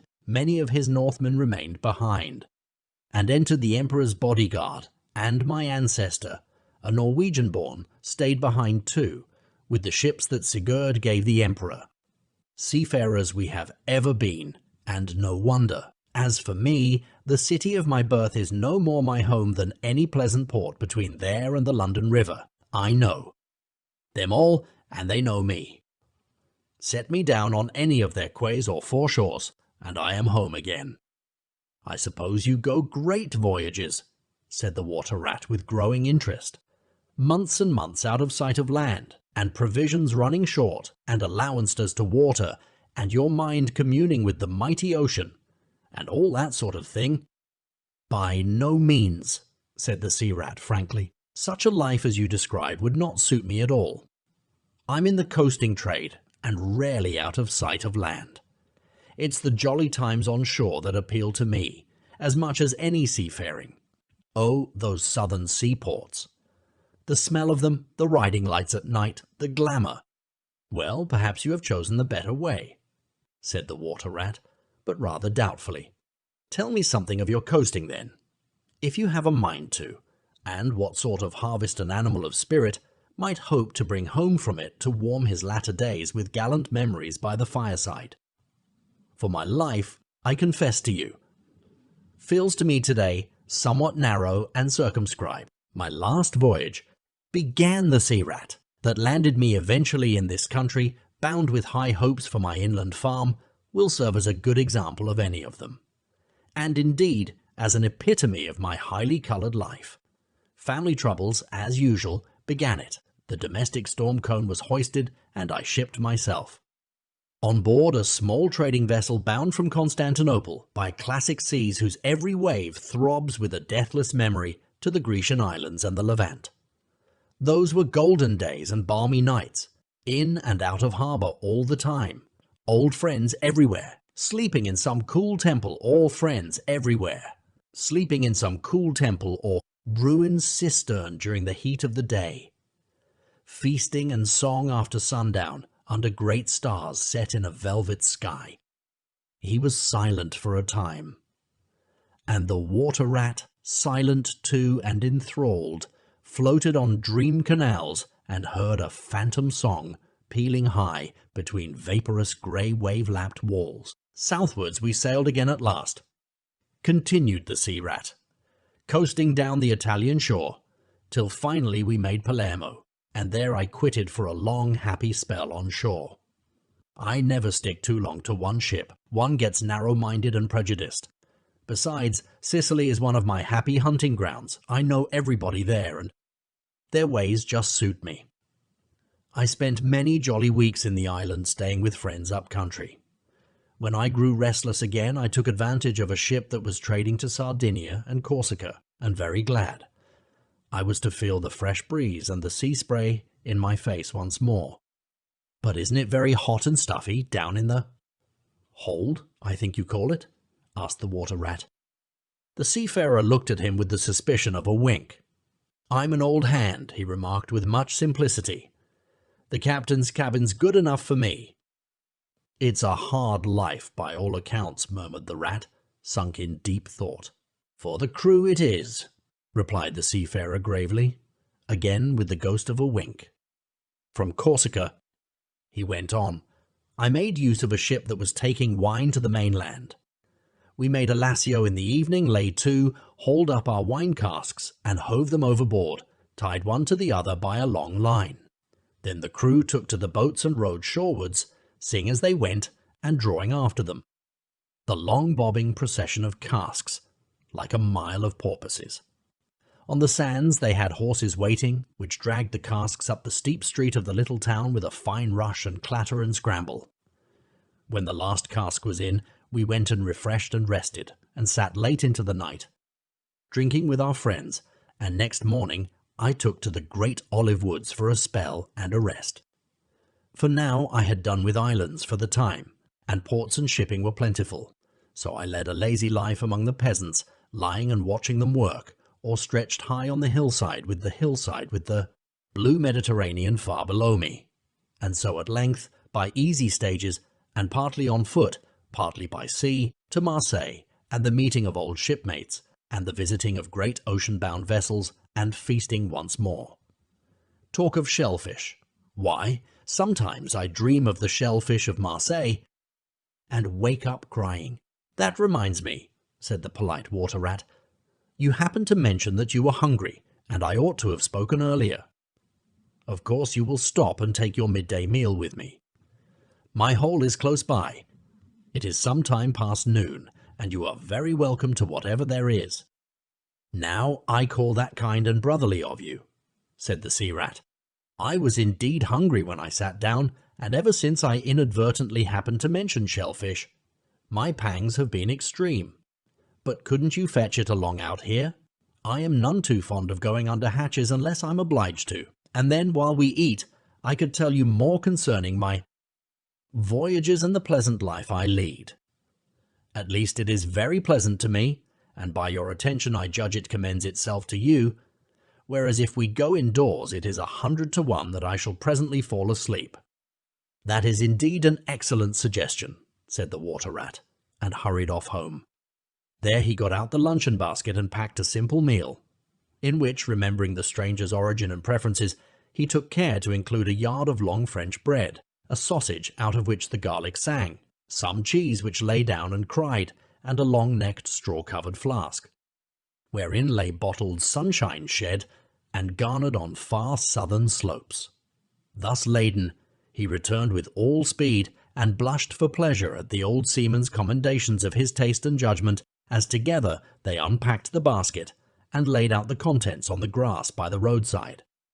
The sea rat, as soon as his hunger was somewhat assuaged, continued the history of his latest voyage, conducting his simple hearer from port to port of Spain, landing him at Lisbon, Oporto, and Bordeaux, introducing him to the pleasant harbours of Cornwall and Devon, and so up the channel to that final quayside, where, landing after winds long contrary, storm-driven and weather-beaten, he had caught the first magical hints and heraldings of another spring, and, fired by these, had sped on a long tramp inland, hungry for the experiment of life on some quiet farmstead, very far from the weary beating of any sea.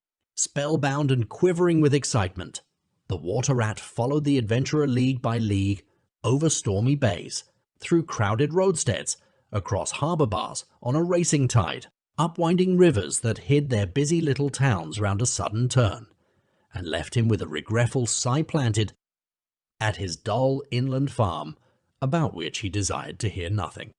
By this time their meal was over, and the seafarer, refreshed and strengthened, his voice more vibrant, his eye lit with a brightness that seemed caught from some faraway sea beacon, filled his glass with the red and glowing vintage of the south, and leaning towards the water rat, compelled his gaze and held him, body and soul, while he talked.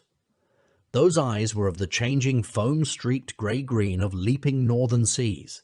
In the glass shone a hot ruby that seemed the very heart of the south, beating for him who had courage to respond to its pulsation. The twin lights, the shifting grey and the steadfast red, mastered the water rat and held him bound, fascinated, powerless. The quiet world outside their rays receded far away and ceased to be, and the talk, the wonderful talk, flowed on. Or was it speech entirely, or did it pass at times into song? Chanty of the sailors weighing the dripping anchor, sonorous hum of the shrouds in a tearing northeaster, ballad of the fisherman hauling his nets at sundown against an apricot sky, chords of guitar and mandolin from gondola or caique. Lastly, in his waking dream, it seemed to him that the adventurer had risen to his feet, but was still speaking, still holding him fast with his sea-grey eyes. And now he was softly saying, "I take to the road again, holding on southwestwards for many a long and dusty day, till at last I reach the little grey sea town I know so well, that clings along one steep side of the harbour. There, through dark doorways, you look down flights of stone steps, overhung by great pink tufts of valerian, and ending in a patch of sparkling blue water. The little boats that lie tethered to the rings and stanchions of the old sea wall are gaily painted, as those I clambered in and out of in my own childhood. The salmon leap on the flood tide, schools of mackerel flash, and play past quaysides and foreshores, and by the windows the great vessels glide, night and day, up to their moorings or forth to the open sea. And you will come too, young brother, for the days pass and never return, and the south still waits for you. Take the adventure. Heed the call, now ere the irrevocable moment passes. 'Tis but a banging of the door behind you, a blithesome step forward, and you are out of the old life, and into the new. Then someday long hence, jog home here if you will, when the cup has been drained and the play has been played, and sit down by your quiet river with a store of goodly memories for company. You can easily overtake me on the road, for you are young, and I am aging, and go. Softly, I will linger and look back, and at last I will surely see you coming, eager and light-hearted, with all the south in your face. The voice died away and ceased as an insect's tiny trumpet dwindled swiftly into silence, and the water rat, paralyzed and staring, saw at last but a distant speck on the white surface of the road. Mechanically he rose and proceeded to repack the luncheon basket, carefully and without haste. Mechanically he returned home, gathered together a few small necessaries and special treasures he was fond of, and put them in a satchel, acting with slow deliberation, moving about the room like a sleepwalker, listening ever with parted lips. He swung the satchel over his shoulder, carefully selected a stout stick for his wayfaring, and with no haste, but with no hesitation at all, he stepped across the threshold just as the mole appeared at the door. "Why, where are you off to, Ratty?" asked the mole in great surprise, grasping him by the arm. "Going south with the rest of them," murmured the rat in a dreamy monotone, never looking at him. "Seawards first, and then on shipboard, and so to the shores that are calling me." He pressed resolutely forward, still without haste, but with dogged fixity of purpose. But the mole, now thoroughly alarmed, placed himself in front of him, and looking into his eyes saw that they were glazed and set, and turned a streaked and shifting grey. Not his friend's eyes, but the eyes of some other animal. Grappling with him strongly, he dragged him inside, threw him down, and held him. The rat struggled desperately for a few moments, and then his strength seemed suddenly to leave him, and he lay still and exhausted, with closed eyes, trembling. Presently the mole assisted him to rise, and placed him in a chair, where he sat collapsed and shrunken into himself, his body shaken by a violent shivering, passing in time into an hysterical fit of dry sobbing. Mole made the door fast, threw the satchel into a drawer, and locked it, and sat down quietly on the table by his friend, waiting for the strange seizure to pass. Gradually the rat sank into a troubled doze, broken by starts and confused murmurings of things strange and wild and foreign to the unenlightened mole. And from that he passed into a deep slumber. Very anxious in mind, the mole left him for a time, and busied himself with household matters, and it was getting dark when he returned to the parlour and found the rat where he had left him, wide awake, indeed, but listless, silent, and dejected. He took one hasty glance at his eyes, found them, to his great gratification, clear and dark and brown again as before, and then sat down and tried to cheer him up and help him to relate what had happened to him. Poor Ratty did his best, by degrees, to explain things, but how could he put into cold words what had mostly been suggestion? How recall, for another's benefit, the haunting sea voices that had sung to him? How reproduce at second hand the magic of the seafarer's 100 reminiscences, even to himself? Now the spell was broken, and the glamour gone. He found it difficult to account for what had seemed, some hours ago, the inevitable and only thing. It is not surprising, then, that he failed to convey to the mole any clear idea of what he had been through that day. To the mole this much was plain. The fit, or attack, had passed away and had left him sane again, though shaken and cast down by the reaction. But he seemed to have lost all interest for the time in the things that went to make up his daily life, as well as in all pleasant forecastings of the altered days and doings that the changing season was surely bringing. Casually then, and with seeming indifference, the mole turned his talk to the harvest that was being gathered in, the towering wagons and their straining teams, the growing ricks and the large moon rising over bare acres dotted with sheaves. He talked of the reddening apples around, of the browning nuts, of jams and preserves and the distilling of cordials, till by easy stages such as these he reached midwinter, its hearty joys, and its snug home life. And then he became simply lyrical. By degrees the rat began to sit up and to join in. His dull eye brightened, and he lost some of his listening air. Presently the tactful mole slipped away and returned with a pencil and a few half-sheets of paper, which he placed on the table at his friend's elbow. "It's quite a long time since you did any poetry," he remarked. "You might have a try at it this evening, instead of, well, brooding over things so much. I've an idea that you'll feel a lot better when you've got something jotted down, if it's only just the rhymes." The rat pushed the paper away from him wearily, but the discreet mole took occasion to leave the room, and when he peeped in again, some time later, the rat was absorbed and deaf to the world, alternately scribbling and sucking the top of his pencil. It is true that he sucked a good deal more than he scribbled, but it was joy to the mole to know that the cure had at least begun. Chapter 10. The Further Adventures of Toad. The front door of the hollow tree faced eastwards, so Toad was called at an early hour, partly by the bright sunlight streaming in on him, partly by the exceeding coldness of his toes, which made him dream that he was at home in bed in his own handsome room with the Tudor window, on a cold winter's night, and his bedclothes had got up, grumbling and protesting they couldn't stand the cold any longer, and had run downstairs to the kitchen fire to warm themselves, and he had followed, on bare feet, along miles and miles of icy stone-paved passages, arguing and beseeching them to be reasonable.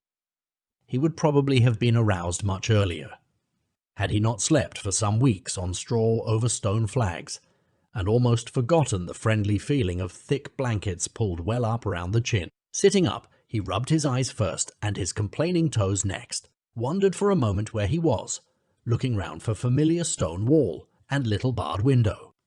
Then, with a leap of the heart, remembered everything. His escape, his flight, his pursuit, remembered, first and best thing of all, that he was free. Free. The word and the thought alone were worth 50 blankets. He was warm from end to end as he thought of the jolly world outside, waiting eagerly for him to make his triumphal entrance, ready to serve him and play up to him, anxious to help him and to keep him company, as it always had been in days of old, before misfortune fell upon him. He shook himself and combed the dry leaves out of his hair with his fingers, and, his toilet complete, marched forth into the comfortable morning sun, cold but confident, hungry but hopeful, all nervous terrors of yesterday dispelled by rest and sleep and frank and heartening sunshine. He had the world all to himself that early summer morning. The dewy woodland, as he threaded it, was solitary and still. The green fields that succeeded the trees were his own to do as he liked with. The road itself, when he reached it, in that loneliness that was everywhere, seemed like a stray dog to be looking anxiously for company. Toad, however, was looking for something that could talk and tell him clearly which way he ought to go. It is all very well when you have a light heart and a clear conscience and money in your pocket, and nobody scouring the country for you to drag you off to prison again, to follow where the road beckons and points, not caring whither. The practical Toad cared very much indeed, and he could have kicked the road for its helpless silence when every minute was of importance to him. The reserved rustic road was presently joined by a shy little brother in the shape of a canal, which took its hand and ambled along by its side in perfect confidence, but with the same tongue-tied, uncommunicative attitude towards strangers. "Bother them," said Toad to himself. "But anyhow, one thing's clear. They must both be coming from somewhere and going to somewhere. You can't get over that, Toad, my boy." So he marched on patiently by the water's edge. Round a bend in the canal came plodding a solitary horse, stooping forward as if in anxious thought. From rope traces attached to his collar stretched a long line, taut but dipping with his stride, the further part of it dripping pearly drops. Toad let the horse pass, and stood waiting for what the fates were sending him. With a pleasant swirl of quiet water at its blunt bow, the barge slid up alongside of him, its gaily painted gunwale level with the towing path. Its sole occupant, a big stout woman wearing a linen sunbonnet, one brawny arm laid along the tiller. "A nice morning, ma'am," she remarked to Toad as she drew up level with him. "I dare say it is, ma'am," responded Toad politely as he walked along the towpath abreast of her. "I dare it is a nice morning to them that's not in sore trouble, like what I am. Here's my married daughter. She sends off to me post-haste to come to her at once. So off I comes, not knowing what may be happening or going to happen, but fearing the worst, as you will understand, ma'am, if you're a mother too. And I've left my business to look after itself. I'm in the washing and laundering line, you must know, ma'am. And I've left my young children to look after themselves, and a more mischievous and troublesome set of young imps doesn't exist, ma'am. And I've lost all my money and lost my way. And as for what may be happening to my married daughter, why, I don't like to think of it, ma'am." "Where might your married daughter be living, ma'am?" asked the barge woman. "She lives near to the river, ma'am," replied Toad. "Close to a fine house called Toad Hall. That's somewheres hereabouts in these parts. Perhaps you may have heard of it. Toad Hall." "Why, I'm going that way myself," replied the barge woman. "This canal joins the river some miles further on, a little above Toad Hall, and then it's an easy walk. You come along in the barge with me, and I'll give you a lift." She steered the barge close to the bank, and Toad, with many humble and grateful acknowledgments, stepped lightly on board and sat down with great satisfaction. "Todd's luck again," thought he. "I always come out on top." "So you're in the washing business, ma'am?" said the barge woman politely as they glided along. "And a very good business you've got too. I dare say, if I'm not making too free in saying so, finest business in the whole country," said Toad airily. "All the gentry come to me. Wouldn't go to anyone else if they were paid. They know me so well. You see, I understand my work thoroughly and attend to it all myself. Washing, ironing, clear starching, making up gents' fine shirts for evening wear. Everything's done under my own eye." "But surely you don't do all that work yourself, ma'am?" asked the barge woman respectfully. "Oh, I have girls," said Toad lightly. 20 girls or thereabouts always at work. But you know what girls are, ma'am. Nasty little hussies, that's what I call 'em." "So do I, too," said the barge woman with great heartiness. "But I dare say you set yours to rights, the idle trollops. And are you very fond of washing?" "I love it," said Toad. "I simply dote on it. Never so happy as when I've got both arms in the washtub. But then it comes so easy to me. No trouble at all. A real pleasure, I assure you, ma'am." "What a bit of luck meeting you," observed the barge woman thoughtfully. "A regular piece of good fortune for both of us." "Why, what do you mean?" asked Toad nervously. "Well, look at me now," replied the barge woman. "I like washing too, just the same as you do, and for that matter, whether I like it or not, I have got to do all my own, naturally, moving about as I do. Now my husband, he's such a fellow for shirking his work and leaving the barge to me, that never a moment do I get for seeing to my own affairs. By rights he ought to be here now, either steering or attending to the horse, though luckily the horse has sense enough to attend to himself. Instead of which, he's gone off with the dog to see if they can't pick up a rabbit for dinner somewhere. Says he'll catch me up at the next lock. Well, that's as may be. I don't trust him, once he gets off with that dog, who's worse than he is. But meantime, how am I to get on with my washing?" "Oh, never mind about the washing," said Toad, not liking the subject. "Try and fix your mind on that rabbit. A nice fat young rabbit, I'll be bound. Got any onions?" "I can't fix my mind on anything but my washing," said the barge woman. "And I wonder you can be talking of rabbits with such a joyful prospect before you. There's a heap of things of mine that you'll find in a corner of the cabin. If you'll just take one or two of the most necessary sort, I won't venture to describe them to a lady like you, but you'll recognize them at a glance, and put them through the washtub as we go along. Why, it'll be a pleasure to you, as you rightly say, and a real help to me. You'll find a tub handy, and soap, and a kettle on the stove, and a kettle on the stove, and a bucket to haul up water from the canal with.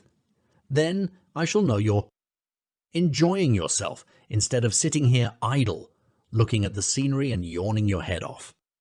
"Here, you let me steer," said Toad.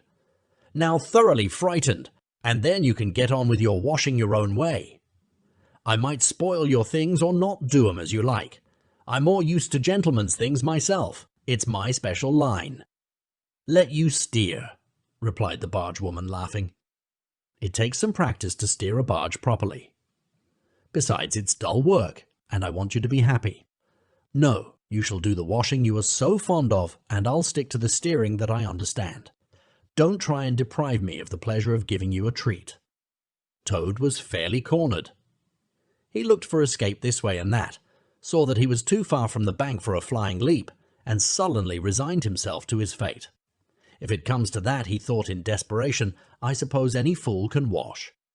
He fetched tub, soap, and other necessaries from the cabin, selected a few garments at random, tried to recollect what he had seen in casual glances through laundry windows, and set to. A long half-hour passed, and every minute of it saw Toad getting crosser and crosser. Nothing that he could do to the things seemed to please them or do them good. He tried coaxing.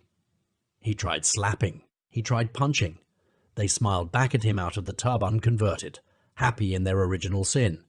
Once or twice he looked nervously over his shoulder at the bargewoman, but she appeared to be gazing out in front of her, absorbed in her steering. His back ached badly, and he noticed with dismay that his paws were beginning to get all crinkly. Now Toad was very proud of his paws. He muttered under his breath words that should never pass the lips of either washerwomen or toads, and lost the sop for the 50th time. A burst of laughter made him straighten himself and look round. The bargewoman was leaning back and laughing unrestrainedly, till the tears ran down her cheeks. "I've been watching you all the time," she gasped. "I thought you must be a humbug all along from the conceited way you talked. Pretty washerwoman you are. Never washed so much as a dish-clout in your life, I'll lay." Toad's temper, which had been simmering viciously for some time, now fairly boiled over, and he lost all control of himself. "You common, low, fat bargewoman," he shouted. "Don't you dare to talk to your betters like that, washerwoman indeed. I would have you to know that I am a toad, a very well-known, respected, distinguished toad. I may be under a bit of a cloud at present, but I will not be laughed at by a bargewoman." The woman moved nearer to him and peered under his bonnet keenly and closely. "Why, so you are," she cried. "Well, I never! A horrid, nasty, crawly toad, and in my nice clean barge too. Now that is a thing that I will not have." She relinquished the tiller for a moment. One big, mottled arm shot out and caught Toad by a foreleg, while the other gripped him fast by a hind leg. Then the world turned suddenly upside down. The barge seemed to flit lightly across the sky. The wind whistled in his ears, and Toad found himself flying through the air, revolving rapidly as he went. The water, when he eventually reached it with a loud splash, proved quite cold enough for his taste, though its chill was not sufficient to quell his proud spirit or slake the heat of his furious temper. He rose to the surface spluttering, and when he had wiped the duckweed out of his eyes, the first thing he saw was the fat bargewoman looking back at him over the stern of the retreating barge and laughing, and he vowed, as he coughed and choked, to be even with her. He struck out for the shore, but the cotton gown greatly impeded his efforts, and when at length he touched land, he found it hard to climb up the steep bank unassisted. He had to take a minute or two's rest to recover his breath. Then, gathering his wet skirts well over his arms, he started to run after the barge as fast as his legs would carry him, wild with indignation, thirsting for revenge. The bargewoman was still laughing when he drew up level with her. "Put yourself through your mangle, washerwoman," she called out, "and iron your face and crimp it, and you'll pass for quite a decent-looking toad." Toad never paused to reply. Solid revenge was what he wanted, not cheap, windy, verbal triumphs, though he had a thing or two in his mind that he would have liked to say. He saw what he wanted ahead of him. Running swiftly on, he overtook the horse, unfastened the tow rope and cast off, jumped lightly on the horse's back and urged it to a gallop by kicking it vigorously in the sides. He steered for the open country, abandoning the towpath and swinging his steed down a rutty lane. Once he looked back and saw that the barge had run aground on the other side of the canal, and the bargewoman was gesticulating wildly and shouting, "Stop! Stop! Stop! I've heard that song before," said Toad, laughing as he continued to spur his steed onward in its wild career. The barge horse was not capable of any very sustained effort, and its gallop soon subsided into a trot, and its trot into an easy walk. But Toad was quite contented with this, knowing that he, at any rate, was moving, and the barge was not. He had quite recovered his temper, now that he had done something he thought really clever, and he was satisfied to jog along quietly in the sun, steering his horse along by ways and bridle paths, and trying to forget how very long it was since he had had a square meal, till the canal had been left very far behind him. He had travelled some miles, his horse, and he was feeling drowsy in the hot sunshine when the horse stopped, lowered his head, and began to nibble the grass. And Toad, waking up, just saved himself from falling off by an effort. He looked about him and found he was on a wide common, dotted with patches of gorse and bramble as far as he could see. Near him stood a dingy gypsy caravan, and beside it a man was sitting on a bucket turned upside down, very busy smoking and staring into the wide world. A fire of sticks was burning nearby, and over the fire hung an iron pot, and out of that pot came forth bubblings and gurglings and a vague suggestive steaminess. Also smells, warm, rich, and varied smells, that twined and twisted and wreathed themselves at last into one complete, voluptuous, perfect smell that seemed like the very soul of nature taking form and appearing to her children, a true goddess, a mother of solace and comfort. Toad now knew well that he had not been really hungry before. What he had felt earlier in the day had been a mere trifling qualm. This was the real thing at last, and no mistake, and it would have to be dealt with speedily too, or there would be trouble for somebody or something. He looked the gypsy over carefully, wondering vaguely whether it would be easier to fight him or cajole him. So there he sat and sniffed and looked at the gypsy. And the gypsy sat and smoked and looked at him. Presently, the gypsy took his pipe out of his mouth and remarked in a careless way, "Want to sell that there horse of yours?" Toad was completely taken aback. He did not know that gypsies were very fond of horse dealing and never missed an opportunity, and he had not reflected that caravans were always on the move and took a deal of drawing. It had not occurred to him to turn the horse into cash, but the gypsy's suggestion seemed to smooth the way towards the two things he wanted so badly: ready money and a solid breakfast. "What?" he said. "Me sell this beautiful young horse of mine? Oh, no, it's out of the question. Who's going to take the washing home to my customers every week? Besides, I'm too fond of him, and he simply dotes on me." "Try and love a donkey," suggested the gypsy. "Some people do. You don't seem to see," continued Toad, "that this fine horse of mine is a cut above you altogether. He's a blood horse, he is partly. Not the part you see, of course, another part. And he's been a prize hackney too. In his time, that was the time before you knew him, but you can still tell it on him at a glance if you understand anything about horses. No, it's not to be thought of for a moment. All the same, how much might you be disposed to offer me for this beautiful young horse of mine?" The gypsy looked the horse over, and then he looked Toad over with equal care, and looked at the horse again. "Shillin' a leg," he said briefly, and turned away, continuing to smoke and try to stare the wide world out of countenance. "A shilling a leg!" cried Toad. "If you please, I must take a little time to work that out and see just what it comes to."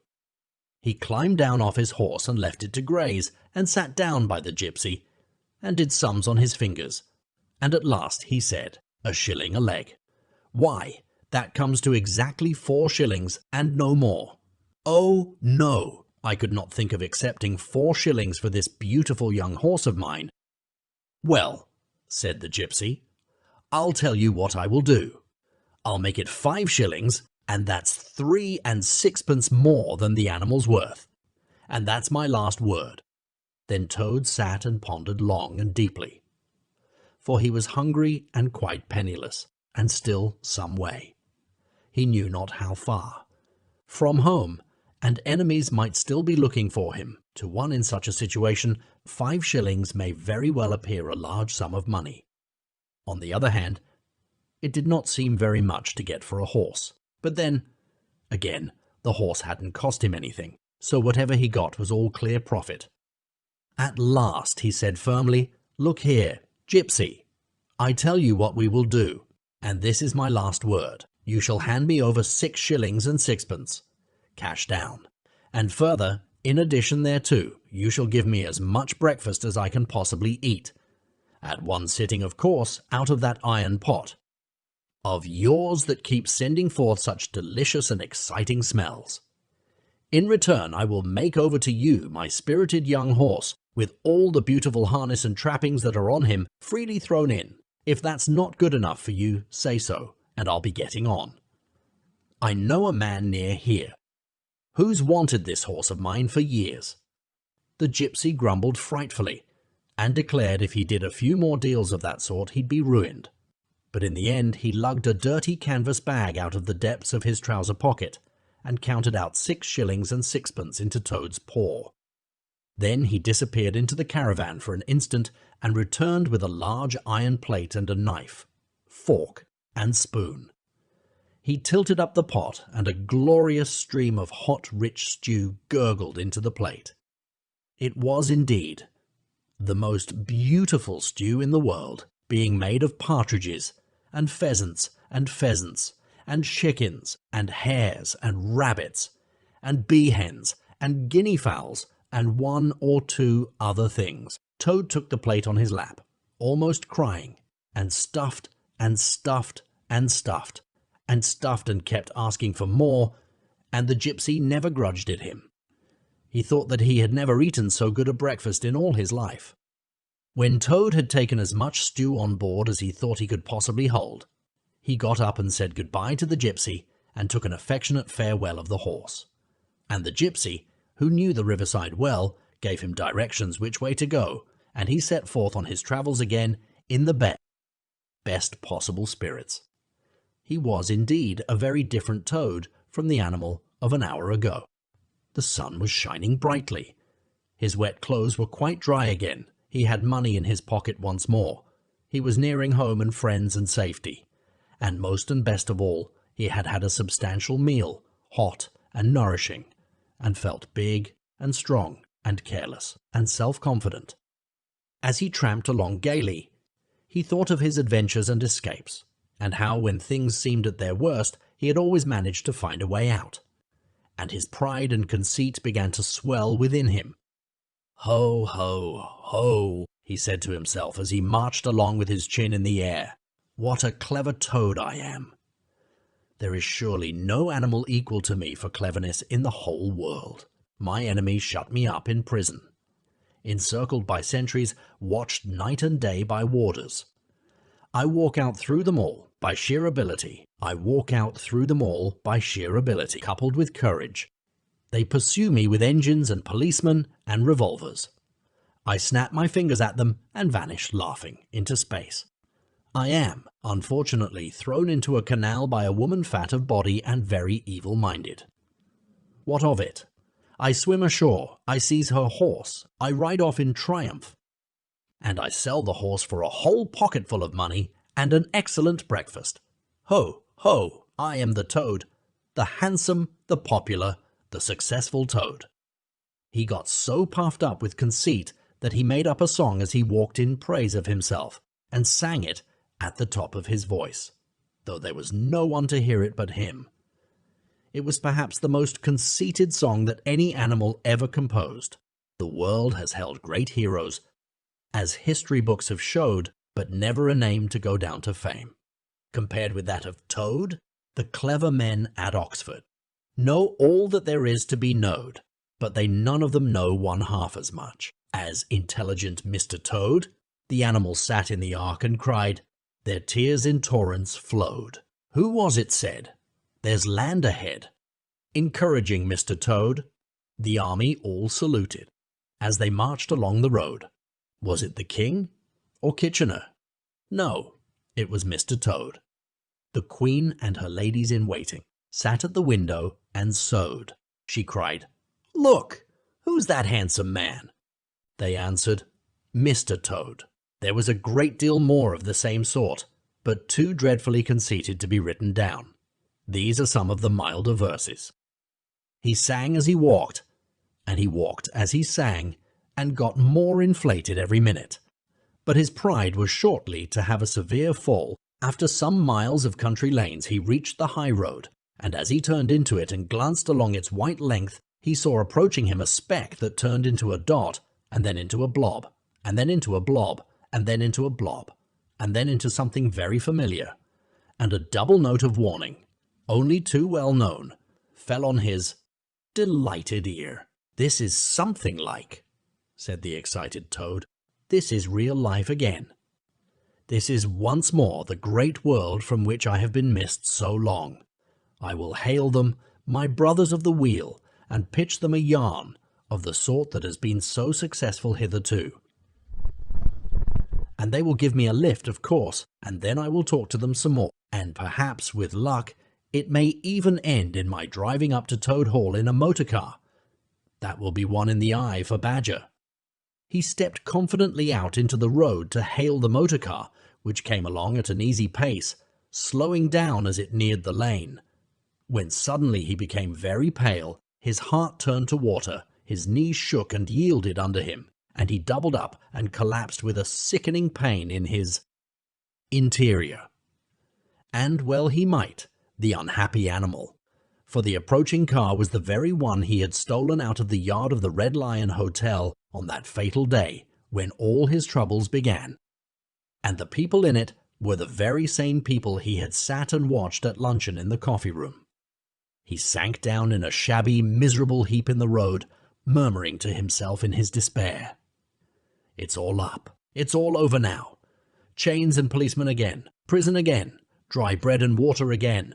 Oh, what a fool I have been.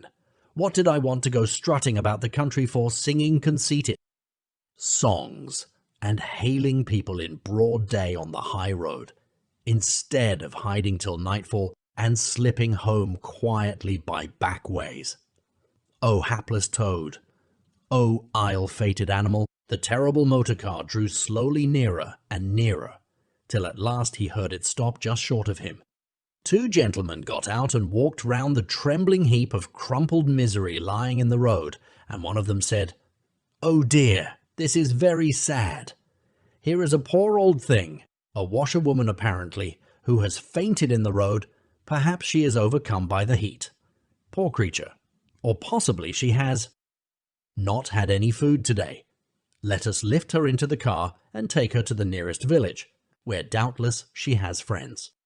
They tenderly lifted Toad into the motor car and propped him up with soft cushions, and proceeded on their way. When Toad heard them talk in so kind and sympathetic a way, and knew that he was not recognized, his courage began to revive, and he cautiously opened first one eye and then the other. "Look," said one of the gentlemen, "she is better already. The fresh air is doing her good. How do you feel now, ma'am?" "Thank you kindly, sir," said Toad in a feeble voice. "I'm feeling a great deal better." "That's right," said the gentleman. "Now keep quite still, and above all, don't try to talk." "I won't," said Toad. "I was only thinking if I might sit on the front seat there beside the driver, where I could get the fresh air full in my face, I should soon be all right again." "What a very sensible woman," said the gentleman. "Of course you shall." So they carefully helped Toad into the front seat beside the driver, and on they went again, Toad was almost himself again by now.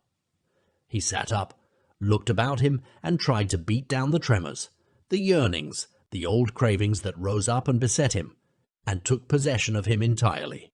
"It is fate," he said to himself. "Why strive? Why struggle?" And he turned to the driver at his side. "Please, sir," he said, "I wish you would kindly let me try and drive the car for a little. I've been watching you carefully, and it looks so easy and so interesting, and I should like to be able to tell my friends that once I had driven a motor car."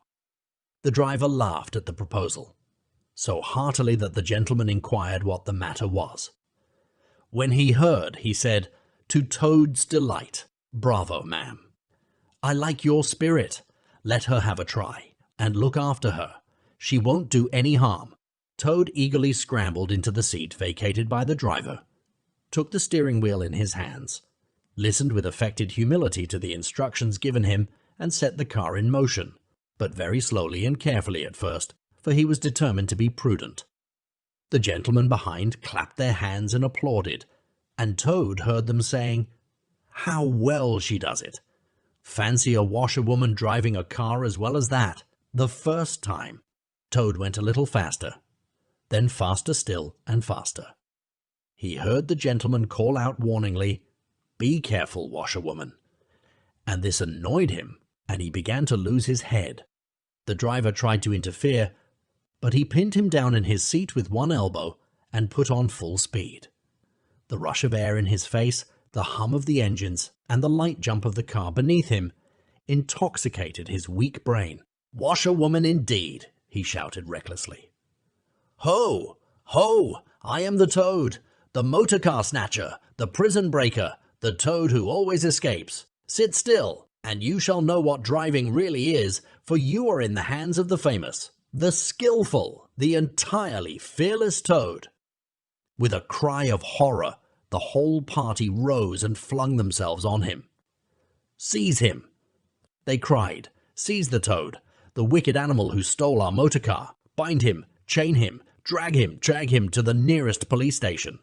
Down with the desperate and dangerous Toad." Alas!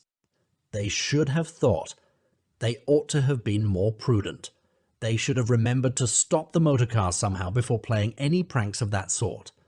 With a half turn of the wheel, the Toad sent the car crashing through the low hedge that ran along the roadside. One mighty bound, a violent shock, and the wheels of the car were churning up the thick mud of a horse pond. Toad found himself flying through the air with the strong upward rush and delicate curve of a swallow. He liked the motion, and was just beginning to wonder whether it would go on until he developed wings and turned into a toad bird, when he landed on his back with a thump in the soft, rich grass of a meadow. Sitting up, he could just see the motor car in the pond, nearly submerged. The gentleman and the driver, encumbered by their long coats, were floundering helplessly in the water. He picked himself up rapidly and set off running across country as hard as he could, scrambling through hedges, jumping ditches, pounding across fields, till he was breathless and weary and had to settle down into an easy walk. When he had recovered his breath somewhat and was able to think calmly, he began to giggle, and from giggling he took to laughing, and he laughed till he had to sit down under a hedge. "Ho, ho, ho!" he cried, in ecstasies of self-admiration. Toad again. Toad as usual. Comes out on the top. Who was it got them to give him a lift? Who managed to get on the front seat for the sake of fresh air? Who persuaded them into letting him see if he could drive? Who landed them all in a horse pond? Who escaped, flying gaily and unscathed through the air, leaving the narrow-minded, grudging, timid excursionists in the mud, where they should rightly be? Why, Toad, of course. Clever Toad, great Toad, great Toad, good Toad. Then he burst into song again and chanted with uplifted voice. The motor car went poop, poop, poop as it raced along the road. Who was it steered it into a pond? Ingenious Mr. Toad! Oh, how clever I am! How clever, how clever, how very cleve. A slight noise at a distance behind him made him turn his head and look. Oh, horror! Oh misery! Oh despair! About 2 fields off, a chauffeur in his leather gaiters and 2 large rural policemen were visible, running towards him as hard as they could go. Poor Toad sprang to his feet and pelted away again, his heart in his mouth. "Oh my!" he gasped as he panted along. "What an ass I am! What an ass I am! What a conceited and heedless ass! Swaggering again! Shouting and singing songs again! Sitting still and gassing again! Oh my! Oh my! Oh my! Oh my!" He glanced back and saw to his dismay that they were gaining on him. On he ran desperately, but kept looking back and saw that they still gained steadily. He did his best, but he was a fat animal, and his legs were short, and still they gained. He could hear them close behind him now. Ceasing to heed where he was going, he struggled on blindly and wildly, looking back over his shoulder at the now triumphant enemy. When suddenly the earth failed under his feet, he grasped at the air, and splash! He found himself head over ears in deep water. Rapid water. Water that bore him along with a force he could not contend with. And he knew that in his blind panic he had run straight into the river. He rose to the surface and tried to grasp the reeds and the rushes that grew along the water's edge, close under the bank, but the stream was so strong that it tore them out of his hands. "Oh my!" gasped poor Toad. "If ever I steal a motor car again, if ever I sing another conceited song." Then down he went and came up breathless and spluttering. Presently he saw that he was approaching a big dark hole in the bank, just above his head, and as the stream bore him past, he reached up with a paw and caught hold of the edge and held on. Then slowly and with difficulty he drew himself up out of the water, till at last he was able to rest his elbows on the edge of the hole. There he remained for some minutes, puffing and panting, for he was quite exhausted. As he sighed and blew, and stared before him into the dark hole, some bright small thing shone and twinkled in its depths, moving towards him. As it approached, a face grew up gradually around it, and it was a familiar face, brown and small, with whiskers, grave and round, with neat ears and silky hair. It was the water rat. Thence we turned and coasted up the Adriatic, its shores swimming in an atmosphere of amber, rose, and aquamarine. We lay in wide landlocked harbours. We roamed through ancient and noble cities, until at last one morning, as the sun rose royally behind us, we rode into Venice down a path of gold. Oh, Venice is a fine city, wherein a rat can wander at his ease and take his pleasure. Or, when weary of wandering, can sit at the edge of the Grand Canal at night, feasting with his friends, when the air is full of music and the sky full of stars, and the lights flash and shimmer on the polished steel prows of the swaying gondolas, packed so that you could walk across the canal or them from side to side. And then the food. Do you like shellfish? Well, we won't linger over that now. Back into speech again it passed, and with beating heart he was following the adventures of a dozen seaports, the fights, the escapes, the rallies, the comradeships, the gallant undertakings, or he searched islands for treasure, fished in still lagoons, and dozed day long on warm white sand. Of deep-sea fishings he heard tell, and mighty silver gatherings of the mile-long net, of sudden perils, noise of breakers on a moonless night, or the tall bows of the great liner taking shape overhead through the fog, of the merry homecoming, the headland rounded, the harbour lights opened out, the groups seen dimly on the quay, the cheery hail, the splash of the hawser, the trudge up the steep little street towards the comforting glow of red-curtained windows. There, sooner or later, the ships of all seafaring nations arrive, and there, at its destined hour, the ship of my choice will let go its anchor. I shall take my time, I shall tarry and bide, till at last the right one lies waiting for me, warped out into midstream, loaded low, her bowsprit pointing down harbour. I shall slip on board, by boat or a long hawser, and then one morning I shall wake to the song and tramp of the sailors, the clink of the capstan, and the rattle of the anchor chain coming merrily in. We shall break out the jib and the foresail. The white houses on the harbour side will glide slowly past us as she gathers steering way, and the voyage will have begun. As she forges towards the headland, she will clothe herself with canvas. And then, once outside, the sounding slap of great green seas as she heels to the wind, pointing south. Did it change into the cry of the wind? Plaintive at first, angrily shrill as it freshened, rising to a tearing whistle, sinking to a musical trickle of air from the leach of the bellying sail. All these sounds the spellbound listener seemed to hear, and with them the hungry complaint of the gulls and the sea-mews, the soft thunder of the breaking wave, the cry of the protesting shingle. Chapter 11.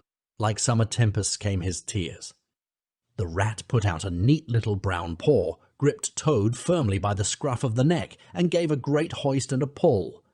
And the waterlogged Toad came up slowly but surely over the edge of the hole, till at last he stood safe and sound in the hall, streaked with mud and weed to be sure, and with the water streaming off him, but happy and high-spirited as of old, now that he found himself once more in the house of a friend, and dodgings and evasions were over, and he could lay aside a disguise that was unworthy of his position, and wanted such a lot of living up to.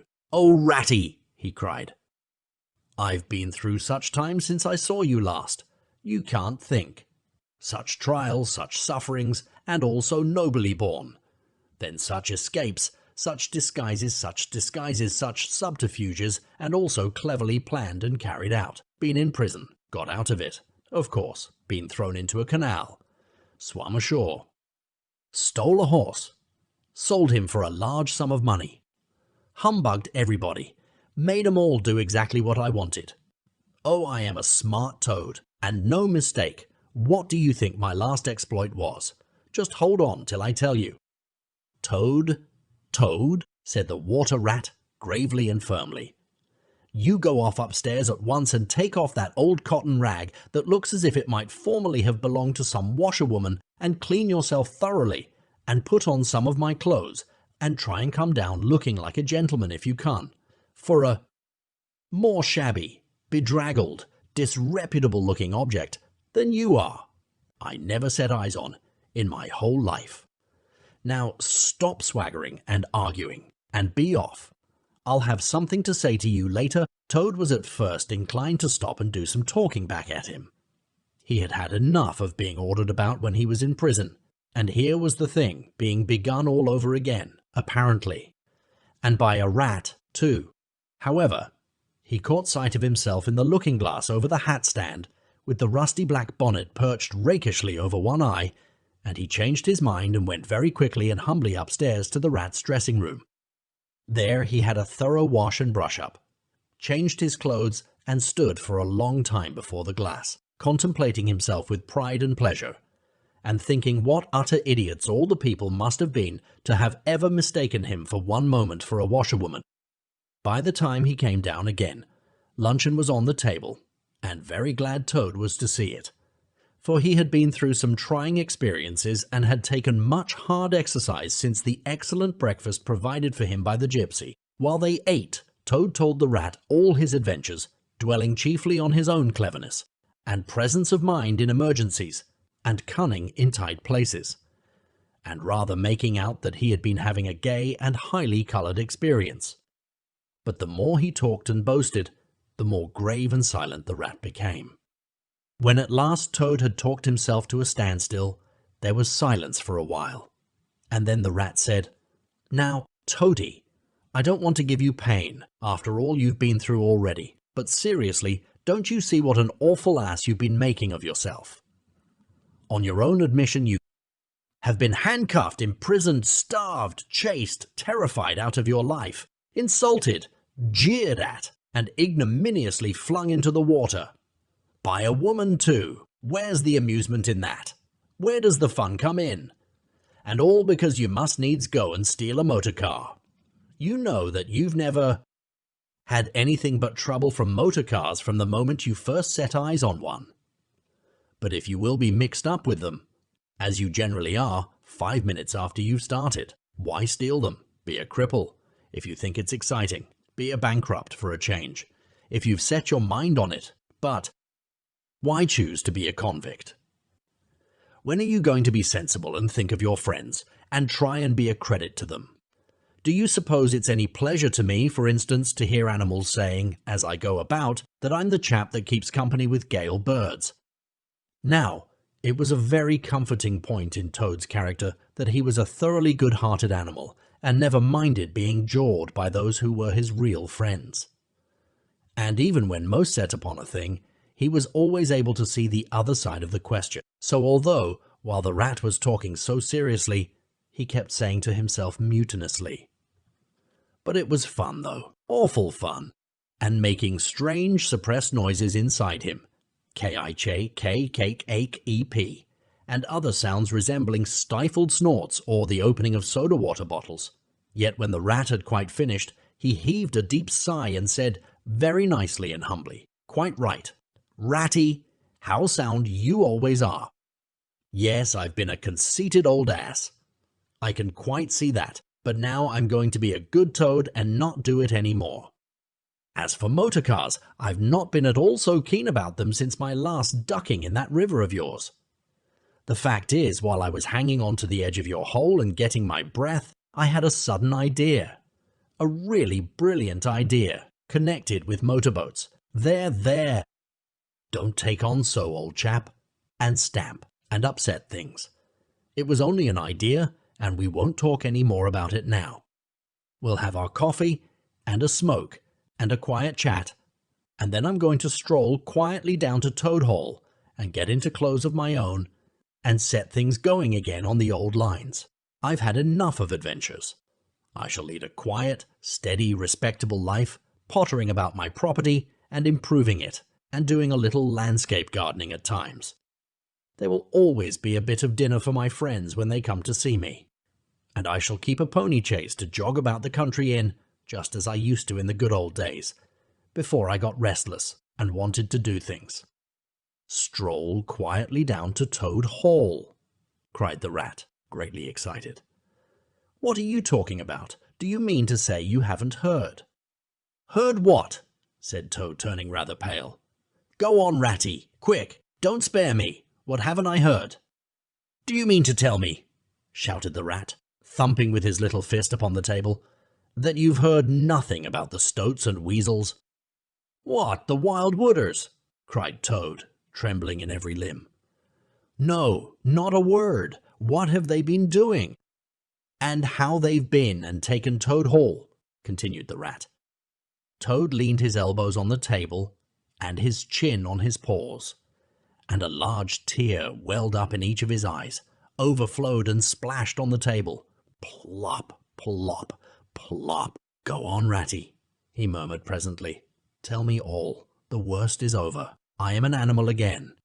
I can bear it. When you got into that trouble of yours," said the rat, slowly and impressively. "I mean, when you disappeared from society for a time over that misunderstanding about a machine, you know." Toad merely nodded.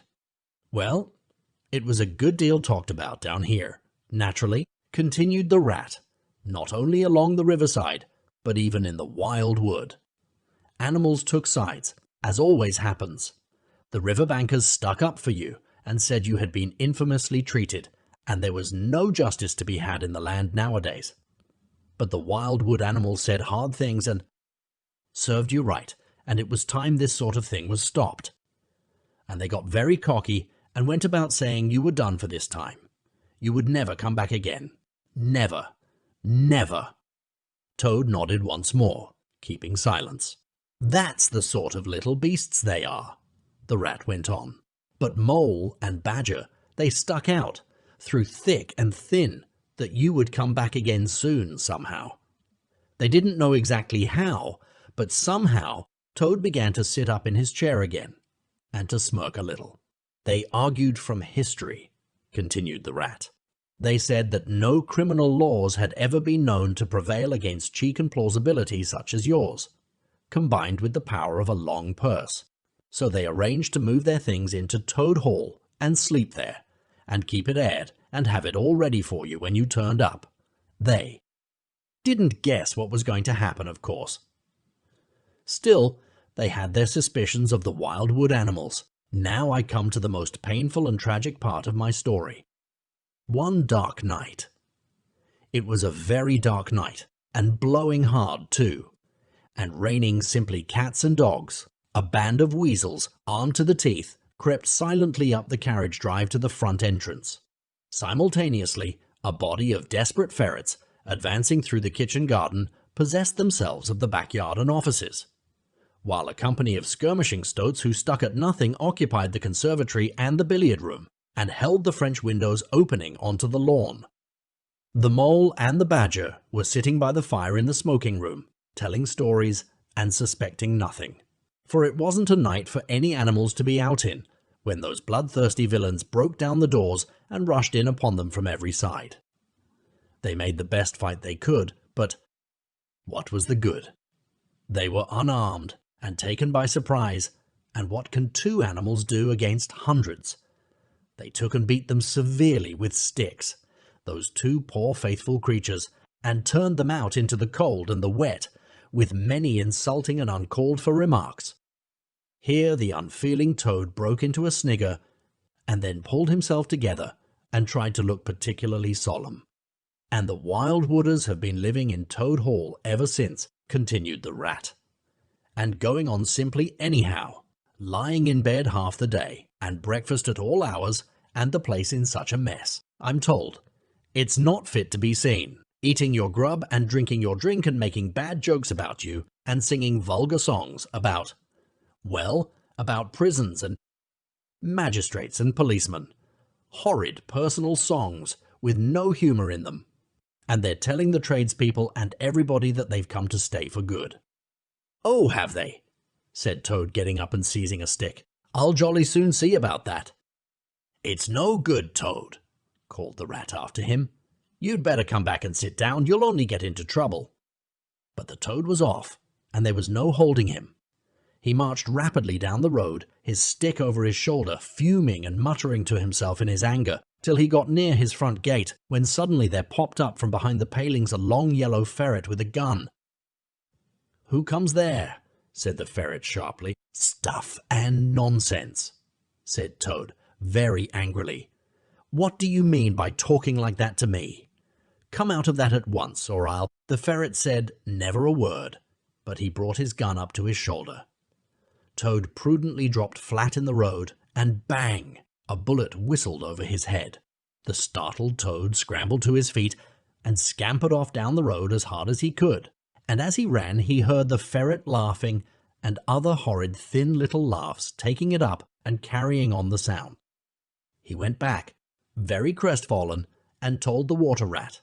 What did I tell you? Said the rat. It's no good. They've got sentries posted, and they are all armed. You must just wait. Still, Toad was not inclined to give in all at once. So he got out the boat and set off rowing up the river to where the garden front of Toad Hall came down to the waterside. Arriving within sight of his old home, he rested on his oars and surveyed the land cautiously. All seemed very peaceful and deserted and quiet. He could see the whole front of Toad Hall, glowing in the evening sunshine, the pigeons settling by twos and threes along the straight line of the roof, the garden a blaze of flowers, the creek that led up to the boathouse, the little wooden bridge that crossed it, all tranquil, uninhabited, apparently waiting for his return. He would try the boathouse first, he thought. Very warily he paddled up to the mouth of the creek and was just passing under the bridge when, crash! A great stone, dropped from above, smashed through the bottom of the boat. It filled and sank, and Toad found himself struggling in deep water. Looking up, he saw two stoats leaning over the parapet of the bridge and watching him with great glee. "It will be your head next time, Toady," they called out to him. The indignant Toad swam to shore, while the stoats laughed and laughed, supporting each other, and laughed again till they nearly had two fits. That is, one fit each, of course. The Toad retraced his weary way on foot and related his disappointing experiences to the Water Rat once more. "Well, what did I tell you?" said the Rat very crossly. "And now, look here. See what you've been and done. Lost me my boat that I was so fond of. That's what you've done. And simply ruined that nice suit of clothes that I lent you. Really, Toad, of all the trying animals. I wonder you managed to keep any friends at all." The Toad saw at once how wrongly and foolishly he had acted. He admitted his errors and wrong-headedness and made a full apology to Rat for losing his boat and spoiling his clothes. And he wound up by saying, with that frank self-surrender, which always disarmed his friend's criticism and won them back to his side, "Ratty, I see that I have been a headstrong and a willful Toad. Henceforth, believe me, I will be humble and submissive, and will take no action without your kind advice and full approval." "If that is really so," said the good-natured Rat, already appeased, "then my advice to you is, considering the lateness of the hour, to sit down and have your supper, which will be on the table in a minute, and be very patient. For I am convinced that we can do nothing until we have seen the Mole and the Badger, and heard their latest news, and held conference, and taken their advice in this difficult matter." "Oh, yes, of course, the Mole and the Badger," said Toad lightly. "What's become of them, the dear fellows? I had forgotten all about them." "Well may you ask," said the Rat reproachfully. "While you were riding about the country in expensive motor cars, and galloping proudly on blood horses, and breakfasting on the fat of the land, those two poor devoted animals have been camping out in the open, in every sort of weather, living very rough by day, and lying very hard by night. Watching over your house, patrolling your boundaries, keeping a constant eye on the stoats and the weasels, scheming and planning and contriving how to get your property back for you. You don't deserve to have such true and loyal friends. Toad, you don't really. Someday, when it's too late, you'll be sorry you didn't value them more while you had them." "I'm an ungrateful beast, I know," sobbed Toad, shedding bitter tears. "Let me go out and find them, out into the cold, dark night, and share their hardships, and try and prove by. Hold on a bit, surely I heard the chink of dishes on a tray. Supper's here at last, hooray! Come on, Ratty." The Rat remembered that poor Toad had been on prison fare for a considerable time, and that large allowances had therefore to be made. He followed him to the table accordingly, and hospitably encouraged him in his gallant efforts to make up for past privations. They had just finished their meal and resumed their armchairs when there came a heavy knock at the door. Toad was nervous, but the Rat, nodding mysteriously at him, went straight up to the door and opened it, and in walked Mr. Badger. He had all the appearance of one who for some nights had been kept away from home and all its little comforts and conveniences. His shoes were covered with mud, and he was looking very rough and tousled, but then he had never been a very smart man. The Badger, at the best of times, he came solemnly up to Toad, shook him by the paw, and said, "Welcome home." Toad, alas, what am I saying? Home indeed. This is a poor homecoming. Unhappy Toad. Then he turned his back on him, sat down to the table, drew his chair up, and helped himself to a large slice of cold pie. Toad was quite alarmed at this very serious and portentous style of greeting, but the Rat whispered to him, "Never mind. Don't take any notice, and don't say anything to him just yet. He's always rather low and despondent when he's wanting his victuals. In half an hour's time he'll be quite a different animal." So they waited in silence, and presently there came another and a lighter knock. The Rat, with a nod to Toad, went to the door and ushered in the Mole, very shabby and unwashed, with bits of hay and straw sticking in his fur. "Hooray! Here's old Toad!" cried the Mole, his face beaming. "Fancy having you back again!" And he began to dance round him. "We never dreamt you would turn up so soon. Why, you must have managed to escape, you clever, ingenious, intelligent Toad. The Rat, alarmed, pulled him by the elbow, but it was too late. Toad was puffing and swelling already. Clever? Oh no, he said. I'm not really clever according to my friends. I've only broken out of the strongest prison in England, that's all, and captured a railway train and escaped on it, that's all. And disguised myself and gone about the country humbugging everybody, that's all. Oh no, I'm a stupid ass, I am. I am a stupid ass, I am. Tell you one or two of my little adventures, Mole, and you shall judge for yourself. Well, well, said the Mole, moving towards the supper table. Supposing you talk while I eat. Not a bite since breakfast. Oh my, and he sat down and helped himself liberally to cold beef and pickles. Toad straddled on the hearthrug, thrust his paw into his trouser pocket, and pulled out a handful of silver. Look at that, he cried. Displaying it, that's not so bad, is it, for a few minutes' work? And how do you think I done it, Mole? Horse dealing. That's how I done it, Mole. That's how I done it. Go on, Toad, said the Mole, immensely interested. Toad, do be quiet, please, said the Rat. And don't you egg him on, Mole, when you know what he is. But please tell us as soon as possible what the position is, and what's best to be done, now that Toad is back at last. The position's about as bad as it can be, replied the Mole grumpily. And as for what's to be done, why, blest if I know. The Badger and I have been round and round the place, by night and by day, always the same thing. Sentries posted everywhere, guns poked out at us, stones thrown at us, always an animal on the lookout. And when they see us, my, how they do laugh.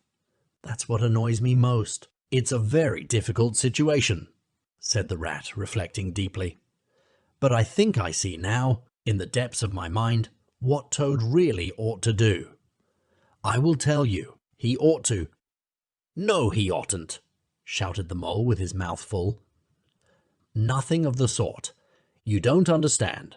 What he ought to do is, he ought to— Well, I shan't do it anyway, cried Toad, getting excited. I'm not going to be ordered about by you fellows. It's my house we're talking about, and I know exactly what to do. And I'll tell you, I'm going to— By this time, they were all three talking at once, at the top of their voices, and the noise was simply deafening, when a thin, dry voice made itself heard saying, Be quiet at once, all of you, and instantly everyone was silent. It was the Badger who, having finished his pie, had turned around in his chair and was looking at them severely. When he saw that he had secured their attention and that they were evidently waiting for him to address them, he turned back to the table again and reached out for the cheese. And so great was the respect commanded by the solid qualities of that admirable animal, that not another word was uttered until he had quite finished his repast and brushed the crumbs from his knees. The Toad fidgeted a good deal, but the Rat held him firmly down. When the Badger had quite done, he got up from his seat and stood before the fireplace, reflecting deeply. At last he spoke. Toad, he said severely, you bad, troublesome little animal. Aren't you ashamed of yourself? What do you think your father, my old friend, would have said if he had been here tonight and had known of all your goings-on? Toad, who was on the sofa by this time, with his legs up, rolled over on his face, shaken by sobs of contrition. There, went on the Badger more kindly. Never mind. Stop crying. We're going to let bygones be bygones and try and turn over a new leaf. But what the Mole says is quite true. The stoats are on guard at every point, and they make the best sentinels in the world. It's quite useless to think of attacking the place. They're too strong for us. Then it's all over, sobbed the Toad, crying into the sofa cushions. I shall go and enlist for a soldier and never see my dear Toad Hall any more. Come, cheer up, Toady, said the Badger. There are more ways of getting back a place than taking it by storm. I haven't said my last word yet. Now I'm going to tell you a great secret. Toad sat up slowly and dried his eyes. Secrets had an immense attraction for him because he never could keep one, and he enjoyed the sort of unhallowed thrill he experienced when he went and told another animal, after having faithfully promised not to. There is an underground passage, said the badger impressively, that leads from the riverbank, quite near here, right up into the middle of Toad Hall. Oh, nonsense. Badger, said Toad rather airily, you've been listening to some of the yarns they spin in the public houses about here. I know every inch of Toad Hall, inside and out. Nothing of the sort, I do assure you. My young friend, said the badger, with great severity, your father, who was a worthy animal, a lot worthier than some others I know, was a particular friend of mine and told me a great deal he wouldn't have dreamt of telling you. He discovered that passage. He didn't make it, of course. That was done hundreds of. Years before he ever came to live there. And he repaired it and cleaned it out because he thought it might come in useful some day, in case of trouble or danger. And he showed it to me. Don't let my son know about it, he said. He's a good boy, but very light and volatile in character, and simply cannot hold his tongue. If he's ever in a real fix, and it would be of use to him, you may tell him about the secret passage, but not before. The other animals looked hard at Toad to see how he would take it. Toad was inclined to be sulky at first, but he brightened up immediately, like the good fellow he was. Well, well, well, he said, perhaps I'm a bit of a talker, a popular fellow such as I am. My friends get round me, we chaff, we sparkle, we tell witty stories, and somehow my tongue gets wagging. I have the gift of conversation. I've been told I ought to have a salon, whatever that may be. Never mind. Go on, Badger. How's this passage of yours going to help us? I've found out a thing or two lately, continued the Badger. I got Otter to disguise himself as a sweep and call at the back door with brushes over his shoulder, asking for a job. There's going to be a big banquet tomorrow night. It's somebody's birthday, the chief weasel's, I believe, and all the weasels will be gathered together in the dining hall, eating, and drinking and laughing and carrying on, suspecting nothing. No guns, no swords, no sticks, no arms of any sort whatever. But the sentinels will be posted as usual, remarked the Rat. Exactly, said the Badger. That is my point. The weasels will trust entirely to their excellent sentinels. And that is where the passage comes in. That very useful tunnel leads right up under the butler's pantry, next to the dining hall. Aha! That squeaky board in the butler's pantry, said Toad. Now I understand it. We shall creep out quietly into the butler's pantry, cried the Mole. With our pistols and swords and sticks, shouted the Rat. And rush in upon them, said the Badger. And whack 'em, and whack 'em, and whack 'em, cried the Toad in ecstasy, running round and round the room and jumping over the chairs. Very well then, said the Badger, resuming his usual dry manner, our plan is settled, and there's nothing more for you to argue and squabble about. So, as it's getting very late, all of you go right off to bed at once. We will make all the necessary arrangements in the course of the morning tomorrow. Toad, of course, went off to bed dutifully with the rest. He knew better than to refuse, though he was feeling much too excited to sleep.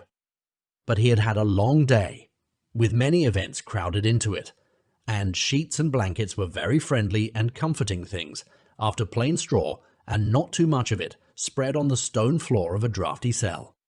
And his head had not been many seconds on his pillow before he was snoring happily. Naturally, he dreamt a good deal, about roads that ran away from him just when he wanted them, and canals that chased him and caught him, and a barge that sailed into the banqueting hall with his week's washing just as he was giving a dinner party, and he was alone in the secret passage, pushing onwards, but it twisted and turned round and shook itself and sat up on its end. Yet somehow, at the last, he found himself back in Toad Hall, safe and triumphant, with all his friends gathered round about him, earnestly assuring him that he really was a clever toad. He slept till a late hour next morning, and by the time he got down he found that the other animals had finished their breakfast some time before. The mole had slipped off somewhere by himself, without telling anyone where he was going to. The badger sat in the armchair, reading the paper and not concerning himself in the slightest about what was going to happen that very evening.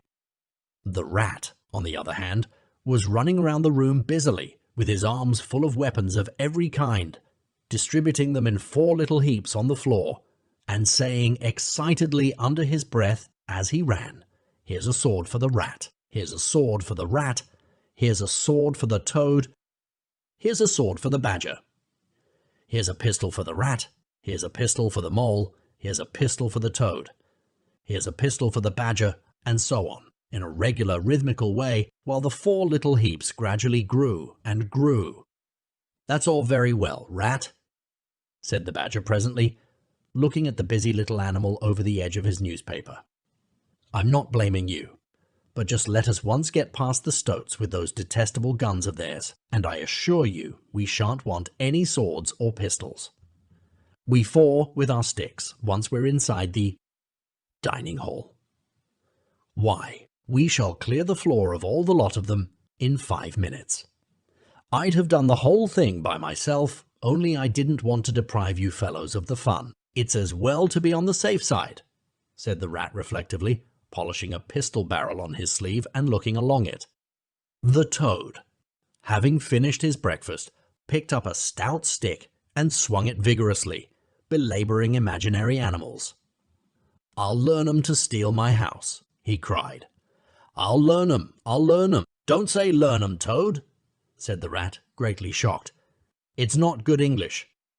"What are you always nagging at Toad for?" inquired the badger rather peevishly. "What's the matter with his English? It's the same what I use myself, and if it's good enough for me, it ought to be good enough for you." "I'm very sorry," said the rat humbly.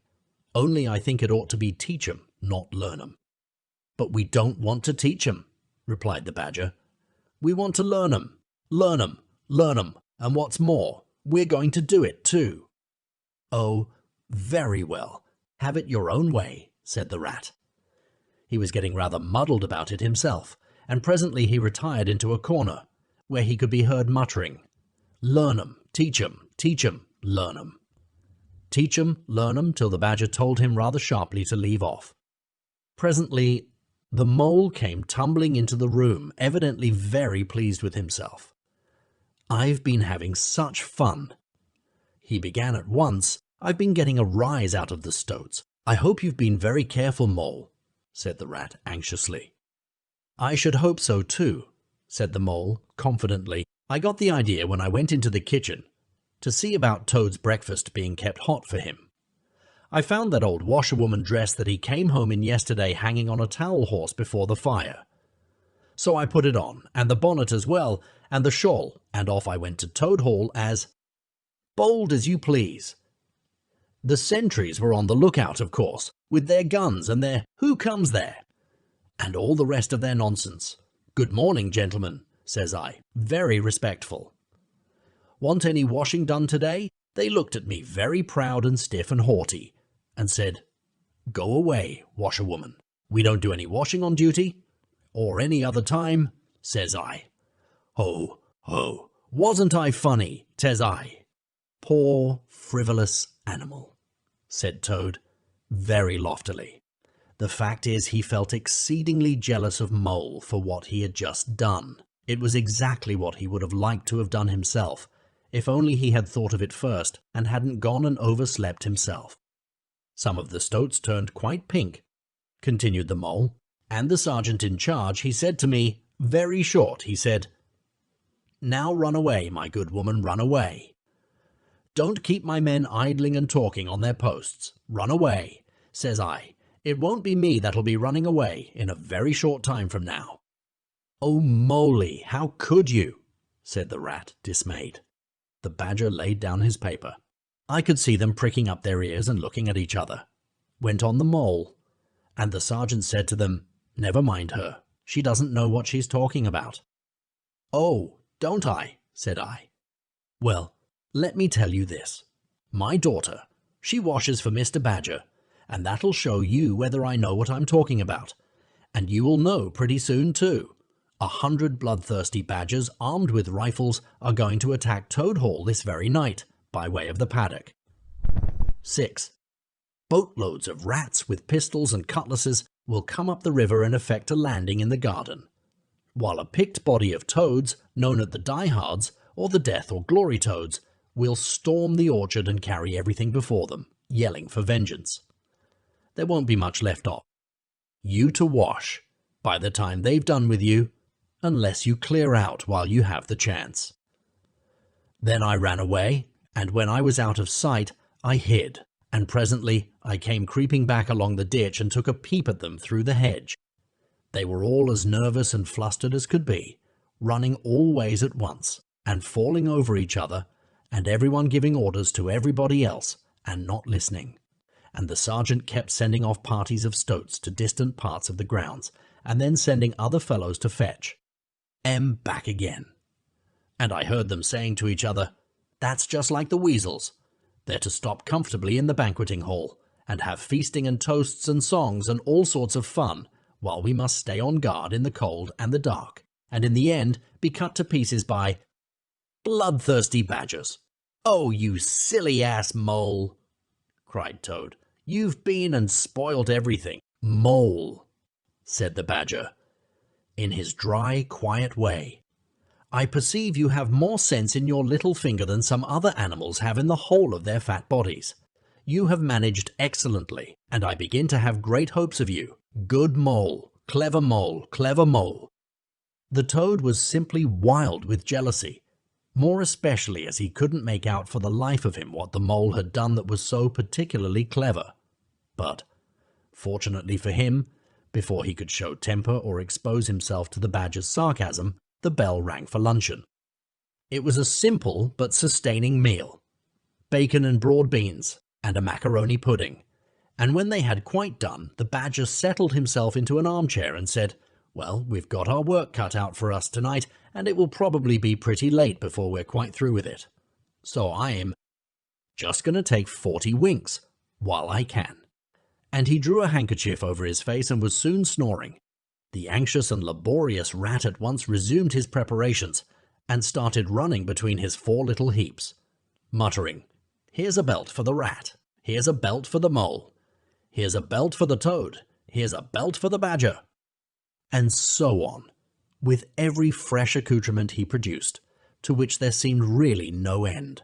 So the mole drew his arm through Toad's, led him out into the open air, shoved him into a wicker chair, and made him tell him all his adventures from beginning to end, which Toad was only too willing to do. The mole was a good listener, and Toad, with no one to check his statements or to criticize in an unfriendly spirit, rather let himself go. Indeed, much that he related belonged more properly to the category of what might have happened had I only thought of it in time instead of 10 minutes afterwards. Those are always the best and the raciest adventures, and why should they not be truly ours, as much as the somewhat inadequate things that really come off? Chapter 12. The Return of Ulysses. When it began to grow dark, the rat, with an air of excitement and mystery, summoned them back into the parlour, stood each of them up alongside of his little heap, and proceeded to dress them up for the coming expedition.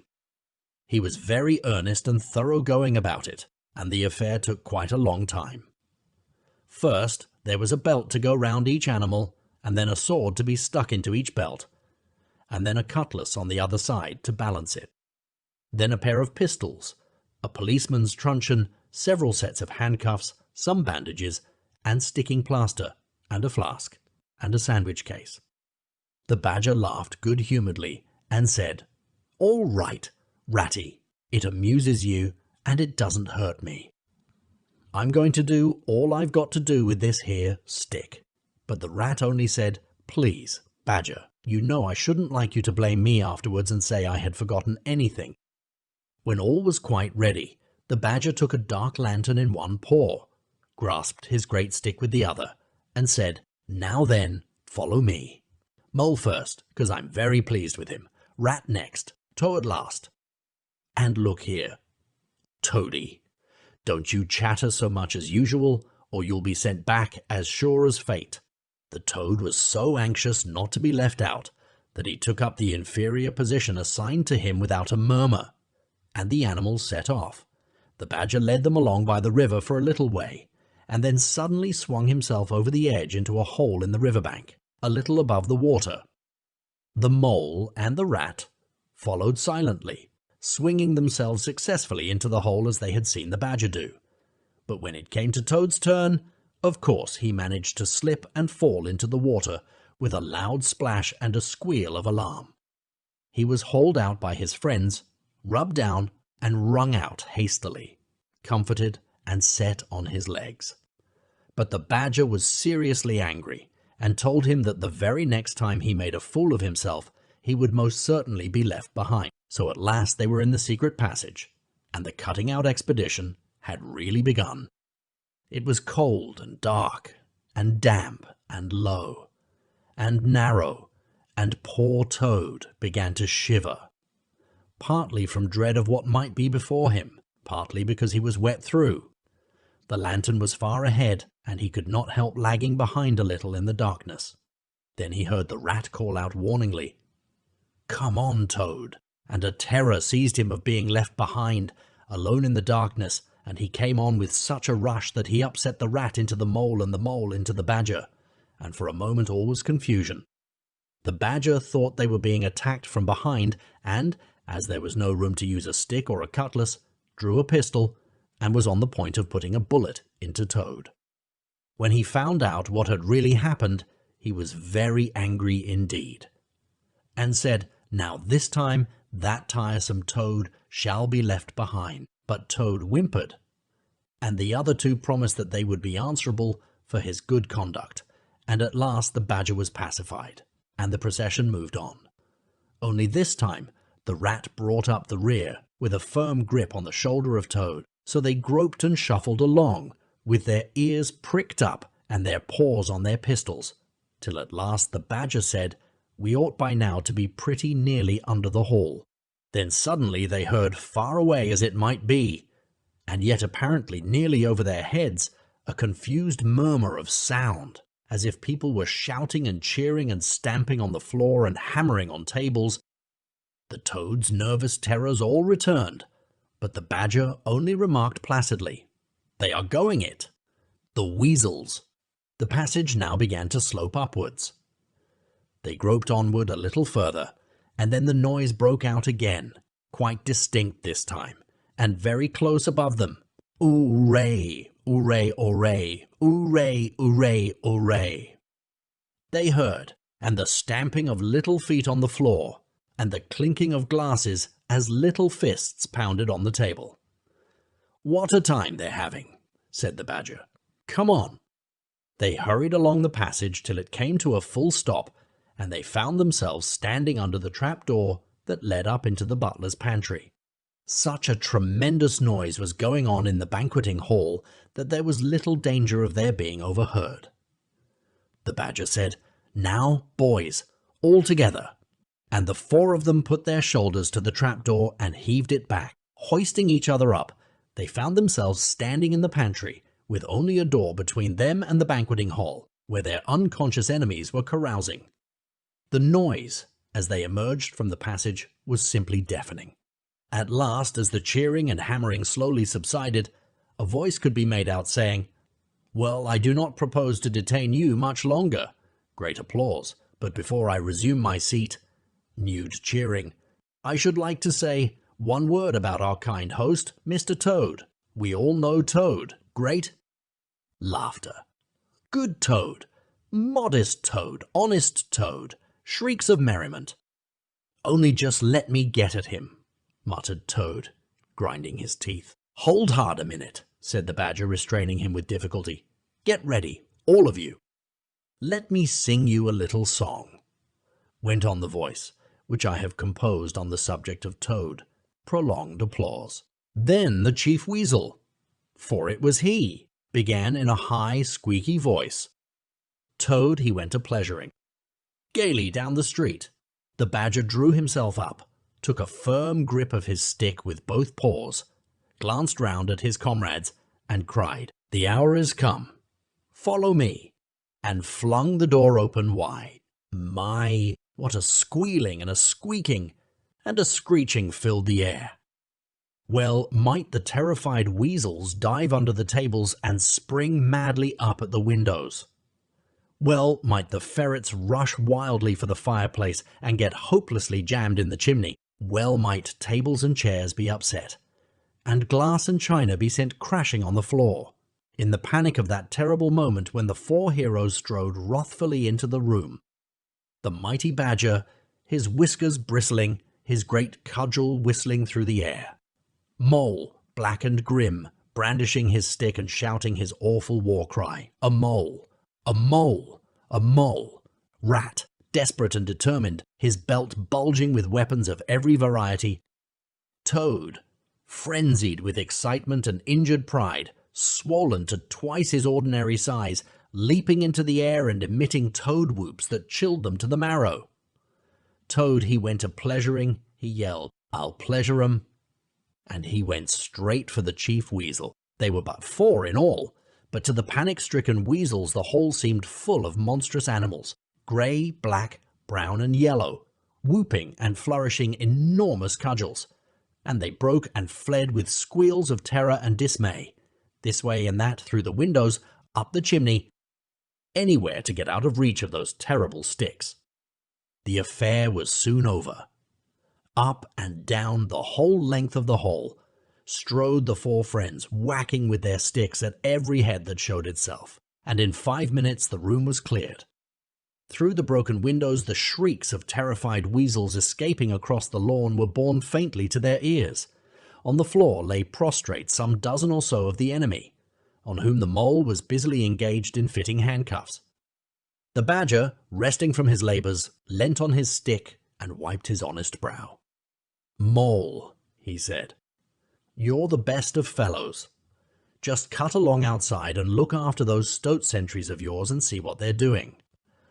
I've an idea that, thanks to you, we shan't have much trouble from them tonight." The mole vanished promptly through a window, and the badger bade the other two set a table on its legs again, pick up knives and forks and plates and glasses from the debris on the floor, and see if they could find materials for a supper.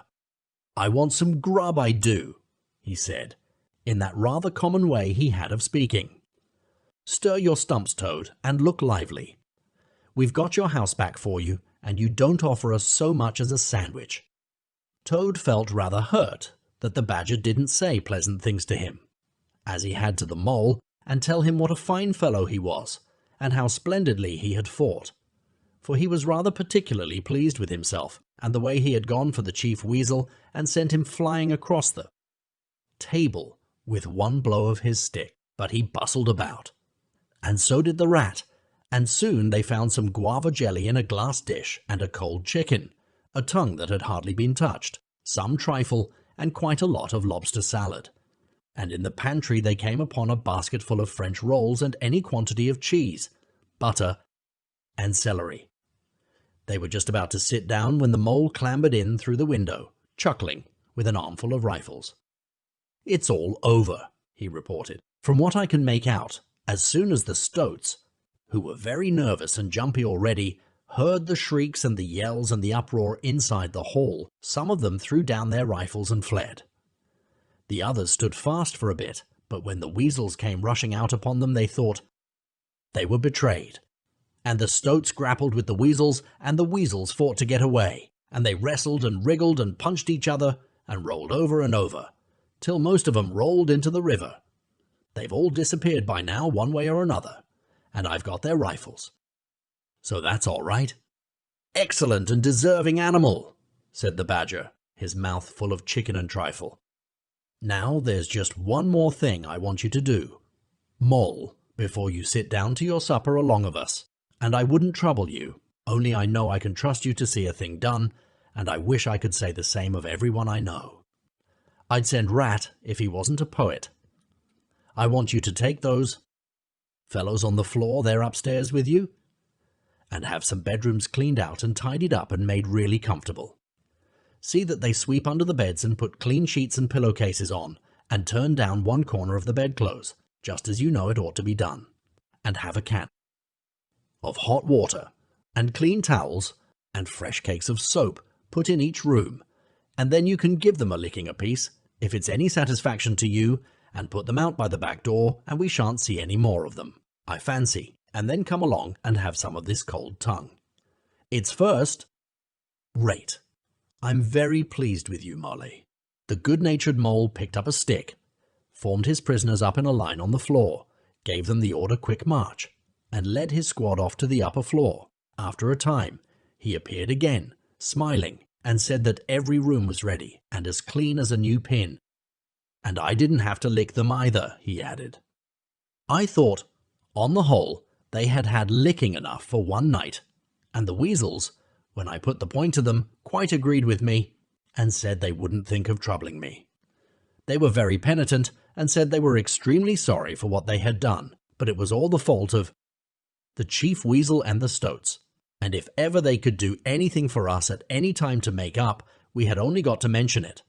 So I gave them a roll apiece and let them out at the back, and off they ran, as hard as they could. Then the mole pulled his chair up to the table and pitched into the cold tongue, and Toad, like the gentleman he was, put all his jealousy from him and said heartily, "Thank you kindly, dear Mole, for all your pains and trouble tonight, and especially for your cleverness this morning." The Badger was pleased at that, and said, "There spoke my brave Toad." So they finished their supper in great joy and contentment, and presently retired to rest between clean sheets safe in Toad's ancestral home, won back by matchless valor, consummate strategy, and a proper handling of sticks. The following morning, Toad, who had overslept himself as usual, came down to breakfast disgracefully late, and found on the table a certain quantity of eggshells, some fragments of cold and leathery toast, a coffee pot 3/4 empty, and really very little else, which did not tend to improve his temper, considering that, after all, it was his own house. Through the French windows of the breakfast room he could see the mole and the water rat sitting in wicker chairs out on the lawn, evidently telling each other stories, roaring with laughter and kicking their short legs up in the air. The Badger, who was in an armchair and deep in the morning paper, merely looked up and nodded when Toad entered the room. But Toad knew his man, so he sat down and made the best breakfast he could, merely observing to himself that he would get square with the others sooner or later. When he had nearly finished, the Badger looked up and remarked rather shortly, "I'm sorry, Toad, but I'm afraid there's a heavy morning's work in front of you. You see, we really ought to have a banquet at once to celebrate this affair. It's expected of you. In fact, it's the rule."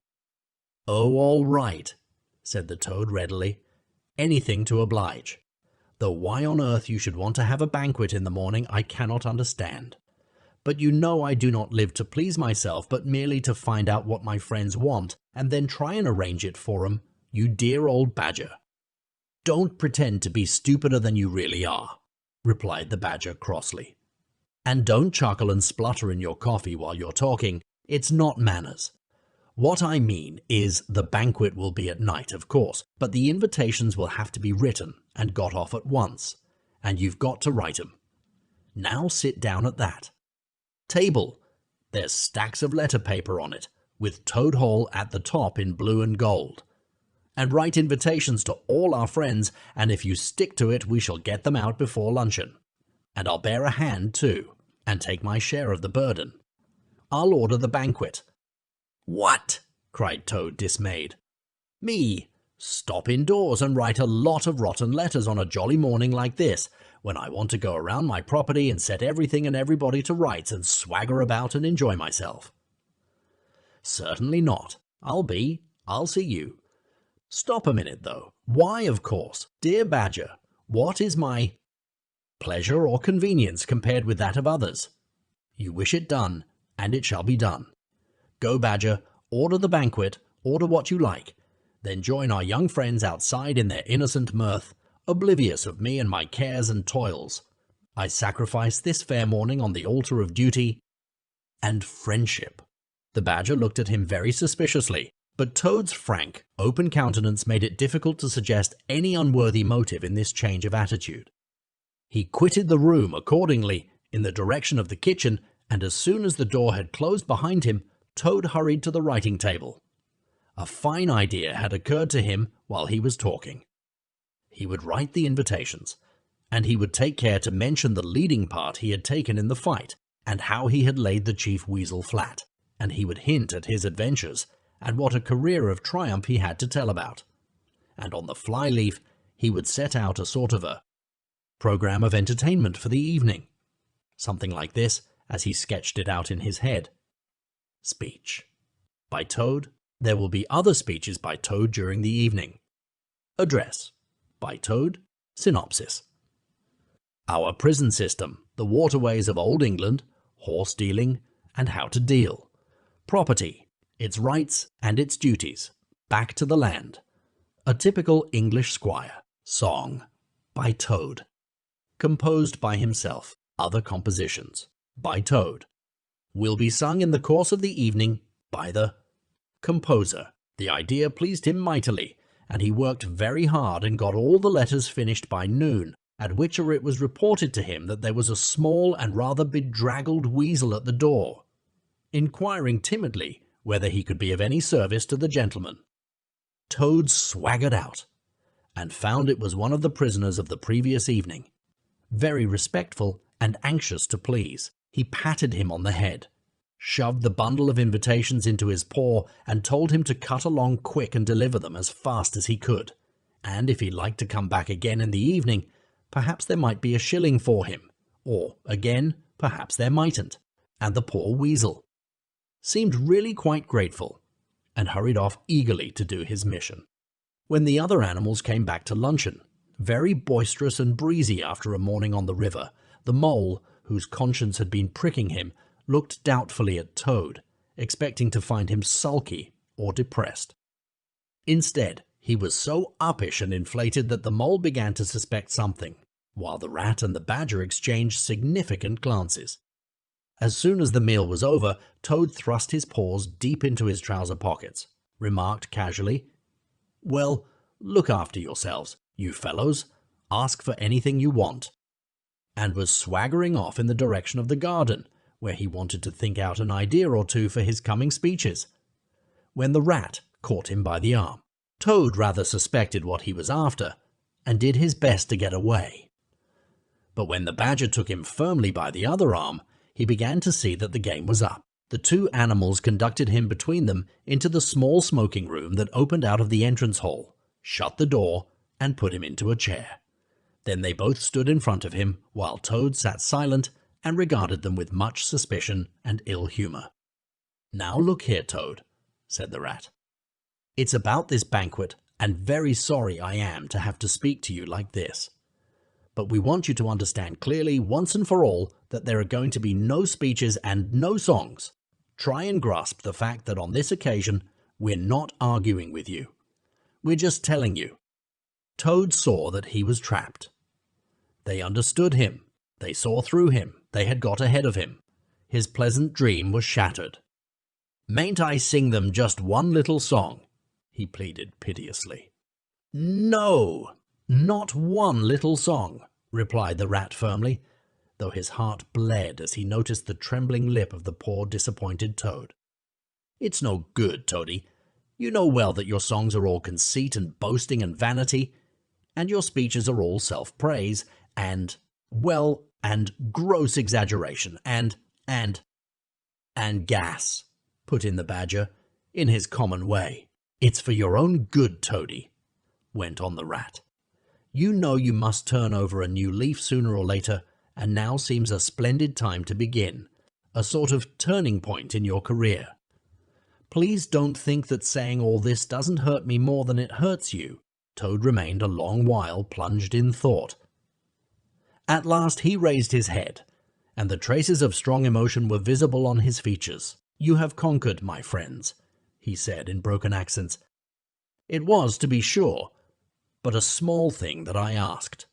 Merely leave to blossom and expand for yet one more evening, to let myself go and hear the tumultuous applause that always seems to me, somehow, to bring out my best qualities. However, you are right, I know, and I am wrong.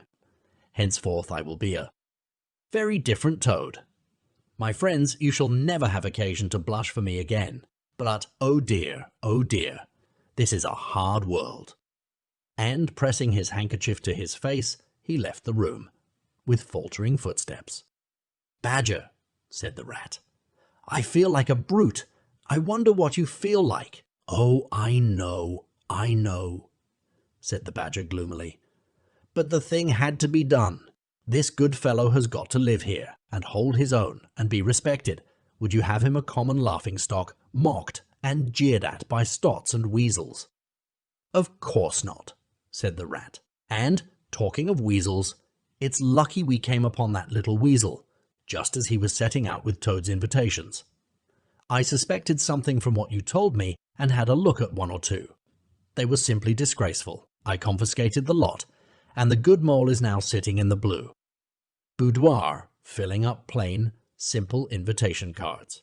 At last the hour for the banquet began to draw near, and Toad, who on leaving the others had retired to his bedroom, was still sitting there, melancholy and thoughtful. His brow resting on his paw, he pondered long and deeply. Gradually his countenance cleared, and he began to smile long, slow smiles. Then he took to giggling in a shy, self-conscious manner. At last he got up, locked the door, drew the curtains across the windows, collected all the chairs in the room, and arranged them in a semicircle, and took up his position in front of them, swelling visibly. Then he bowed, coughed twice, and, letting himself go, with uplifted voice he sang, to the enraptured audience that his imagination so clearly saw, Toad's last little song. The Toad came home. There was panic in the parlors and howling in the halls. There was crying in the cowsheds and shrieking in the stalls. When the Toad came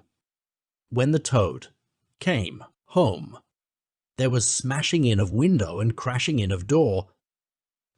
There was chivying of weasels that fainted on the floor. When the Toad came. Bang! Go the drums! The trumpeters are tooting and the soldiers are saluting, and the cannon they are shooting and the motor cars are hooting. As the hero comes, shout, hooray!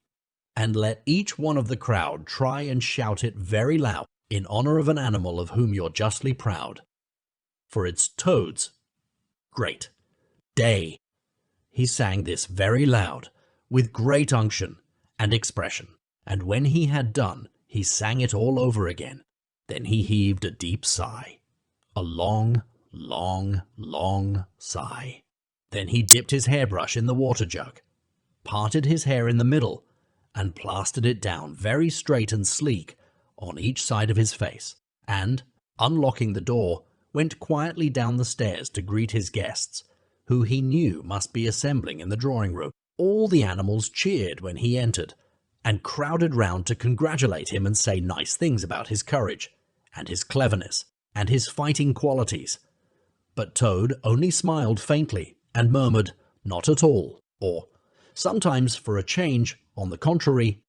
Otter, who was standing on the hearthrug describing to an admiring circle of friends exactly how he would have managed things had he been there, came forward with a shout, threw his arm round Toad's neck, and tried to take him round the room in triumphal progress.